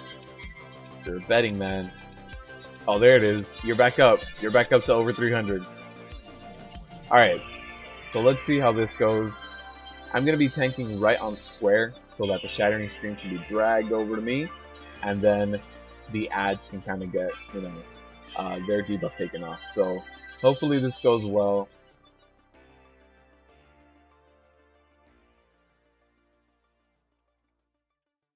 Alright, DP, I'm pulling. Let's give it a good shot. Alright, let's see how this goes. Hopefully it goes well. I'll help you out right now, Memo. Sorry. I just saw your question right now, but let me get into position. So the way to keep alive for Kill Jaden is for one of the Fell Claws, I use Demoralizing Shout. And what I do is I keep generating rage. Like I keep my normal rotation for Fell Claws 1 through 3. 1 through 3 is a normal everyday rotation. When I get to Fell Claws 4 and 5, I spam Ignore Pain and Shield Slam. So that's how I keep alive for the first one, and then for the second one, I keep my shield block up for. I always keep your shield block up for all of them. By the way, make sure you have your shield block up for number 4 and 5 on the normal ones. On the first one that you do with Demoralizing Shout, and then the second one, keep shield block up for hits 1 through 3, and then you can actually use Neltharian's Fury before the fourth one hits you, and then number 4 and number 5 are going to be hit by Neltharian's Fury, so they're guaranteed crit blocks. So that's what I do. I do one of them. One of them is sorry, let me just pick up these ads. One of them is Neltharian's Fury, and one of them is Demoralizing Shout and guaranteeing my crit blocks.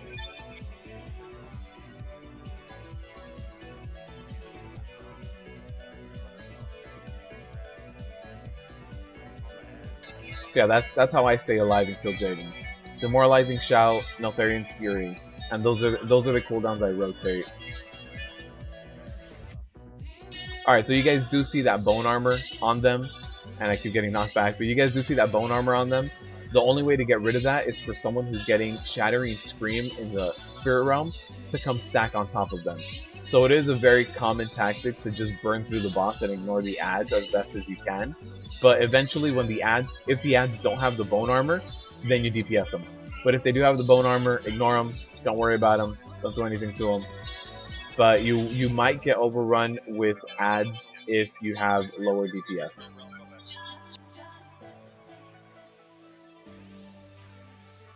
So there's the Tormented Cries. You do want to drop that as best as you can off to the sides or behind the boss, just because that. Oh no, that's not a good one right there. That's gonna hit the other tank. So yeah, don't drop it like that, just because it's gonna mess up the other tank. and it's very difficult to move the boss in the spirit realm, so you don't want to put them in a situation where they have to kind of try to run away or position themselves a little bit funny. So hopefully right now, before this Tormented Prize ends, we get to push him to 40%, because if we do, that means that we won't get more ads. But I don't think we can push that extra 10% in that cast. No. So we're gonna get more ads right now. I'm gonna have to pick them up.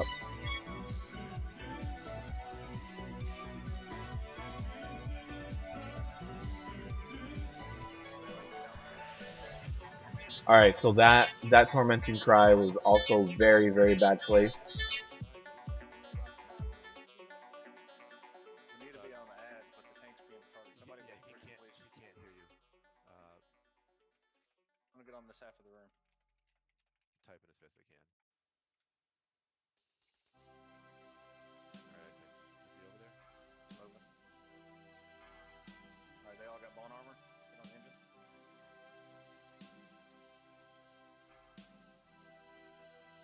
All right, so this is going a lot better than I thought it would. Let me stack them back up on square. We're gonna want to finish off this set of ads before we pull the bus. Yeah, they all go down pretty close.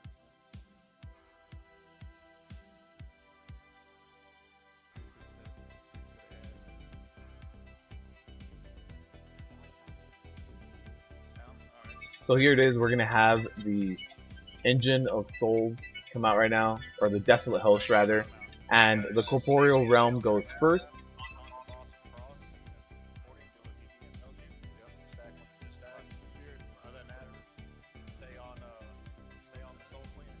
So here it is.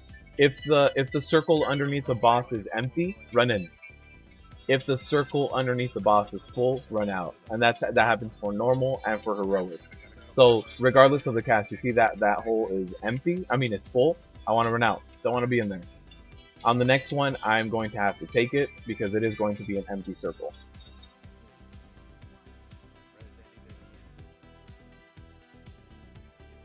So here it is. There's a Sundering Doom. It was an empty circle. And so now we can get these ads down. They no longer have Bone Shield. And there I need to run out because the circle is full.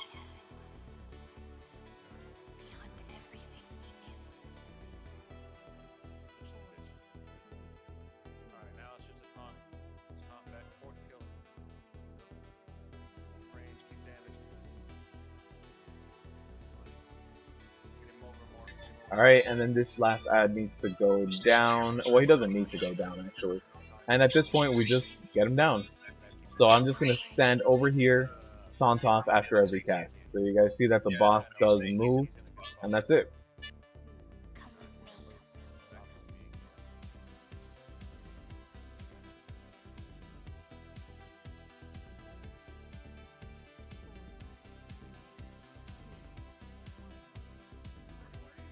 Alright, and there's the Doom Sundering. Gotta run out since the circle is full.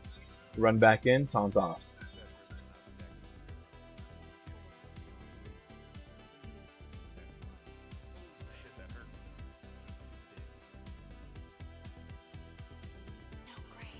That damage is basically split between however many people are inside the circle at that moment.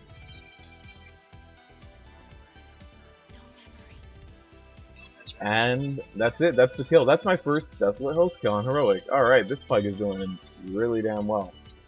Hey! Got some 915. They're crit burst.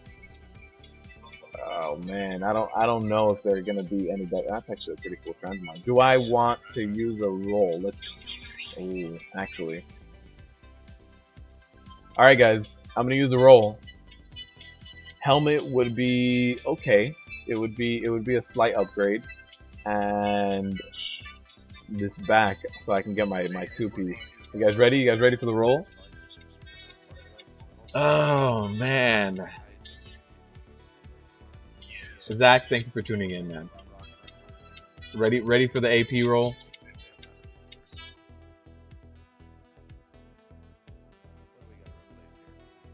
Let's see. Let's do it. Oh, that AP.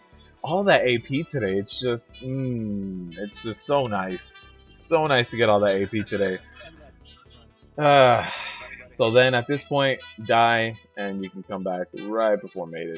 You're good. Yeah, it's the exact same fight as normal.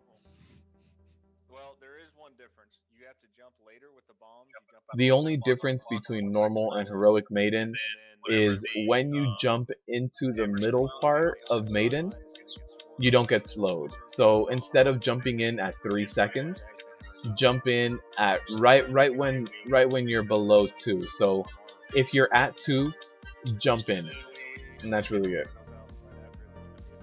And then the only other thing as well is they just said in raid chat, there's an AoE pool on the floor where melee is. Don't stand in it. And for holy, it actually jumps around and it gets sent out as little beams everywhere. So just don't stand in any pools on the floor because they do damage and they turn you into a bomb. And you don't get slowed when you jump into the middle. So don't jump in early because you're not going to get slowed. So you need to get your timing right. You need to jump in. 2 seconds left on the debuff, jump in. That was a rip roll. That was for sure a rip roll, rip coin. This is going to be an upgrade. I mean, I have crit mastery, this is a crit versatility. It's a 10 item level bump up, so I mean, it's still going to be a little upgrade. Do I have any? I have the other versions of them. So I have these, and then now I just got these. All right. So I can put these, so I can throw them away. I'm going to go ahead and just use all this AP. These 915s.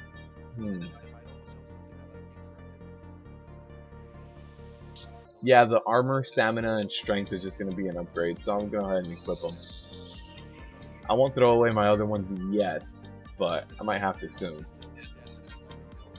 It's a bit of an upgrade. It's a side grade, so we still got that down. So now Heroic Maiden. So now I'm actually 7 out of 9 on Heroic Pugs. Not too bad.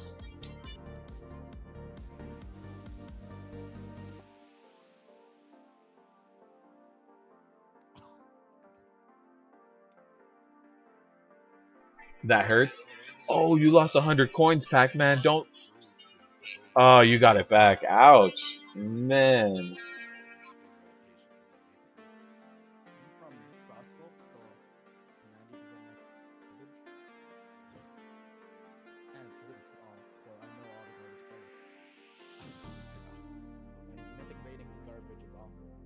Alright, so we'll see how Maiden goes. This is going to be the Pug killer, but this Pug is actually doing pretty damn well. So we did have one healer that left. Oh, 2 healers left. Really? 3 healers left. Wow, they just wanted Desolate Host. So whatever drops off of Desolate Host for healers, let's see.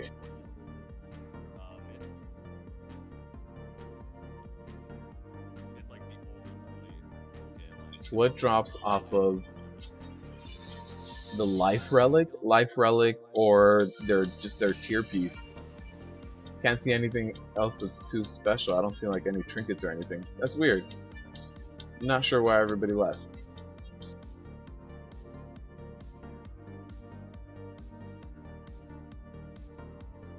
But alright, this group is taking a break, but it is a good group, so go big or go home, and you're home. So we're gonna go ahead and stick with this group, get Maiden down. So I know I haven't put out the heroic guides yet. I've just done heroic Goro. So if you guys haven't seen or haven't done any heroic, this live stream is gonna be the guides for now. Just for now. I will get more edited, clean version for you guys soon.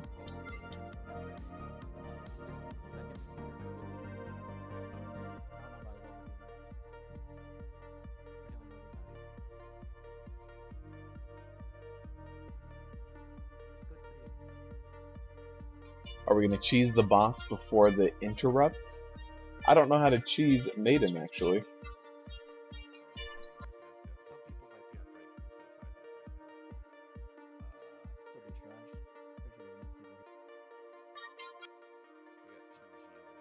But yeah, I want to take a moment to shameless plug again. If you guys aren't following me on Twitter, I'm going to be doing more polls on there to see what you guys want to see on these live streams and the giveaways that are going to be coming up very soon. With all those coins that Pac-Man is betting his life away on, I'm going to be doing some of those giveaways. Hopefully we can get some trash pull right now. I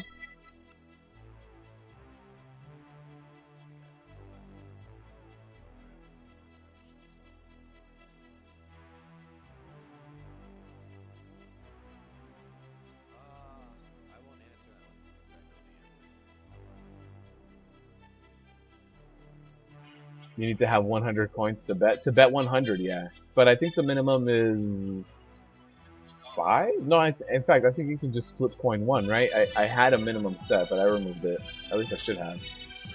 I can go in there and change it again. There is a maximum, though. Alright, we'll see how this goes. We got all the healers in again. Are any of you guys the healers? Did you guys hop in here? We'll see how this obliterating smash goes. Not enough people here. Ouch! That's half my HP. So just like Maiden, the trash also does the obliterating hammer frontal cone ability you split up between people. You have the highest amount of coins after the mods? Yeah, I think so, Pac-Man. I think so. In fact, I can tell you right now. Let's see. Coins.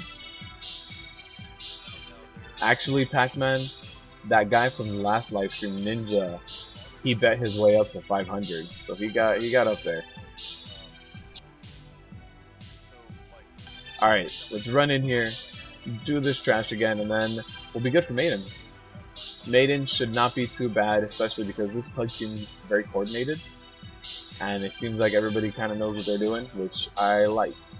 Also, that chaotic eruption on the ground, it does knock you back and around everywhere, so if you get knocked over, you can actually fall into the elevator and die on trash.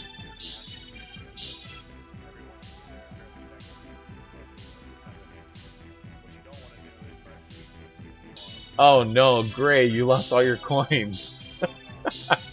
You gain coins at how much is it? 2 coins every 10 minutes.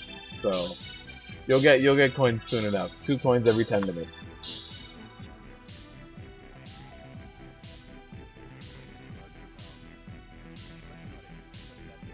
Alright, so again, the differences between normal and heroic mode and Maiden are the AoE on the floor, which you have to avoid, and the fact that you don't get slowed down when you jump into the elevator. So you need to jump in towards the end of your elevator, towards the end of your debuff. One other thing that I really need to emphasize is that when you go into the elevator, don't actually jump in. This jump makes the debuff, makes it so that you're slowed down by like 1 second or so.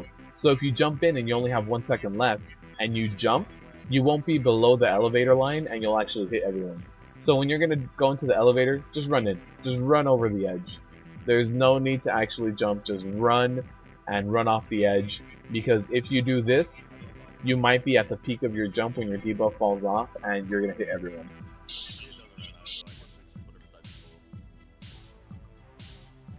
You're in game and have me as background.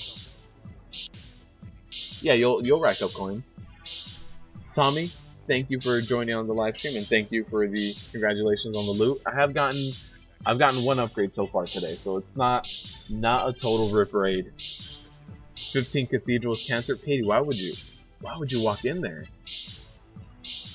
15 cathedral, that's like you're going to the Mythic Plus invitationals. They don't care. You were able to complete a plus 15 cathedral in time. You're in. Welcome to the top 8. Alright, let's get some of these summons going. 2 people are missing, and after we get those summons, we're good to go.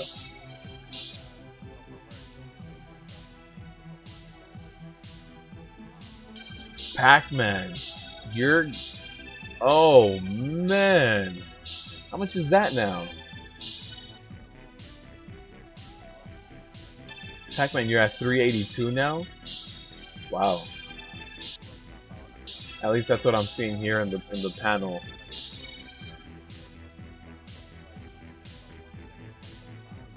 Yeah, 382. You were blackmailed into Cathedral? Oh man. They have to have some real serious dirt on you in order for anyone to walk into a plus 15 cathedral.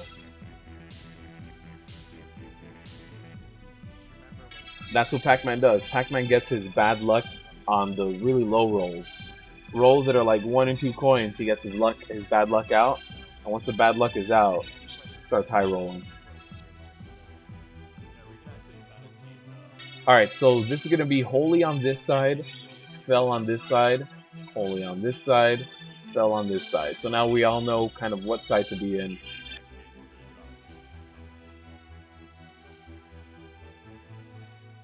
We'll see how this goes.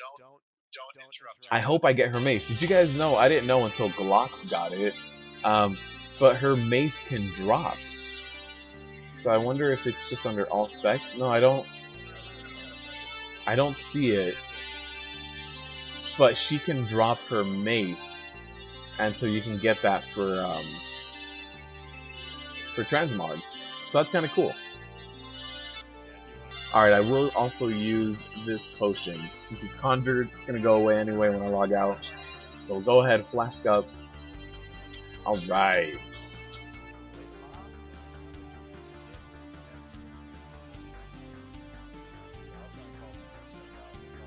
Your guildies hate you because they're forcing you to do that? Yeah, I don't... Man, plus 15. It's terrible.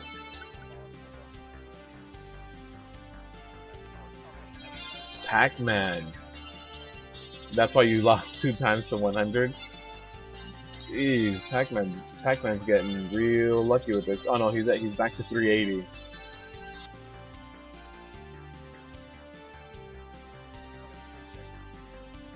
Alright. Ready check.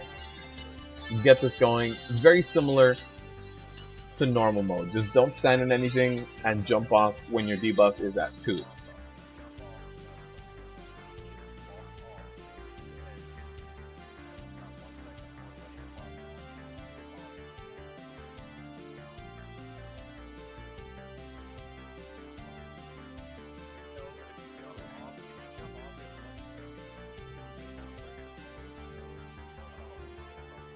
Take 2 coins back, man. There you go.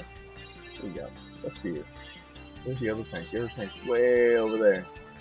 Way over there. We're on the road to a 3 chest. On a cathedral? You're on the road to a 3 chest on a cathedral plus 15 and your alt tab, Katie? I don't know. I don't know about this. Alright, so let's jump in here, get this maiden done.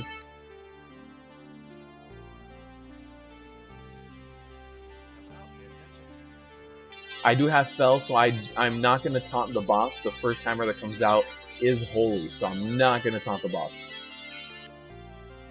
After that hammer, that's when I take the boss. And there you have the holy circles being dropped on the ground. Don't stand in them. They go away pretty quick. The Fell one actually kind of lasts on the ground a little bit more. But yeah, the holy one just kind of hits. Oh, that guy didn't jump in. He was a little bit scared. Here's the hammer. Split that damage. Ouch! Ouch! And then we have the Fell damage. So, again, move out of that circle.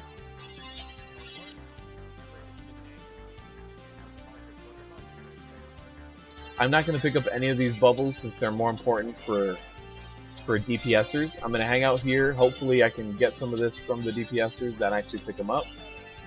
I'm just going to passively pick them up. But there's no need for me to be taking them over any DPSers. Alright. So now there it is. A bunch of people ran in. I think we got hit by 1 or 2 of those bombs. But yeah, if you just run in when you have 2 seconds left, you should be okay.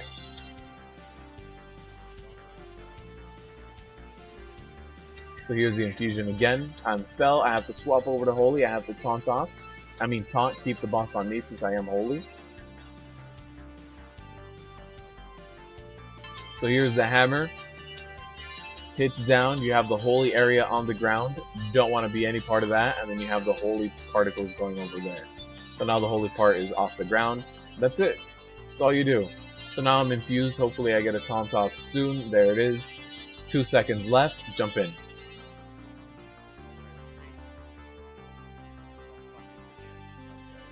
So he did take the hammer. So now at this point I did taunt off, or maybe we'll have another taunt off. Nope, I am holy. So we're good to go.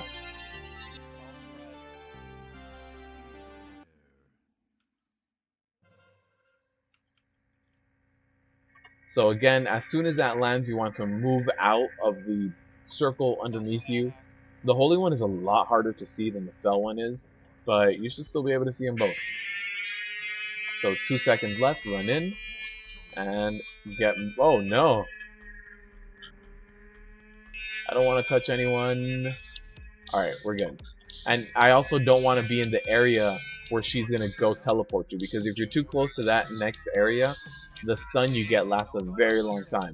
And you won't be able to tank, you won't be able to do anything, so I don't want to be there. So again, that's why I just ran back to where everybody was. Even though it's not a priority for me to be there anymore, because we were going to have this knockback, this stun phase, I wanted to get out of there. Alright, we should have enough DPS now. We're going to have one more infusion, or another infusion as soon as this cast kind of goes off. You do see that the cast is hitting people, but not too bad. Not too bad. So there's no need to interrupt right now. We can just keep pushing DPS like this. It's kind of like Chronomatic Anomaly. There's the interrupt. The DPS was getting a little bit higher. We could have waited a little bit more. I'm on Holy, so I'm going to go ahead and toss off. Take the boss with me. Right after that hit, so right after this hits right here, I'm going to move out of the way. You don't want to stand in that holy puddle on the ground, and then the other tank should taunt off. There it is, other tank taunted off. I can go ahead and do my debuff now. 2 seconds left, jump in.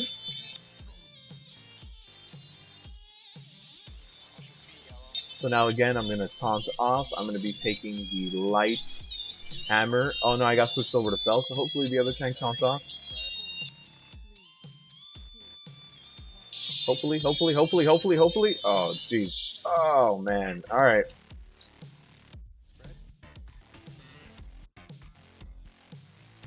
The other tank taunted off right before it went off. It looked like it even went off in my area, but I guess it didn't, because not everybody became a bomb, and that's exactly what would have happened.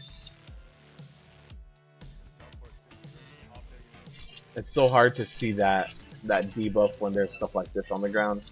I think they should increase like although increasing the particle effects on it will make some people lag out, but they can make it a little bit more visible. Alright, so I am Fell. I gotta pick up these Fell orbs with this group. I want to kind of pick them up with them, and any DPS picking these up? Alright. So I'm at 2, which is okay for a tank. Poor bot. Yeah, you guys you're abusing that bot, Pac-Man. You have 2 monitors, so you're not tabbed. Got it. So now we can interrupt, but there's no need to interrupt. When this hits 30, that's when you want to kind of get rid of that, because that 30 is going to kill you. So interrupt it a little bit before, maybe like 26, 27. I am light, so I have to switch over, get that taunt off, make her stick to me. I'm going to get that demoralizing shout off so that this hammer hits a lot less. Move out of the way. And we're good. Now we're going to get the taunt off from the other boss. I mean, the other tank. And, I mean, this should go down. So again, I'm going to jump off at 2 seconds right now. And I should have more than enough space to jump back. I'm going to taunt off again. Make sure you move out of the way. That little thing on the ground would have turned me I gotta stay where I am. Would have turned me into a bomb, and if I would have been turned into a bomb, I wouldn't be able to soak this hammer. I'd be too busy jumping in the middle.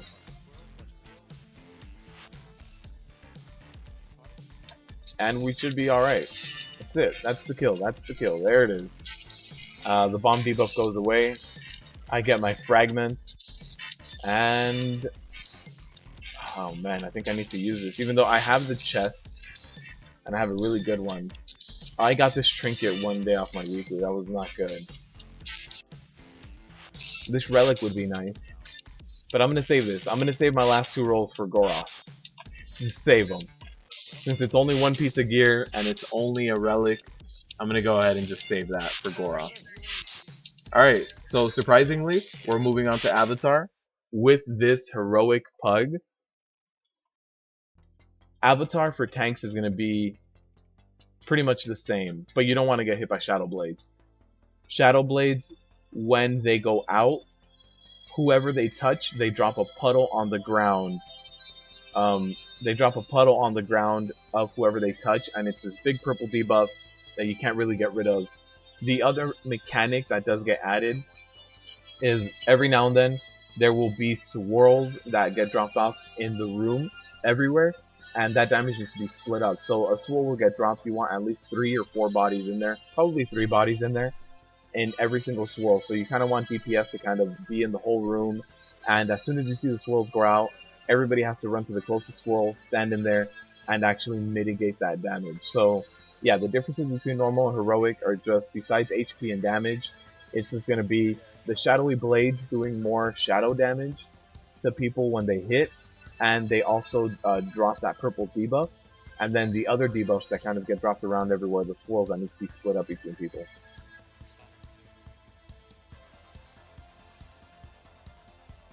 Katie, congrats! Plus 15 Cathedral on a bursting skittish week. That's not fun to tank. So congratulations on that. So when they throw up that debuff, anytime you hit them, they actually just spell reflect and hit you back. Katie is Glock? No, Katie is not Glock. No. Katie is Katie.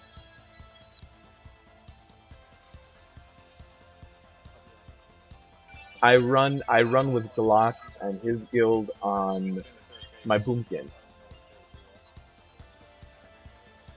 But no, Katie does play Horde, but no, not the same person. We got a feast. We can go ahead and eat the feast. So yeah, the big mechanics are the purple swirls if you get hit by the shadowy blades, and they're gonna be green swirls that are summoned in 3 random locations in the room that need to be split up with people. So if you don't split them up, they're kind of like Armageddon on Kill Jaden. If there's nobody soaking them, then that means that they explode and do a ton of raid-wide damage. So make sure people get in there and split that damage up. You want about 3 people per.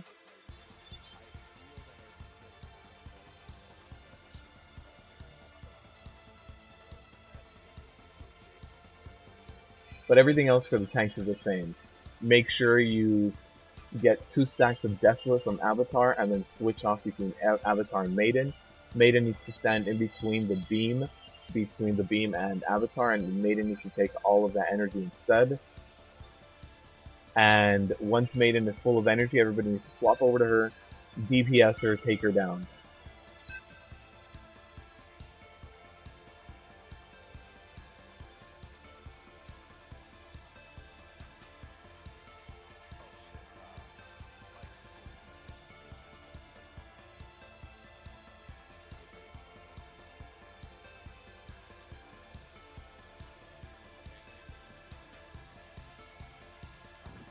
So do we need anything from Avatar? Let's see. That's a decent relic. Ooh, I need my shoulders. I need those shoulders. Come on, Blizz. Please. Not the gloves. Not. What's this? Is kind of cool. But no, not the gloves. Need the shoulders. Blizz. Blizz, please. Give me the shoulders. This trinket, I'm still on the fence about, by the way.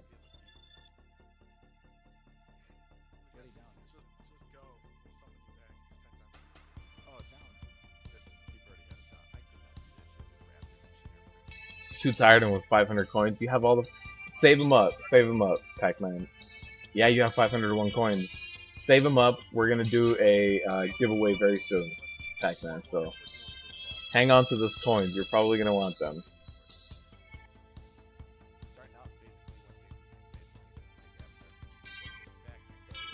You 3-chested the Cathedral? Nice. Nice.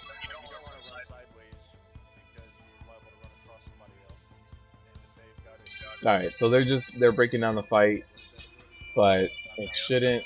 Lavish. Alright. So yeah, it'll be those purple debuffs from the blades that get applied to everyone they hit, and the green puddles on the ground, which is more mechanic for the rest of the raid. As a tank, you can't move Maiden away from the beam, so Maiden on the beam is #1 priority. Even if the puddle is like right over here, can't run over it. Has she ever shared her main armory? I don't think so. Although Katie has on Twitch ran with me, so her tune was on there.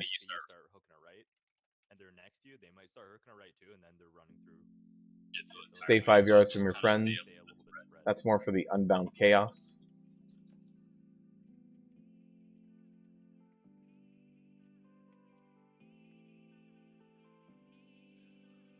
You'll bet them all on alcohol.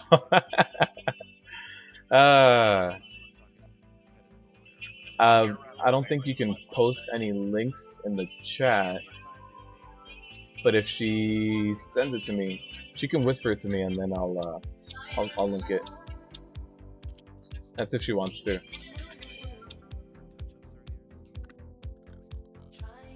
But she is very geared, I'll tell you that.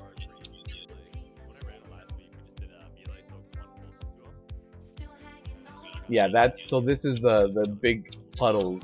3 shadowy fissures that erupt after 8 seconds, doing 8.6 mil split. So if you want to split that between 2 people, that's going to be 4 mil. It's way too much, so you want to do 3 people, so that it's less than 3 mil per person. Everything else is similar, except for the whole shadowy blades thing hitting you. Also, one other thing with heroic avatar is, I know in normal mode some people like to take avatar, run to the lava and make the ruptured realities happen over the lava so that they lose less of the platform. You can't do that in heroic. Whenever fallen avatar is on top of the lava, he gets a stacking debuff that makes him hit harder. So be very careful of how much avatar is touching the lava. Leroy, pull this heroic leap. The other day, I ran EOA and I didn't realize how big the actual Eye of Azara, how big the hitbox is. I was really far away from EOA. Like I wasn't even close enough to body pull, and I did a thunderclap to maintain my rage, and the thunderclap hit the Eye of Azara. So careful if you're doing EOA like that. That boss has a big hitbox.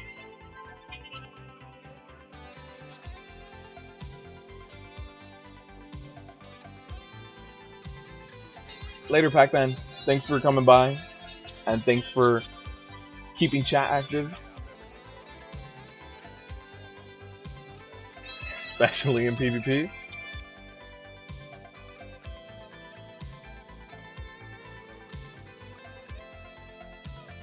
You set your headphones on your mouse. Oh no. Yeah, that'll make a ninja full happen. As long as they don't put you in the timeout box like Katie does with her guildies.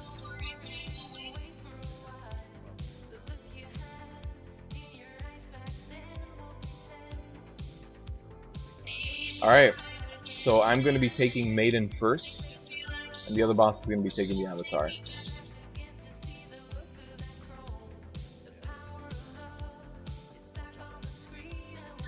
Alright, so I'm going to go ahead and move Maiden on over here. Perfect.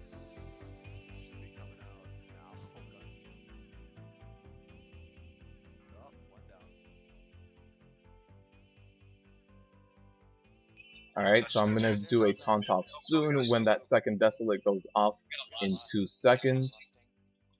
Here it is. So with those 2 stacks of Desolate, that's when I taunt off. And I don't want to get hit by these Shadow Blades. These Shadow Blades are going to be really, really bad this time around. So I'm going to hide. You see those puddles? Those are from the Shadowy Blades. Hate this fight. A lot of movement. Just play the mechanics. Yeah.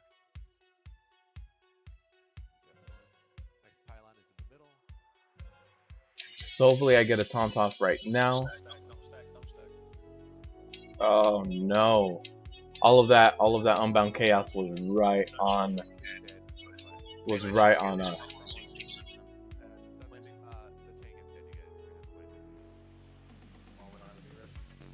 So yeah, that Unbound Chaos really, really destroyed me. Stand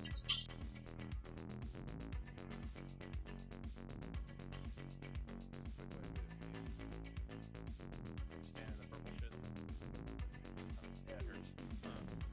Yeah, the battle res is enough for a long time. So we're gonna try this again, see how this goes. Yeah, That's good though. That's our first wipe. That was unfortunate that all the melee basically dropped it where I needed to be tanking. So I needed to be tanking Maiden right on this line, and it was all covered in Unbound Chaos. So it was a little hard to live. We'll give it another shot. I don't understand. Oh, let's use some more AP. Maybe that's what I needed. I just needed a little bit more AP. 30 mil AP. Do we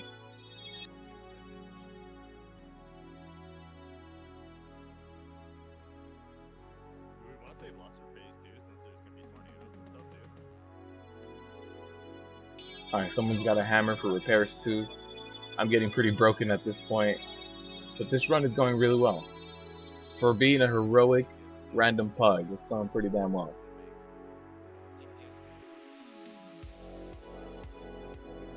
Where's the hammer? Oh, the hammer's right here. Perfect. So yeah, we have gotten one upgrade today, and that was just in the form of shoulders that aren't even well geared for us, but the closest thing that I have that does have haste is like 900, so a 915 is just going to be better.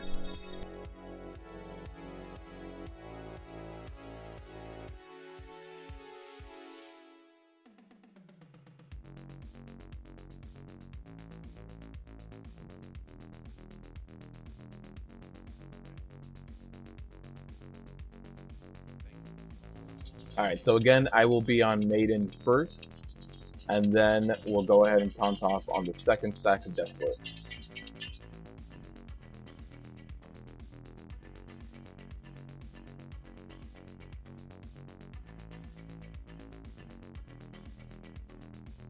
Oh yeah, just watch out for those green swirls. And my item level didn't actually jump up. The item level is equipped, even though I went up, I want to say 10 item levels. It's harder to get your item level up higher once it's only one piece of gear.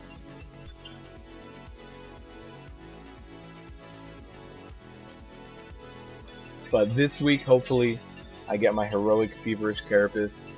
That'll make a big difference. I'm gonna be doing heroic Goro for the rest of my coins. That'll be AP.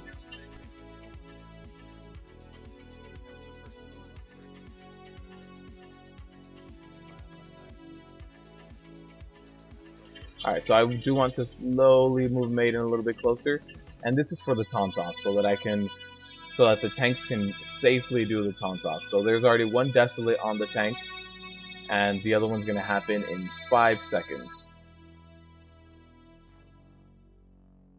He needs to get the boss, get the maiden away from up here. Yeah, So well, he doesn't know, so I'm moving her. Rupturing realities? So there's Ruptured Realities, we'll go ahead and run away. Only up to here, no need to run any further than that. My Ignore Pain can handle all of that. I don't think she got hit though. No. Oh, sorry, healers. One other thing that you want to make sure is that you have active mitigation up for, oh no, that Shadow Blade, for that Desolate. That Desolate is gonna hit pretty damn hard, and so you want active mitigation up. Priority, guys. Now Maiden. After that touch, Maiden. So at this point, switch DPS to Maiden completely for the cleansing protocol, and once that gets DPS down, hopefully, alright, I'll go ahead and move her away from the boss a little bit more.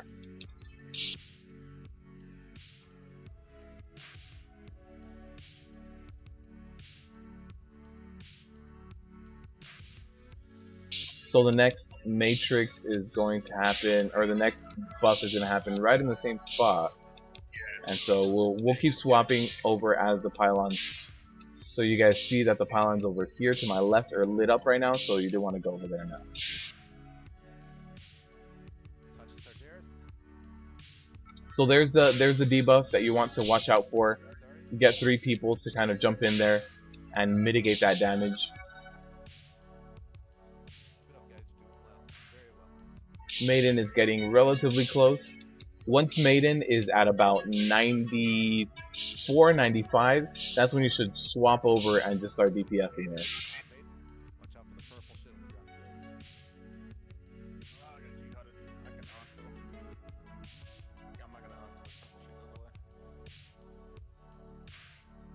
So there was a tank swap that had to happen right between that because of the Desolate stacks, but we didn't have enough DPS for that. But alright, so so this is gonna be it for the live stream.